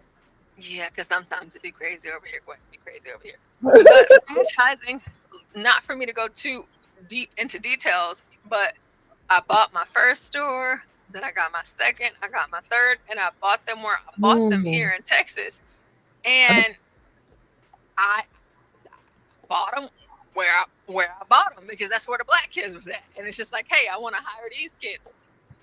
Nice. No racial discrimination, because it's diverse, but I picked it instead of picking anywhere else because I wanted to be able to hire kids that look like me so that they can see themselves Through you. when it came to success and what they were capable of. And so it's just like, okay, here, she, like my boss, she's black. Like, yeah, she owns this shit. It's cool, whatever. But she's also a teacher. She does this, she does that. And like I told you guys, and I'm just going to repeat this right now for those of you that weren't here when we talked about it earlier. Every Saturday, we have tutoring. All of my teacher friends, they showing up. And so like on their breaks during shifts, or even if I don't even make my kids clock out. So it's just like, if you're struggling on whatever subject class, yes, you're out there, you're in class, you're in tune. And if you got to pause and break because we're getting our asses slammed right now, you're going to run back in and help out. But once you're finished, you're going to go back out there. And all my kids, they've all graduated. All my kids, they've all gotten college degrees. And this is just in my businesses. This isn't just not even me in my school. So, sometimes, again, I talk my shit and it's all good and fine. Yeah, it's entertainment. It's a show. But there are things that I am doing in real life, and so many more of us that we are doing in real life to push and bring our people along. And I feel like, why not, go ahead and do so during Black History Month. So we had our 19-year-old. That's a baby. He's a baby. It's a baby. So that's a little one. And so stepping into the sports, and I'll go ahead and hear from what you guys like. What are y'all thinking so far? Where are your thoughts at? Before we get into LeBron James, go ahead. I think I'm very proud of him. That's a good message to put out there so other young people can see it, especially young black men and women, to see that you don't always have to listen to these Debbie Downers who telling you can be nothing, you can do nothing. Why, instead of showing you the way that they got to where they got to, they're trying to keep you down there so that they can stay rich. So I'm super proud of him putting that message out and talking to the media so other people can watch him and see him and probably copy what he does, or put the put in action. Years old, boy. Yeah. 19. That's young. 19. Super young. And looking at his story, like whenever I, thinking about how I want to kind of go about Black History Month, whenever I do my shows, it's just like, seeing that kid, it made me think about me when I was a kid and I'm working. I lied on my job application Wait, I lied like hell. I sure did. I lied and I still got the damn job, but it was just like, hey, at that point they was hiring illegals and everything. So it's like everybody is in this thing. And my managers at the time, two of them, they were brothers, and the other one, he was like a part of the larger network of this organization. So Right. one of the brothers, he hated me, Quay. Oh my God, he hated me. He fired me like every time I came to work. And I don't even know, it was like some damn 30 times or something. Like he was always firing me. But every time he fired me, his brother called me back and told me to come back the next day. Oh my God. And the thing is, wait, like I told you guys with the band, like I was in band, I was in drill team, like Right. I was doing it all, you know. And then like at my school, like we had the program, like the dual. So I'm in the paramedic program. Oh, I wow. even did the police program, like because I was just, you know, I was just doing shit. And it's just like, but the only thing I wanted to have a job. He fired me every time I came in. Oh my God. Like, damn, what's wrong with me? Why can't I make it? But you know, he fired me. Sent The me home. I didn't have a car at the time, so like I have to wait. Like I'm just sitting outside waiting on somebody to pick me up. But I always came back the damn next day. And I can't even remember. Like it just got to a point where I was just like, I'm tired of you firing me because like your Right. brother and the owner of the greater region of Texas, Oklahoma, and New Mexico, Uh-huh. he always agreed to bring me back. And so I can't remember whatever time it was that he had fired me. I walked in every single time he would get pissed and you need to go home. But I told him, I said, no, I want you to teach me everything you know, and then just see how it turned out, because I really did suck in the beginning. I'm not gonna lie, I was terrible. I was. And so I was totally worthy of getting fired, but he worked with me and he Oh. learned how to tolerate me. And in the midst of that toleration, I ended up becoming like, you know, the best one in the whole entire shit. So it's just like, all right, so now here I am training people, and I move out of state, and then like I'm getting recommended in other states. And it was just like, okay, so sometimes it takes for somebody to see your tact, your dedication, Yep. and how serious you are. Just like the 19-year-old kid that we just saw. It's just like, no, I could give up, but I'm not going to. Exactly. I'm not going to. And running a business is hard. You know. Yeah, shit, Oh yeah, my it is. You know, so I was telling him earlier, I was trying to sell my shit. I was trying to sell all three of them. I'm like, I can't. Yeah, I'm like, I can't keep doing this. But it's just I'm still holding on. But that's coming from a younger me up into a older me. right. Making sure, you know, that I'm giving kids opportunities and chances. Exactly. Because to be honest, where I am at right now, Mm-hmm.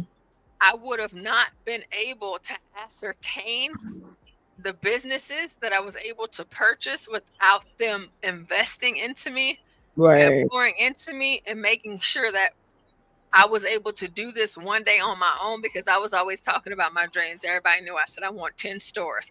I want 10 stores before I'm 40. Y'all hearing me? Y'all know what time it is. And so y'all made sure that I would be able to fall in that position. And so by the time I was able to fall in that position, I fell in that position, and I picked, you know, like the most hood spot on my damn stores. I mean, it hood. And it was hooded out, right? But like it's not hood no more. Oh, Because wow. I changed it. Like, and all my kids, it's just like, hey, you ain't doing this. This Yeah, is what yeah, right. So it's like sometimes you have to do that, unfortunately, but like fortunately you do that and they have you as their example. And so they already know what time it is. And Right. over time, you train your kids and they know how to treat these customers. Because That's it's like, you're not going to keep getting over them. I ain't got time to be losing money on you. I'm already Right. losing money enough. I mean, hell, the inflate, whatever the case may be.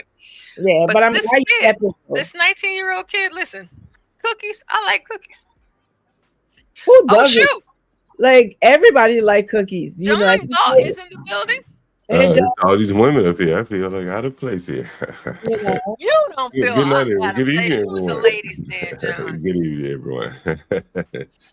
so So, yeah, but everybody like cookies, so I think that, you know, that's a good thing for him to start. And I'm glad he did it, and I'm glad his parents encouraged him, Mm-hmm. was taste testing to make sure he was putting out good product. So that's a good thing.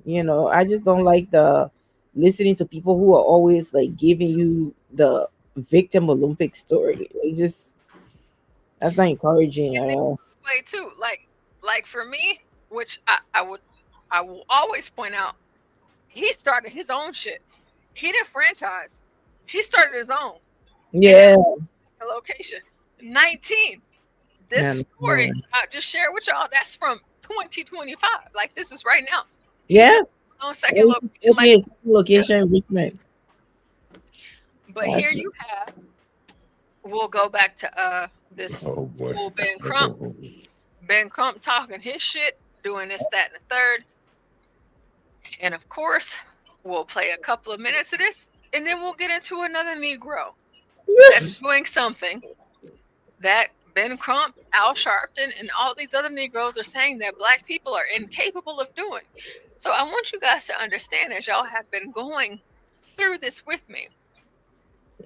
Black Republican, Black conservative, call me what you Yep. want, coon, Yep. sellout, this, that, and the third. I ain't Yeah. got time for that I don't shit. care. Like I I don't said, care. and I'm telling you, John Galt, he ain't got to live out there around these Negroes. I don't live around them, but I teach them. I don't live around them, but I employ them. Right. You know what I'm saying? Like, it's just whatever it is that you can do to make them know that no matter these Democrats spewing talking points about DEI, affirmative action, whatever else in between, fuck all of that. I don't care about that. But Trump, he signed a little proclamation for Black History Month. I don't need that shit. I'm Black History every day. So Right. whatever it is, if you are not doing your part, then shut the fuck up, because there's too many of us out here that actually are. Porsha, let me ask you this question. Since you mentioned that, I think that it's too much looking back, and there are some positive Black people in the current time. And I think that Black history would be much more palatable if you could point to the non-sports people, right? The non-entertainment people. People like yourself, that are, People making like you. strides, right? As opposed to like someone 200 years ago. I think it has to be relevant to the times. You know, John, and I'm glad that you just said that, because that's my whole entire premise for like me doing the shows for Black History Month, because I don't want to focus on back then. I want to focus on right now, and because it's not always tangible. That does not mean that we dismiss the laurels and all of the accomplishments that our ancestors made. But whenever you say, oh, America is this, it's white supremacy, it's holding us back. No. I'm going to show you Black people that aren't being held back by that. And we just watched the 19-year-old. So what we're going to get into, I'm going to show about a minute of Ben Crump, and then we're going to get into LeBron James. Porsha, how does LeBron James have to fit into this? Y'all finna find out. So let's just watch a couple more minutes. We're going to get into LeBron. Do is learn from the lessons of Martin Luther King Jr. when he said in the letter from the Birmingham jail, just because they say it's legal, that doesn't make it right. And as Judith does with the Advancement Project, we got to learn from Frederick Douglass. Without struggle, there can be no progress. And we're going to have to struggle in these next 4 years, but we can't get this press for the struggle, Reverend Al, as you have taught me. We have to celebrate the struggle every day, because that's how we make progress. Well, can you pause it right there for 1 second? Sorry. Like, I don't even think they should be talking like that, to be honest. Like, shit, nigga, I don't want no struggle. Right. I damn sure ain't about to celebrate no motherfucking struggle. Nigga, I'm trying to push that struggle on somebody else. Nigga, I don't want no struggle. And being Crump ain't about this nigga rich. And what rights what rights did John, Trump did you Ben Crump is at his house. Did you see the background? Yeah. Look like Big old windows in it. It's just a wrong message to be selling the Blacks. Like, look, we about to struggle for the next 4 years. how is that productive? It's Like, not. she got children. You done told your children, we about to suffer for the next No, 4 years. no. You don't tell the kids that at all. These You know people what I'm saying? Like, you want to overcome whatever challenges you're facing. And this nigga say, well, we just gonna suffer through it. I mean, it's amazing. and they're taking people right But away. John, we're gonna suffer through it. Is Ben Crump not an attorney, or am I wrong? Yeah, he is. Did he not go undergrad? Gway, you already know. Gway is a nurse. Okay, listen. There are steps and processes that we have to take to do the things that we do. That's Gway going through her process. In that process, gosh, we're in 2025 now. Shit, it's been years where they're saying that it's harder to become a nurse than it is to become a doctor. These nurses, hell, they can hear busting their asses doing this, that, and the third. And so whenever they go through the process and they become a nurse and they're able to practice as a nurse, don't look at that shit lightly. And the thing, like, if you're an engineer, doctor, whatever the case may be, a teacher, that's work that goes into that. And so whenever you dismiss the work that I put into this to be the person that I am and find myself in this position, I have a problem with that. And Ben Crump, like, you're not just any old attorney. You're the Negro attorney. You're the one that they fucking call whenever something happens. Right. Whenever a black man is being killed. Now, of course, 50 Cent, I don't know what's going on with that. You're representing him. 50 Cent needs some sort of a different advisor. Yeah. But you, Mr. Ben Crump, I can hear everything that you're saying all day. But there's not anything that you're saying to me that is going to make me believe that I can be better and good enough. You know, all they're doing is complaining. The thing about Ben Crump and who's the other one? Al Sharpton. Al Sharpton is a preacher. Ben Crump. This is Martin Luther King. This is Martin Luther right? King's like his grandson. Oh, okay. Whatever. And this light skinned lady, I don't know who she is. I don't know. But you know, Porsha, Ben Crump does not practice law. That's the biggest myth. That nigga don't go in no courtroom. The last time I saw Ben Crump in the courtroom, he running the hell up out of there during the Trayvon Martin affair. He doesn't practice law. What you mean he don't practice law? Nigga don't practice no law. Like, he doesn't practice law. What do you? I mean, but okay, He doesn't practice law. I don't know what you mean by that. You say he doesn't practice law. Well, He how does is not he practice law. How is he representing all of these people? He's not representing them in court. He's representing them in the media, maybe before the city government. Like, yo, I'm about to sue y'all ass. Give me some money. Representing Trayvon. Give me some money. I think Breonna Taylor. Yeah, like that nigga don't go in the courtroom now. He ain't doing that. He ain't filing briefs. None of that shit. He don't file none of that shit. He don't do that. If you Google Trayvon Martin, I mean, I just think he was practicing law. I'm sorry. You don't have to file paperwork. He might file some very basic paperwork, like, "Hey, here I'm demanding $23 million," but litigation, like, he not doing that. Like, that's not what he does. You wouldn't hire that nigga to defend you for anything, right? Somebody slipped and fell on your property, you're not gonna hire Ben Crump. You kill somebody, you're not gonna hire Ben Crump. He's not a lawyer. He's a hustler. No, he's not. He's not a trial lawyer. DG say he's not a trial lawyer. He's not any kind of fucking lawyer. Unless you've been killed or beat up or can accuse a white man of racism, Ben Crump has no legal services to offer you. So he's not a lawyer. Yeah, like that's whenever he comes into the fray. Right. He like, if you go back and Google him during the Trayvon Martin trial, that nigga ran out the courtroom because they want to make him testify. And you know, he became like a witness to fabricate his cases. And that's more or less his role as like a hustler. He's a hustler.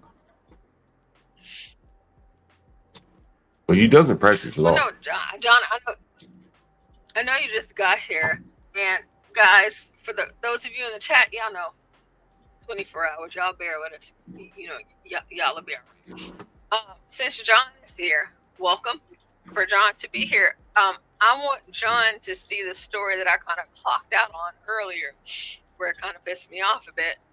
You know, so I'm going to keep it tame. I've already released the dragon, but John is here now. So, John, what my goal is for my Politicking with Porsha for Black History Month is to point out where Black people, like the Al Sharptons, for example, them in their positions of power talking about how Black people ain't got shit, they won't be shit, they'll never be shit.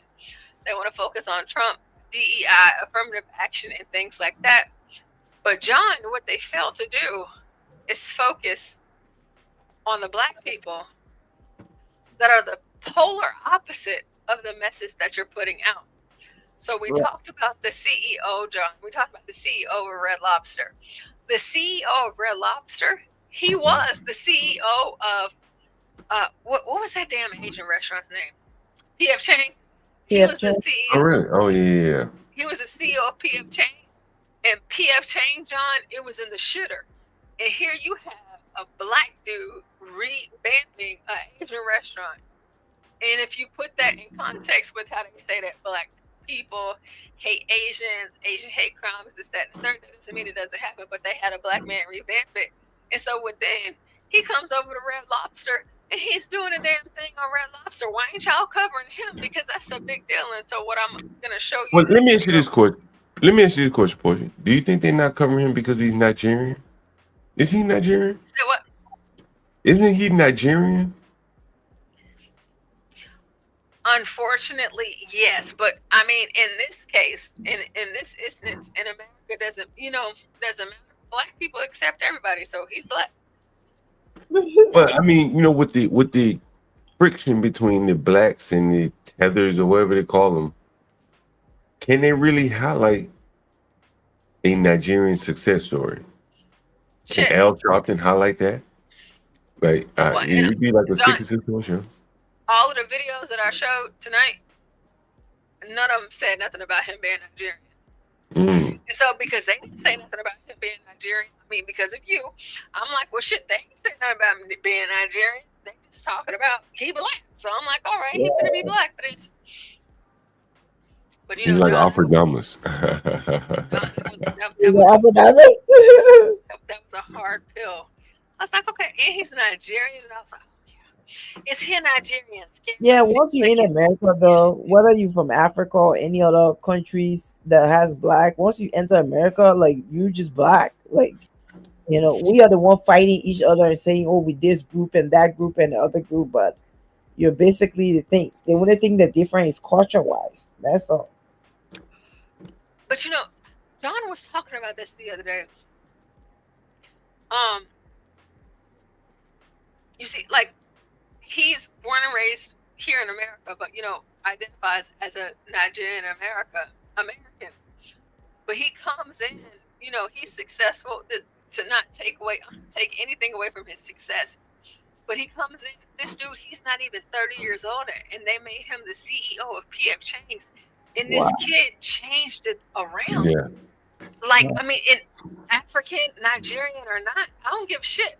That's he did that, though. Hey, Porsha, can I ask Goya a question while I got, since she's up here? Yes. You got all these women up here. Wait, now, I got an African lady now. I got a West African lady now. Oh, you do? Yeah, my kids Wait, are John half African. loves the African lady. What country? Ghana. My kids are half African, right? Oh, okay, Ghana. They make them weak in the knees. Go ahead. Wait, now, before I met an African, I know they, other than slight differences in looks. Yeah. You might think they're all the same. No. They built similarly, right? Right. But dating them versus say maybe interacting with them in public, the whole different world. You really realize how different the culture is, say, from a sister versus an African. I'm not saying one is better or worse, but it's a big difference. From the DG over here talking about jollof rice. The jollof rice. right? I've never eaten jollof rice before. I never eaten rice cooked like that before. Oh, okay. But American black wouldn't have rice eaten cooked like that. I just think that there's so many very, very big differences that they might as well be a different color. In culture, yeah, it's a huge difference in culture. Now in Africa we might have similar in culture, but there's also differences too, because certain countries do certain things and that's different, but the way you were raised, is very different. Our parents are super strict. I was happy when I came to the US and we weren't wearing uniform. For me, I was happy. I was like, oh my God, I don't have to worry about braiding my hair every Sunday. I don't have to worry about, my uniform. I could just wear anything I want to wear and go to school. So yeah, it was a huge difference. Of course, it's a culture shock, but most people that come here, even though they assimilate, they still, have their culture and stuff like that. When you eat Like and I've mentioned it many times here before. Is T still up here? She fall asleep. Uh, One of the biggest things I noticed, honestly, is the kitchen. And I know this shit sounds so subtle. Like, what do you mean the kitchen? Like in the Black American community, like stay out my kitchen, stay out your mama kitchen. You ever heard that before? Anybody ever heard that? You see a bunch of African women that all jump in the kitchen together. I think that has made the biggest impression on me. yeah. You know what I mean? Like Once we do that, like if somebody having a party and we get there, everybody in the kitchen making something. Just like, okay, let's get it done. So it's a team effort. I'll make this, you make this, you make, and we get the work done easier. Yeah. Not to be I love jollof rice, and I am a Black American Negro, but I do believe that I make a mighty fine jollof rice. You make a jollof food? I love African food. I do, like a goosey, a bono. Listen, it's something. Listen, I see you. I mean, I love fufu, all of it. I love it. I don't know. I like Indian food is my favorite. My second favorite is not. Well, I have to say Nigerian. Oh, and then like number 3, Ethiopian food. Yeah. I don't know. I just love it. Yeah, I think I'm more of an East African. We know that I think you I prefer East African over West African. You said East. I'm not against trying. You got Walt in the chat talking about John likes his jollof rice. Do you like jollof rice? Yeah, it's good. I don't like the bottom. Like the Africans like to burn the bottom of it. DG, y'all burn the bottom of that shit. I mean, way y'all burn the bottom of that shit. Oh, that's called the Kong Kong. Like no, John, but they all make it different. Yeah, we are. Is that Virgo talking? I mean, everybody would say, "Oh, they got the best," but I think Liberia got the best jollof rice because every country differently. I'm putting you on task. Whenever we have our meetup, you will be making jollof rice your way for everyone. Okay, that's just going to be your task. Okay. What did Virgo say they call it? The what? The pom pom. Everybody call it. In Spanish, we call it the Kong Kong, and in Creole we call it glatin. So yeah, I think it's just like a African, because Caribbeans, we're all African, man. Stop fronting, everybody stop fronting. Virgo, I thought about. Go ahead. I'm sorry, Virgo. Go ahead. Really quick before Virgo goes on, Virgo, what you been doing? Me, I fell asleep, girl. I'm sorry. Did you finish cooking dinner? Because I've been Virgo this, Virgo that, Virgo, but you up now. Yeah, I'm up. I heard y'all summons me. You called my name enough. Well, I always summoned you, Virgo, because I always want you on the panel. So I was curious, because you probably missed a lot of things, but that's okay. You're awake now. That's okay. I always catch up. Virgo, I was doing the grocery shopping today, right? And I'm going through a little app. Wegmans is, I'm fucking with that Wegmans shit. Oh, Wegmans, John. You Them had Oh, I motherfucker had love a Wegmans. I love me some that bit. Wegmans. They had a Capone. Well, Capone, whatever the fuck you call it. I call it nigga Capone. Oh, the You know what I'm talking concon, about? the bottom of the rice where it's not No, I'm burnt, talking but about it's that like, motherfucking bird. That bird. Capone, whatever oh, the fuck. the capon. Whatever the fuck I put that southern twist on that bitch Capone. There you go. There you go. Yo, that son of a bitch is $7. Is that shit $55 a chicken? That's some good eating though. $55 a chicken. I mean, You ever heard what? Anybody ever done Google this shit, boy? A Capone, John, whatever the one fuck. chicken? It's Does the chicken come like prepared and nah, hell no. No, it's a male chicken with that's the dick cut off. castrated young, Yeah, and then it's milk fed so it could get fat. It's shit like a foie gras chicken. Yes, there you go, John. Yes. John, you said Capone chicken? CAPON, that motherfucker. I was gonna buy it. CAPON. That motherfucker was $55. I said, God damn, a chicken. Back to the desk.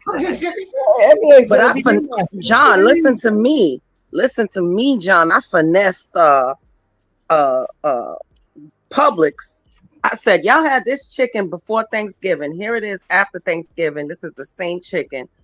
And the guy was like, oh, okay, I'll knock $20 off. And it had already went down to They had a 40. Captain in Publix. But they don't have them shits in many stores. I'd never seen this shit before. It must be special for Wegmans.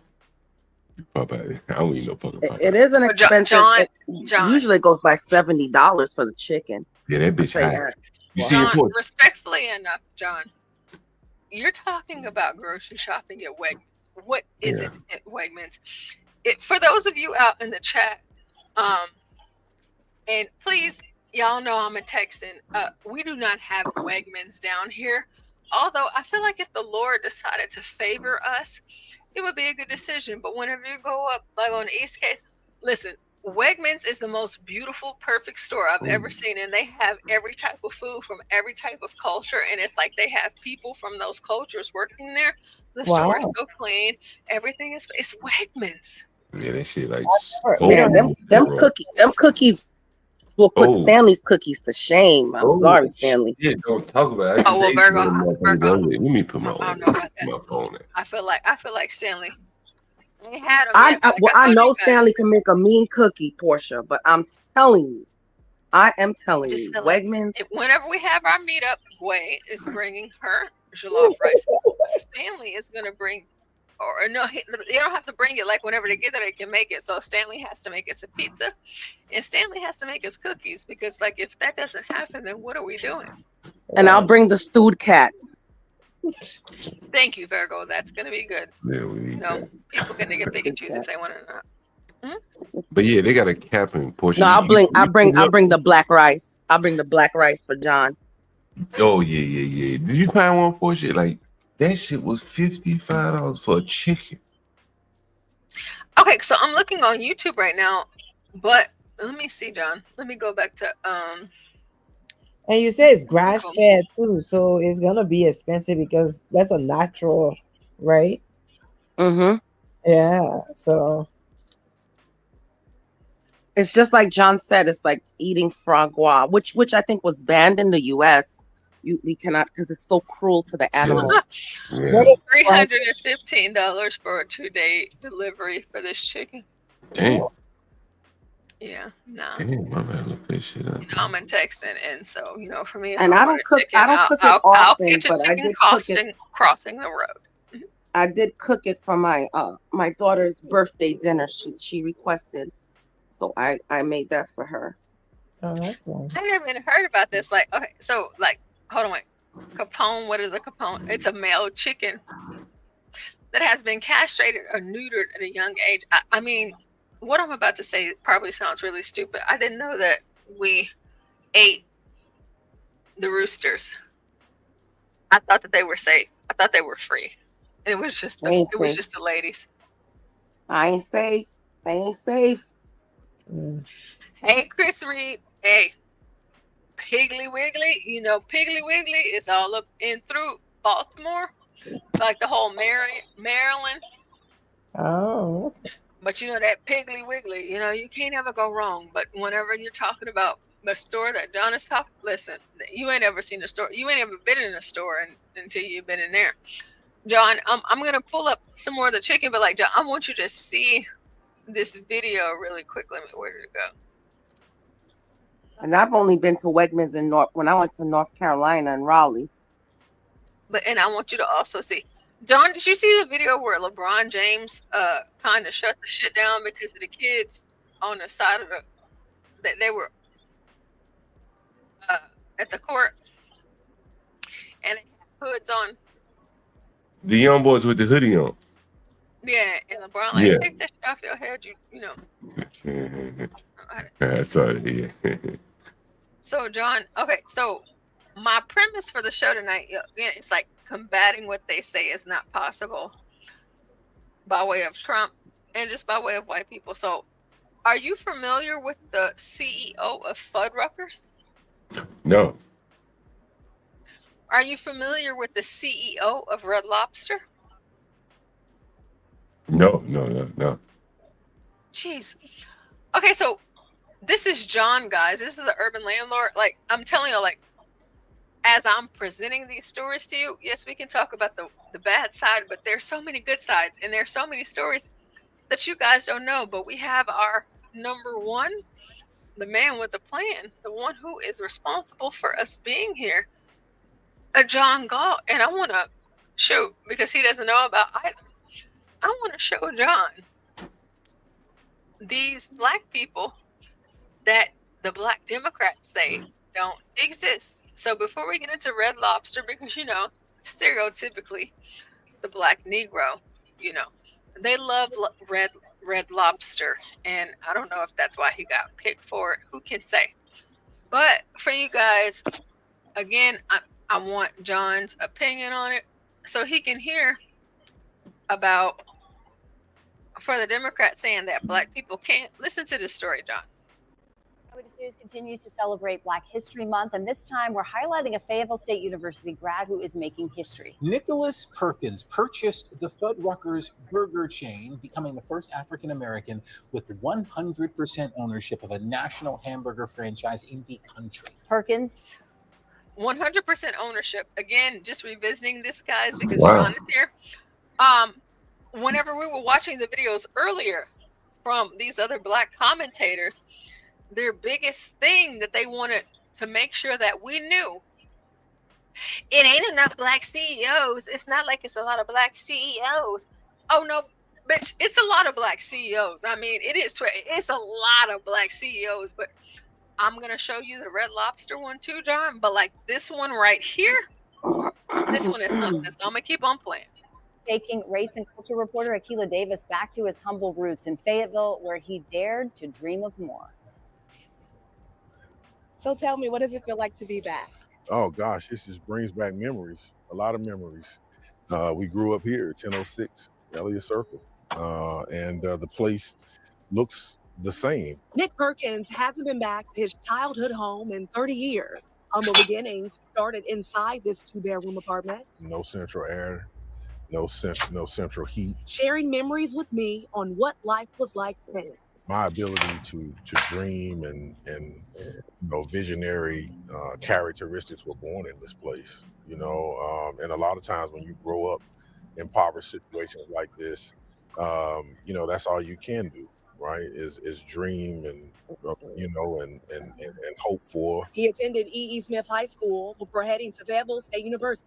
Perkins was a student in Dr. Pam Jackson's operations management class. After class, every Friday night for maybe 30 minutes, he kept asking me, well, how do you apply this? Well, does anybody use it? And so he really was using this class to figure it all out so that later on he'd be successful. A double HBCU graduate from FSU and Howard University. At age 42, he owns Perkins Management Services, a contract food services company primarily serving HBCUs. There was a glaring difference in the way that food services were being delivered at HBCUs versus non-HBCUs. And so that became a niche market for me. He's also president and CEO of national burger franchise, Fuddruckers. Between both businesses, he's a busy man, overseeing hundreds of employees. His mother always knew he was destined for greatness. Fearless, a go-getter. I always explain to him, never forget where you come from. And he hasn't done that. Perkins gave the commencement speech last year at FSU. I encourage each of you to take risks, dream big, start where you are with what you have. Returning to Elliott Circle, a place he used to call home, sharing this message for others hungry for success. Do well in school, learn, and there will be opportunities for you to create the kind of life that you will want for yourself. In Fayetteville, Akilah Davis, ABC 11 Eyewitness News. Wow, I didn't know that. Wow, that's interesting. It didn't. And that's why, like I've been saying all night, like for what I'm gonna be doing for Black History Month on my shows here at night, I want to show you guys Black people that are making history right now. That, again, that does not mean that the past is not important, but I would like for you to see what Black people are actually doing right now. And so, you can complain, hoot, holler, this, that, and the third. But John, do you know who the CEO of Red Lobster is? Oh, he's on mute. No, I don't. I don't. Is it a Black guy too? Without exaggeration, one of the most important companies in American history. Embattled restaurant chain Red Lobster has a new Y'all know Black folks like Red Lobster, so just keep that in mind. CEO and a steep climb ahead. There were certainly big mistakes made over the last few years. In the wake of bankruptcy this year, the chain is leaning on Demola Adamaleku. There's a lot of regulars. Formerly the CEO of P.F. Chang's and just 35 years old. And I think I can leave it there because we've seen this already. So this black kid, he was the CEO of P.F. Chang's. P.F. Chang's was in the tank. He brought him back up. Now he's a Red Lobster. But these Black people are saying that Black people aren't doing these sorts of things. There's not any Black CEOs. There's not. What are you talking about? Yeah, there are. Yeah, there are. There are. He put some Creole seasoning on that lobster. Yeah, he got rid of that endless shrimp. Now, the way that I started this video out for you guys, like I had my Trump signing the proclamation for Black History Month. Then we had the babies with the drums. Talked about a few things here and there. Then I pull up the story about the Black guy who snitched. And I told you guys that this is very positive Black history news because, oftentimes the Negroes don't snitch, but he said, I'm snitching. So for me, that's a Black History Month accomplishment because you know what? It's about high tide, noonday for the Negroes to start snitching. Or believe it or not, LeBron woke James. He had a basketball game the other night.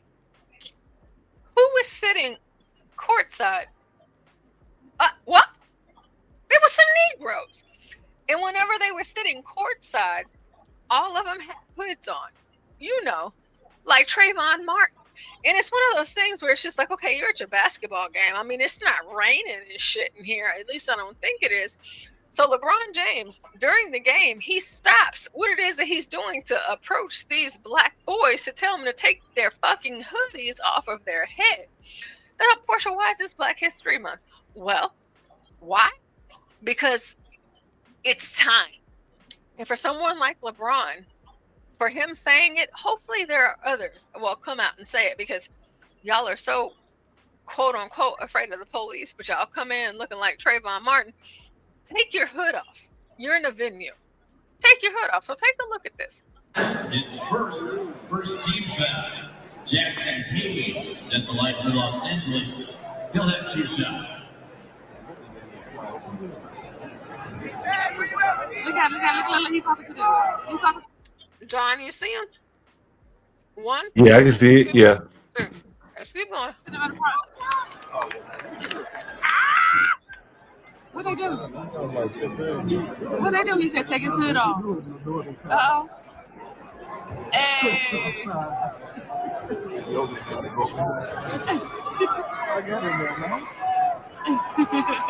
I wonder what he said.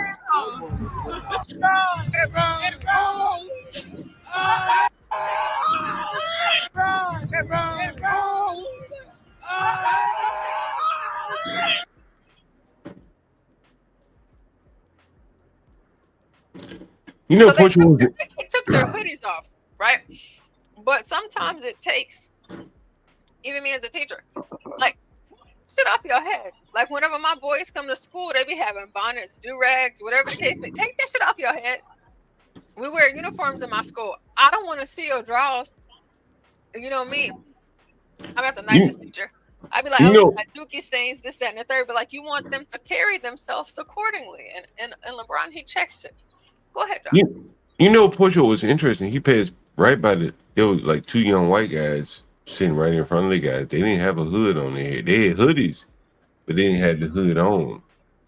And I don't know. I just saw that because I saw that video earlier. If you go back to it, you see that there were two white guys sitting in court, young men sitting in courtside. He passed right by them to tell the black guys to take their hood off. Like you see it. Why do you think that is, though, John? Why do you think that he bypassed the whites and said something to the blacks? You know, I think there's part. You know, like you see the two white guys right there. You see one of them's taking a picture. He has a hoodie on. You see the hoodie behind his head. You see it. You see, look, he's right there with a camera. He's taking a picture, and then the one I'm about to rewind it. Okay, hold on, wait. you can see the one white guy right there. So you see the guy right there to the left of LeBron with the camera in his hand. You see it? To the left of LeBron. Right there. He got a camera. He's got his camera. He has a camera. Okay. Right? He has the hoodie too. Okay. He has a hoodie in the back. And then the guy in right next to him with the green looking, that's a hoodie in the back of his shirt. But both of them have their hoodie down. It's the young black guy. It's the young black guy up. And he felt the need to come over and tell them to turn it down. You know, what's interesting about that is that, you know, like Stanley oftentimes talks about, like, I don't give a fuck what the poor people are doing in the hood, blah, blah, blah, blah, blah. But LeBron, like, and I think it's natural, you know, to see someone and you want to give them some guidance. And you do care. He could have said, it ain't my child. I don't give a fuck. My child don't do this shit. But he made an extra special effort to go over there and tell them boys take the hoods off. Look, right in front of them. You see the white boys right there, right in front of them, Porsha. No hood. Look at that. Both of them got hoods on. And he didn't tell them to take the hoods off. And because they were already down. Porsha, look, the other nigga didn't. He didn't have to. That's right. And the other nigga never took his hood off. Look, Porsha, watch it. He never took his hood off. No, John. You know what, John? I did see that because I'm like, okay, he said what he said. The other one too, but it was one that was defiant. But it's just like, you know, you wearing your hoodie, okay, fine. But this is where you are. Take that shit off. Like, take it off. You know, that just be you shouldn't have a hoodie on your head. Mm-hmm. Just take it off. It's just like it's proper. It's proper to just take it down. Like, of course, I don't expect everybody to be in the military because the military, the men that are in the military, they're trained. Like, they'll have their hat on, but then whenever they walk in the building, they take that shit off. But LeBron James, he didn't have to distract what he was doing and where he was to come and speak to those kids. I think he knows that the look of that hoodie inside young black men, it looks bad. He knows that, and that's why he went over it deliberately and told him to take it off. And I think that's kind of like the you know, it's like the monkey on the back that a lot of blacks have to wear. You ever been on a train? DJ MFB, right? He's living in DC. You get on a train, there's a bunch of white people on the train and a bunch of black kids acting crazy. You just cringe. You know, because deep down you're like, damn, look at these black kids. You know, maybe you don't, but some black people do feel that way, and I think that's the way LeBron felt when he saw those black kids with the hood on. So he wouldn't tell them to take it off. Yeah, that's madness. It's like just be a good representation. But you know, at the same time, it's like how much can I ask? How much can I seek? So that's why I wanted to be showing like stories tonight of you hear Democrats saying none of this exists, but it's like, oh no. There are your share of Black billionaires. You have your share of Black people that are doing things differently from what you do. We're not doing that. And then like to showcase, just like you guys, y'all just talk about white supremacy, racist. Ain't nobody got time for that. Well, I mean, I don't. Let me see the last video that I was thinking that I wanted to show. And I wanted to say something about Ben Crump when y'all were talking about him earlier. I'll be back. It's a shame that he has to resort to like BLM issues, because he has a law office here in Florida and they handle workers' comp. They handle a whole bunch of things. It's not just, Stanley's here. A minority rights or whatever you want to call What it. are different things? Yeah. He handles a whole bunch of... He handles a whole bunch of what? A whole bunch of things. I'll give you an example.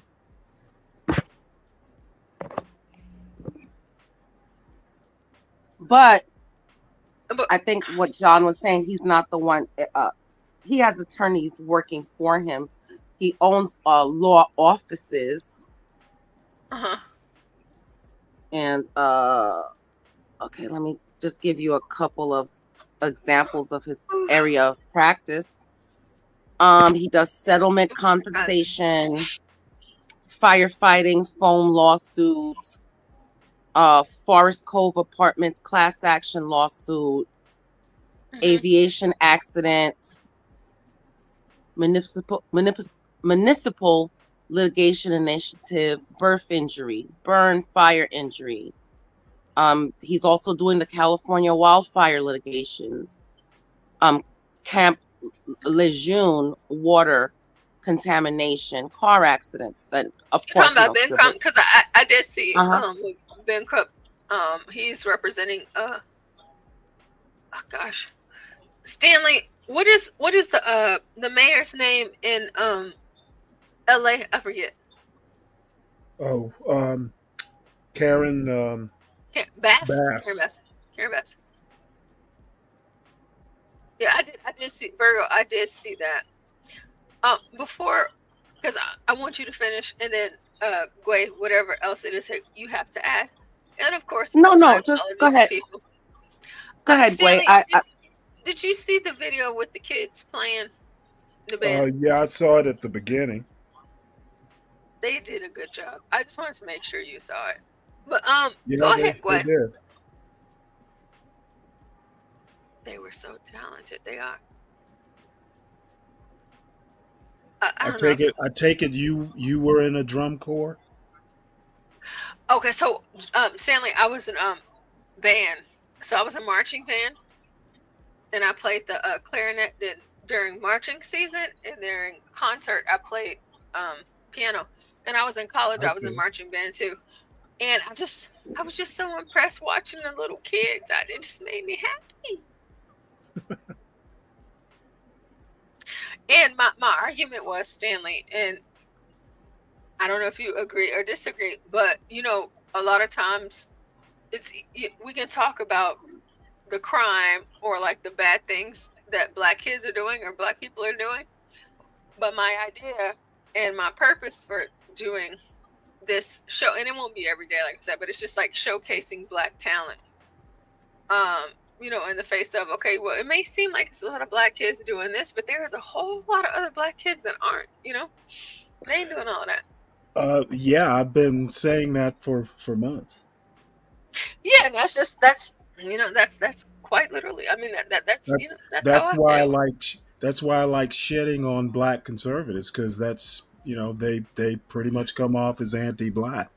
I wish you could have. Maybe you can go back to it whenever you find time. It's not important or anything, but just showcasing this sort of thing. And so like my idea for whenever I go live for Black History Month and just bringing up different things, my idea, which Stanley, I'll be wanting you to sleep and stuff, but I know like if you got enough, you got enough. However, it's just a matter of like out of all of the stories that I've shown tonight of Black excellence and what a lot of Black people are doing right now in the face of what they can't be doing, what stands out to me the most from all of the stories that I've shared tonight is this that's on the screen. And I just cannot shake it because I'm just so proud of these kids and the music, I get turned to like it's this, that, and the third. But Stanley, I'll show a few. I'll show it. Oh, ouch, ouch, ouch, ouch, ouch, ouch. Oh no. Oh Jesus Christ, hold on. Oh Lord Jesus. Okay, I'll have to check that in a second.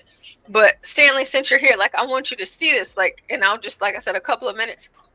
And Stanley, do you know anything about marching band or drumline?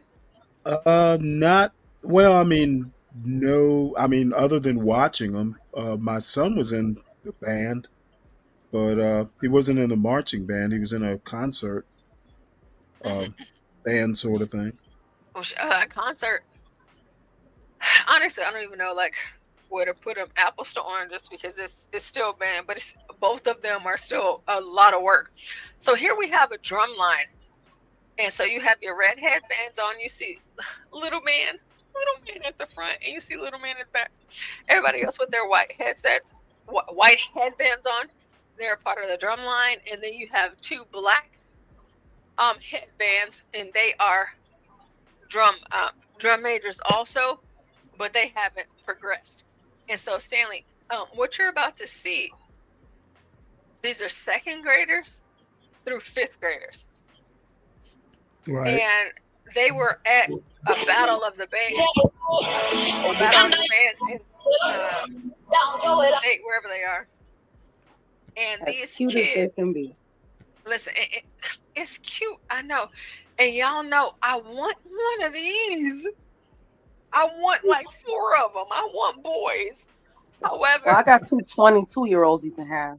Well, they too old now, Virgo. Like, I can't do nothing. Yeah, it's fine, but it's fine. But since Stanley is here, and guys, I do want to thank you all for being here tonight for Politicking with Porsha. We will be getting into some other stories where I am showing you guys Black excellence and what Black folks are doing in America right now, and that's going to be outside of all the crazy stuff. It's just like, no, we be out here doing stuff, and so for this. For Stanley and guys, like I said, I do apologize, but Stanley is here, and I want Stanley to see. I'm not going to play the whole thing, so don't you guys worry. But I want Stanley to see. And so the thing is, as a band member, the cadences, the kids, the togetherness, like the strictness, whenever you have kids like this, we're not having the same conversation about somebody shooting up the spot, gang banging, selling drugs, doing this, that, and the third. All Black kids and all Black people aren't doing this. There are other Black people out here and Black kids that are doing what you guys are about to see. So again, like I said, I'll just show a few minutes because I want Stanley to see.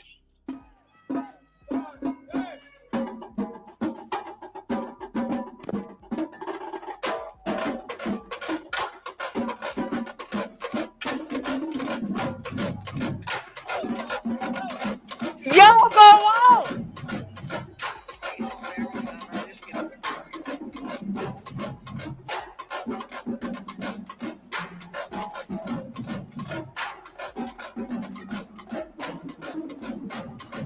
They ain't smiling because they serious. This is not a joke. This is what they really mean. Let's keep going.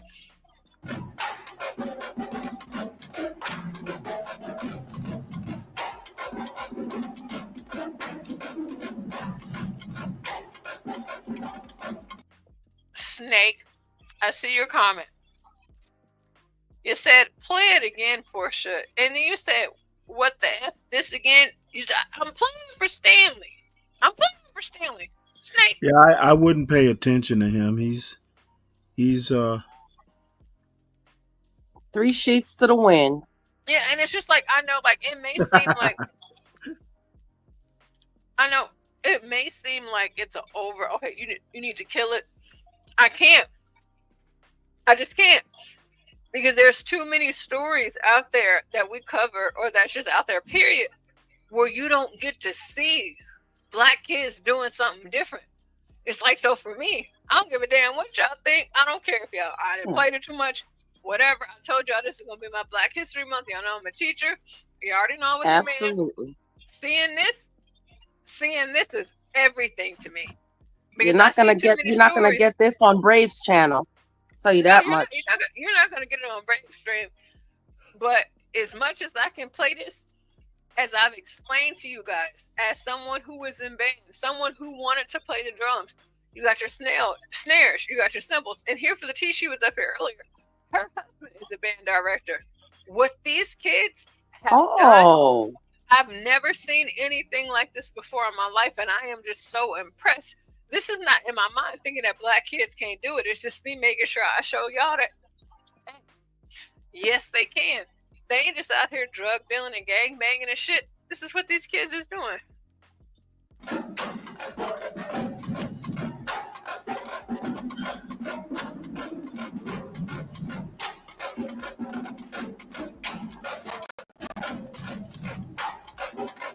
Yeah, you keep that eye contact, you little third grader.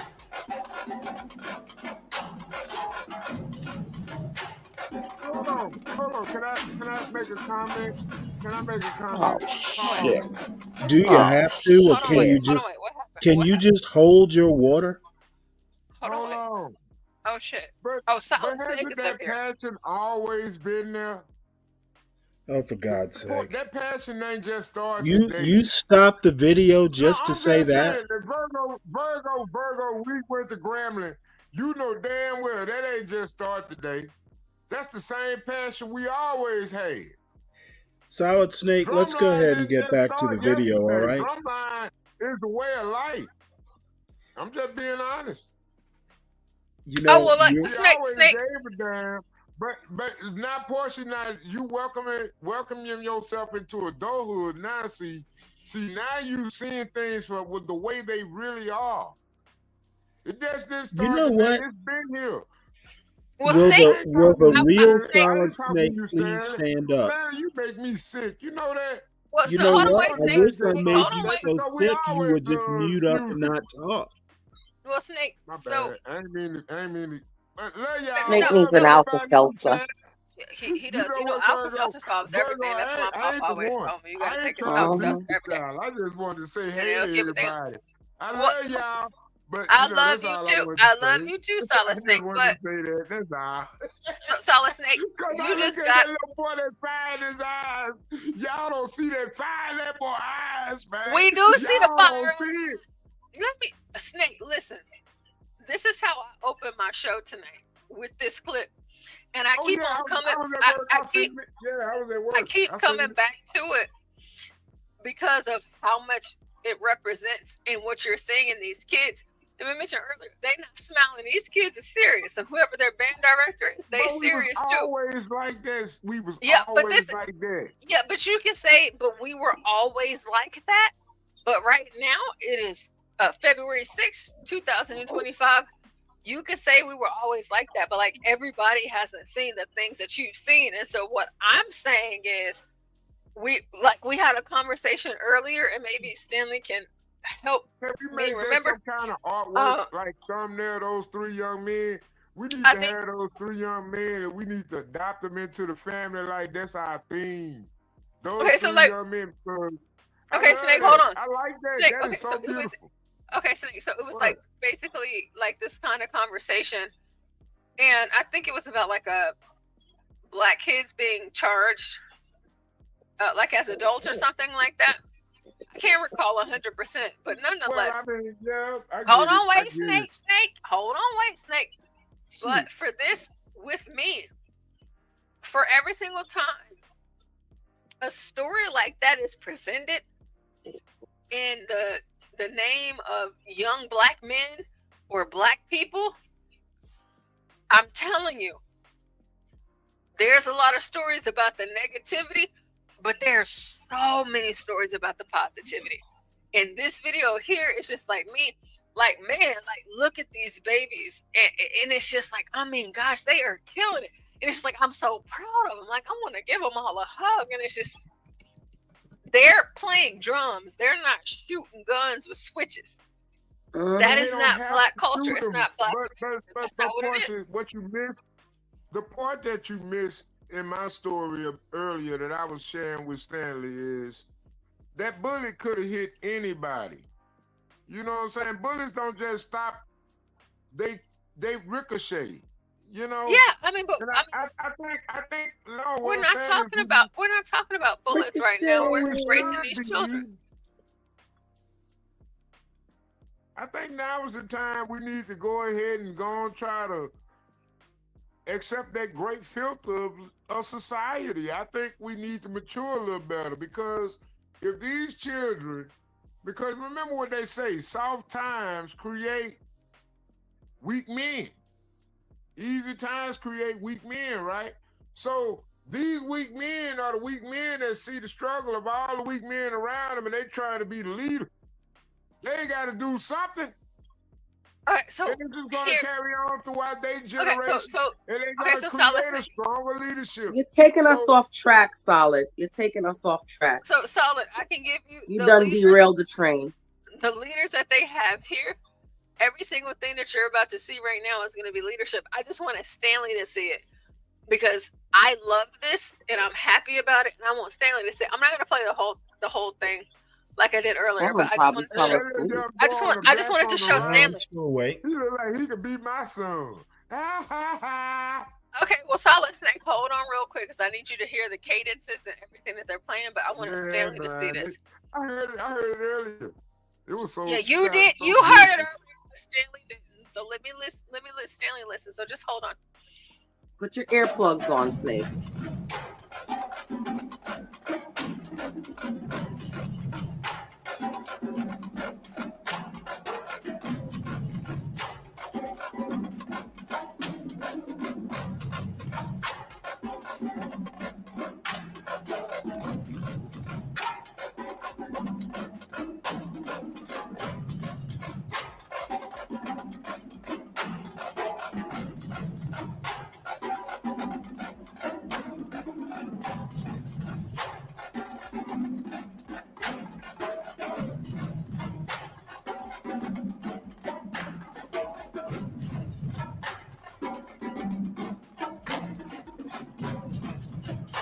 Y'all go ahead.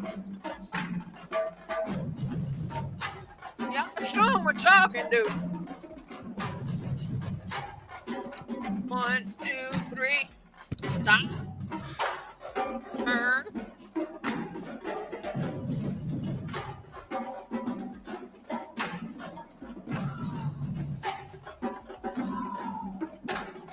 You baby drum majors, y'all show them. Man. Yes. Where everybody at, man?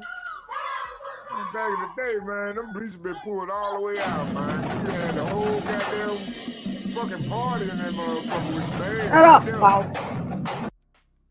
So in this, you see no adult. You just see children. You have your 2 drum majors, these babies.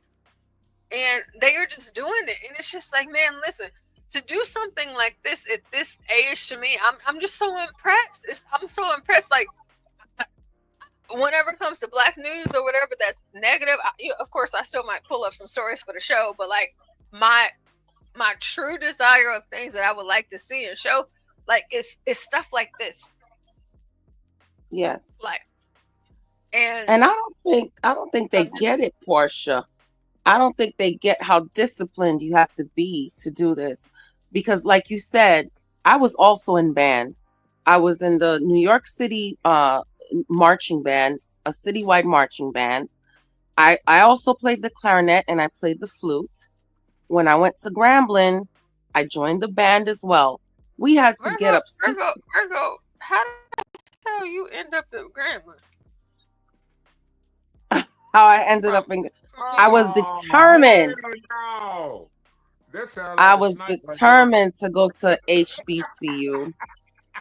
It's not a bad thing. I just think it's interesting because I'm like a So grandma. it was the shit, Porsha. You had Alabama State, you had Jackson State, you had Well, I got Grambling State, you accepted had to Baltimore quite a University, couple of shit, you schools, had but Tulane.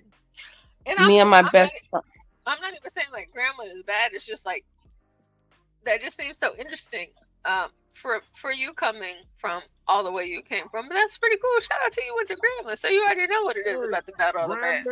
Oh yeah, I'm going to Battle of the Bands this year. I already told Snake we got to link up. I'm going to Battle of the Bands this year too. I always try not to. You gonna buy you classics? Yeah. Oh, Porsha. Yeah, I'm in. Oh, Porsha. Oh God. Okay, so we're gonna have to talk. You know, I like to see my people out there turning up and having a good time. You know, please don't shoot up the place, but if you do, I'll get down. But I'm still going. I'm gonna be there. If you pull out, I'm gonna pull out too. It is what it is. You know, these things have to happen. Let me But see. yeah, this takes so much discipline for these young kids to be so, you know, great at, man, this is awesome. This is really awesome. That's why I always put my kids in sport. My kids didn't gravitate towards music that much. One of the twins played trumpet and was in the band, but my other kids not so much cared for music, but my daughter is in dance, you know, but when you put them in sports or activity in the arts, it takes a lot of discipline. You know, I'm loving this right here. I'm loving this. You know what that is? That's called parenting. Somebody parent these kids. Oh, Garion. Good morning, Garion. Who else is in here? I haven't seen. Oh, Snake. Okay, he's up here already. Where's Garion? I said good morning. He's probably getting ready to get up and get ready for work. Oh, I thought he was on the panel. Good morning, Garion. So another thing that I'll show you guys, because I have maybe like a couple more things before I get up out of here because I'm getting sleepy. So here it says 7 juvenile inmates graduated and received their high school diplomas. Wow, behind bars. You don't want to argue that. You know, they may have made some mistakes that put them there. But what happened whenever they got in there? This is where we are. You know, you're not just throwing them in a gulag. You're trying to make sure that they can get out the gulag. And when they do, the sky's the limit for them. And I think that's really fired. Awesome. Just like, hey, look at them. These kids, you know, they deserve that chance. So I wouldn't take it from them. Here's what. Okay, yeah, I think that's all I got because I'm going to have to save the rest for tomorrow. Ooh, the diplomas behind bars. Jesus Christ. Okay, so for everybody that's in the chat, thank you guys for being here so much. It is 1:46 a.m. and for whatever reason I thought it was 10:46 p.m. I'm getting old. It's okay. So for our Black History Month, our Happy Negro History Month, you guys be sure to tune in for the next one. It should Celebrating be tomorrow. Negroes all over the world. Yeah, because that's all I want to do. I want to celebrate all of them. And I have so many different stories just from people from, you know, within the last 5-10 years. So I would like to showcase that because that kind of stuff impacts me. So thank you guys for joining the panel. We have our beloved Stanley Cross, who is going live soon with Stanley versus the World. I think another reason why I'm probably going to end up getting up out of here earlier is because there was this episode of Pop the Balloon 41. That thing went viral. It's been viral for 2 days. I don't know what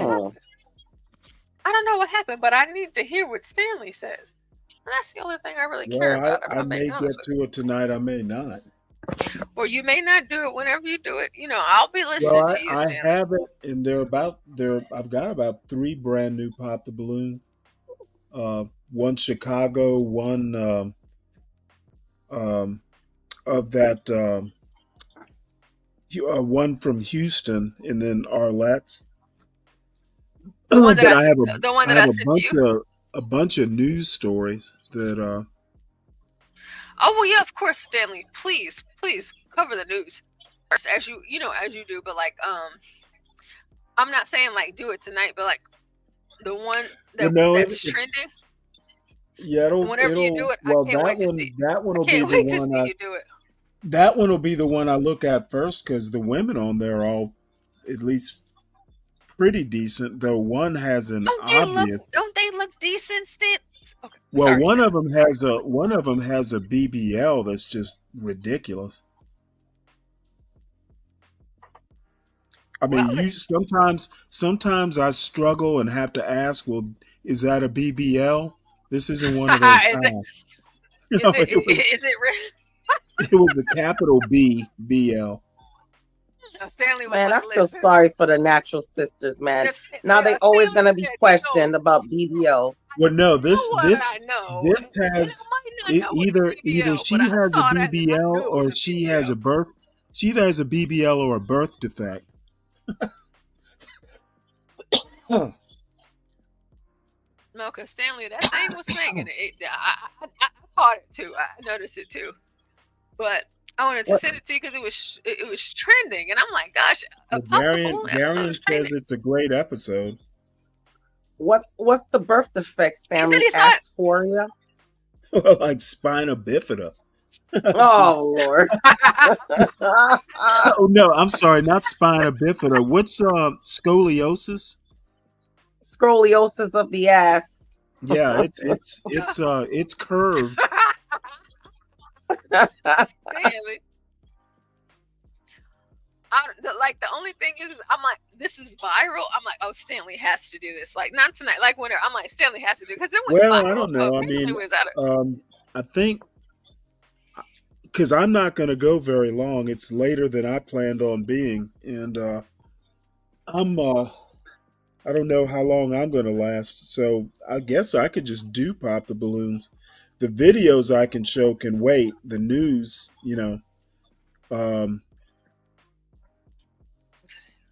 I mean, I can reorder. Show that one before I knock back out. I'm awake now because I heard Porsha summonsing me. I heard my name. Oh yeah. I do that sometimes. I know Porsha. Portia's always shout me out. Thank you, Porsha. Of course.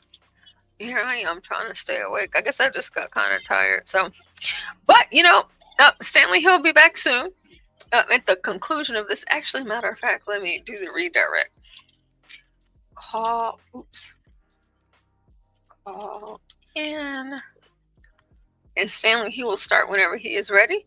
So, yeah, I will in just a minute, but I want to show this because I think this is the girl. There is just no doubt in my mind. Oops.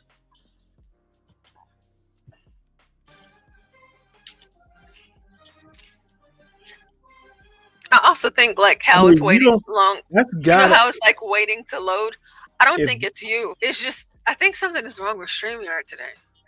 Because I see it on my screen. Do y'all see it? I don't see it in the StreamYard, but I see it. I see it on the YouTube channel. I just can't see it in the StreamYard. It is so strange. I do not know what is going on. I don't wait. Oh shoot, that was Snake. I've known girls built like this. I don't know if that's a BBL. This girl, and she's a good-looking woman. Well, at least without the makeup, but this is like just blatant. In your face. Wearing flats.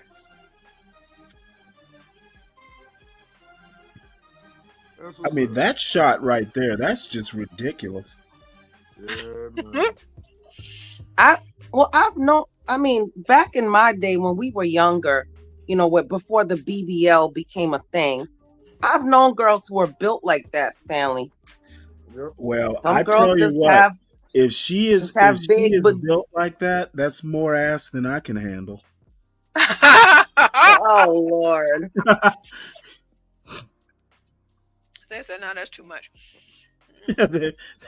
It's too much of a good thing. BBLs be calling the devil a liar. Lord have mercy. I don't know. Now that I see these women up close, I'm not so sure. The enemy of Oh, Stanley, stop being like that. Well, this is on close inspection. Okay. Sponsored by Fashion Nova. Shout out to Fashion Nova. Good. Juicy fruit. What is this? What's going on? Okay, I'm sorry, Stanley. If you just give me 1 second, I'm trying to make sure that I have the redirect set. For whenever I end, so you can start. It's just like it's being funny with me, but I think I got it. So I just need a couple more seconds. What is going on with my computer? Maybe it's just me. John just abandoned us. John, he checks in and out, And I didn't hear from Gway. Did Gway fall asleep too? Yeah, she's having anti-black dreams. Oh Lord have hit mercy. that like button, man. Hit that like button. She's chasing black people around, black criminals. Stanley about to start a new channel. Shout out to Porsha. She's pistol whipping hood. She's pistol whipping people in the hood. She's pistol whipping Ignorant. Oh shoot. Oh, was Ignorant up here earlier? I don't know. But anytime Ignorant is up here, I make it a point to come on here and tease him. Because he can't breathe. Ignorant over there wearing a CPAP. Always hit the link in the chat to join the panel.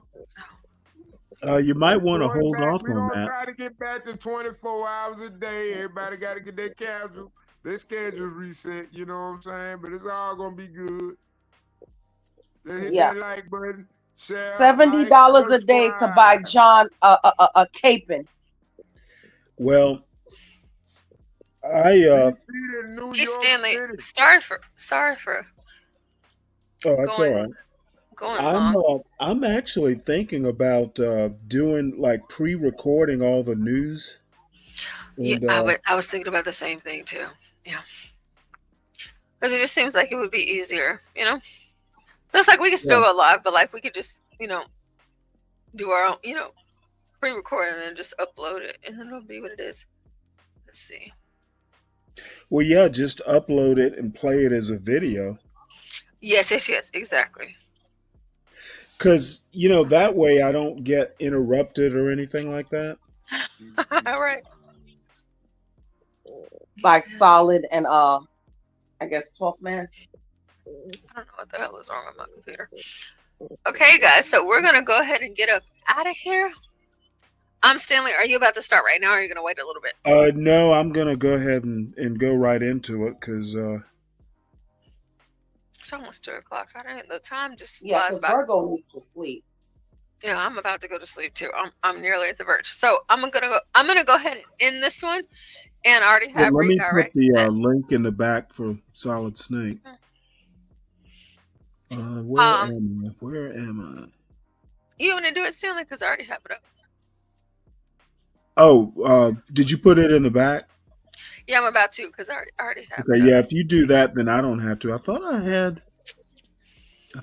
it started up, but I guess I don't. It usually just transitions. Oh, you know what? As a matter of fact, as late as it is, I should probably do the news last anyway. Oh, yeah. You're right. I'm going to be listening in. So we're gonna go ahead and shut this down. Stanley, if you Okay. if you go ahead and start yours. All so right. that And you then the guys, other thing, is HB doing a show tomorrow? yes, Okay. I just set it up. Okay. So he'll be Because doing you know a that show I tomorrow. need that to get me going in the mornings. Yeah. He'll I have it set up for him. I just have I come in hot in the morning. Yes, it's gonna be great. So Stanley is about to get ready to start his show. So I want to thank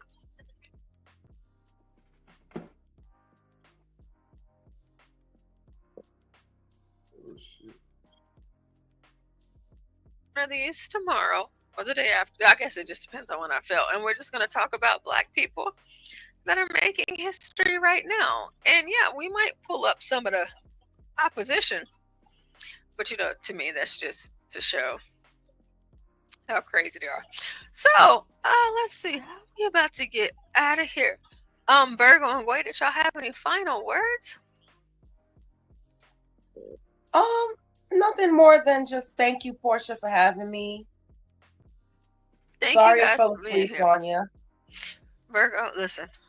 But I don't discriminate. I fall asleep on everybody. Hell, like that's me too. So you know what I'm saying? Like sometimes it happens. So it is just fun. So we're gonna get out of here, and you guys stick around in the chat. Virgo and Gwade, the link to join the StreamYard for the next one is back there. But before I end the show, I need to make sure Stanley is in his show. Okay, probably not yet. So I'm gonna yeah, we're just gonna end it. And then folks, you know what? We will be back like we never left, because we never do. We're about to get into some Stanley versus the world. So if you are of the week, you have to be strong, okay? Because Stanley will get you up out of here. So, in honor of Black History Month, let's go ahead and head out with Beyonce. Kamala, you're fired. Get out of here. You're fired. Biden is asleep. Kamala is at a dance party with Beyonce. Beyonce. Beyonce. Beyonce. Dance party with Beyonce. Dance party with Beyonce. Dance party with Beyonce. Dance party with Beyonce. Beyonce. Beyonce. Beyonce. Beyonce. Party with Beyonce. Beyonce. Beyonce. Beyonce. Dance party with Beyonce. Dance party with Beyonce. Dance party with Beyonce. Dance party with Beyonce. Beyonce. Beyonce. Beyonce. Beyonce. Party with Beyonce. Beyonce. Stop. Carry on. Dance party with Beyonce. Beyonce. Dance party with Beyonce. Beyonce. Dance party with Beyonce. Beyonce. Dance party with Beyonce. Beyonce. Beyonce. Hold up. Dance party with Beyonce. Dance party with Beyonce. Dance party with Beyonce. Dance party with Beyonce. Beyonce. Beyonce. Beyonce. Beyonce. Party with Beyonce. Beyonce. Beyonce. Beyonce.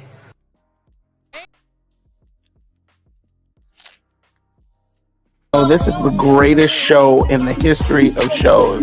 We brought. Oh my God! Raw baby, shake it. Can't argue with the numbers. The numbers are the numbers. Drake knows the business. It's all about the singles. Damn, what happened? Now you got me like in my Ja Rule kind of mode, Jungle.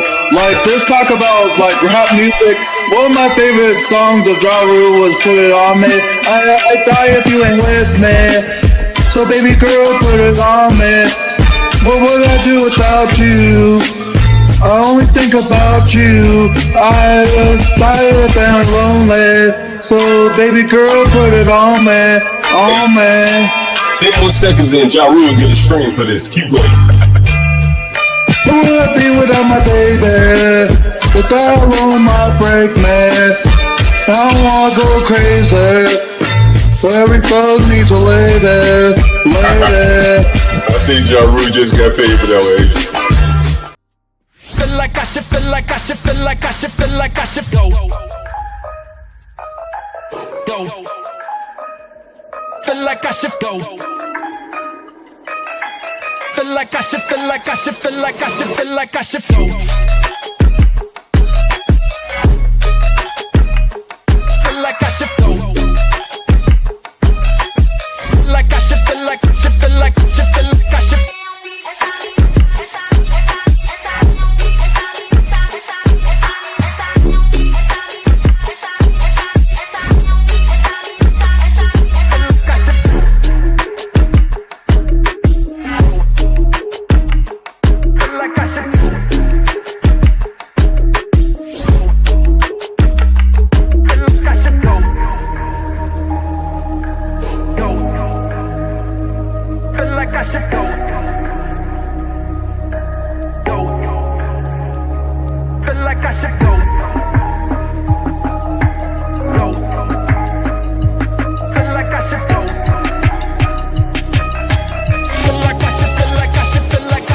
Like I should go.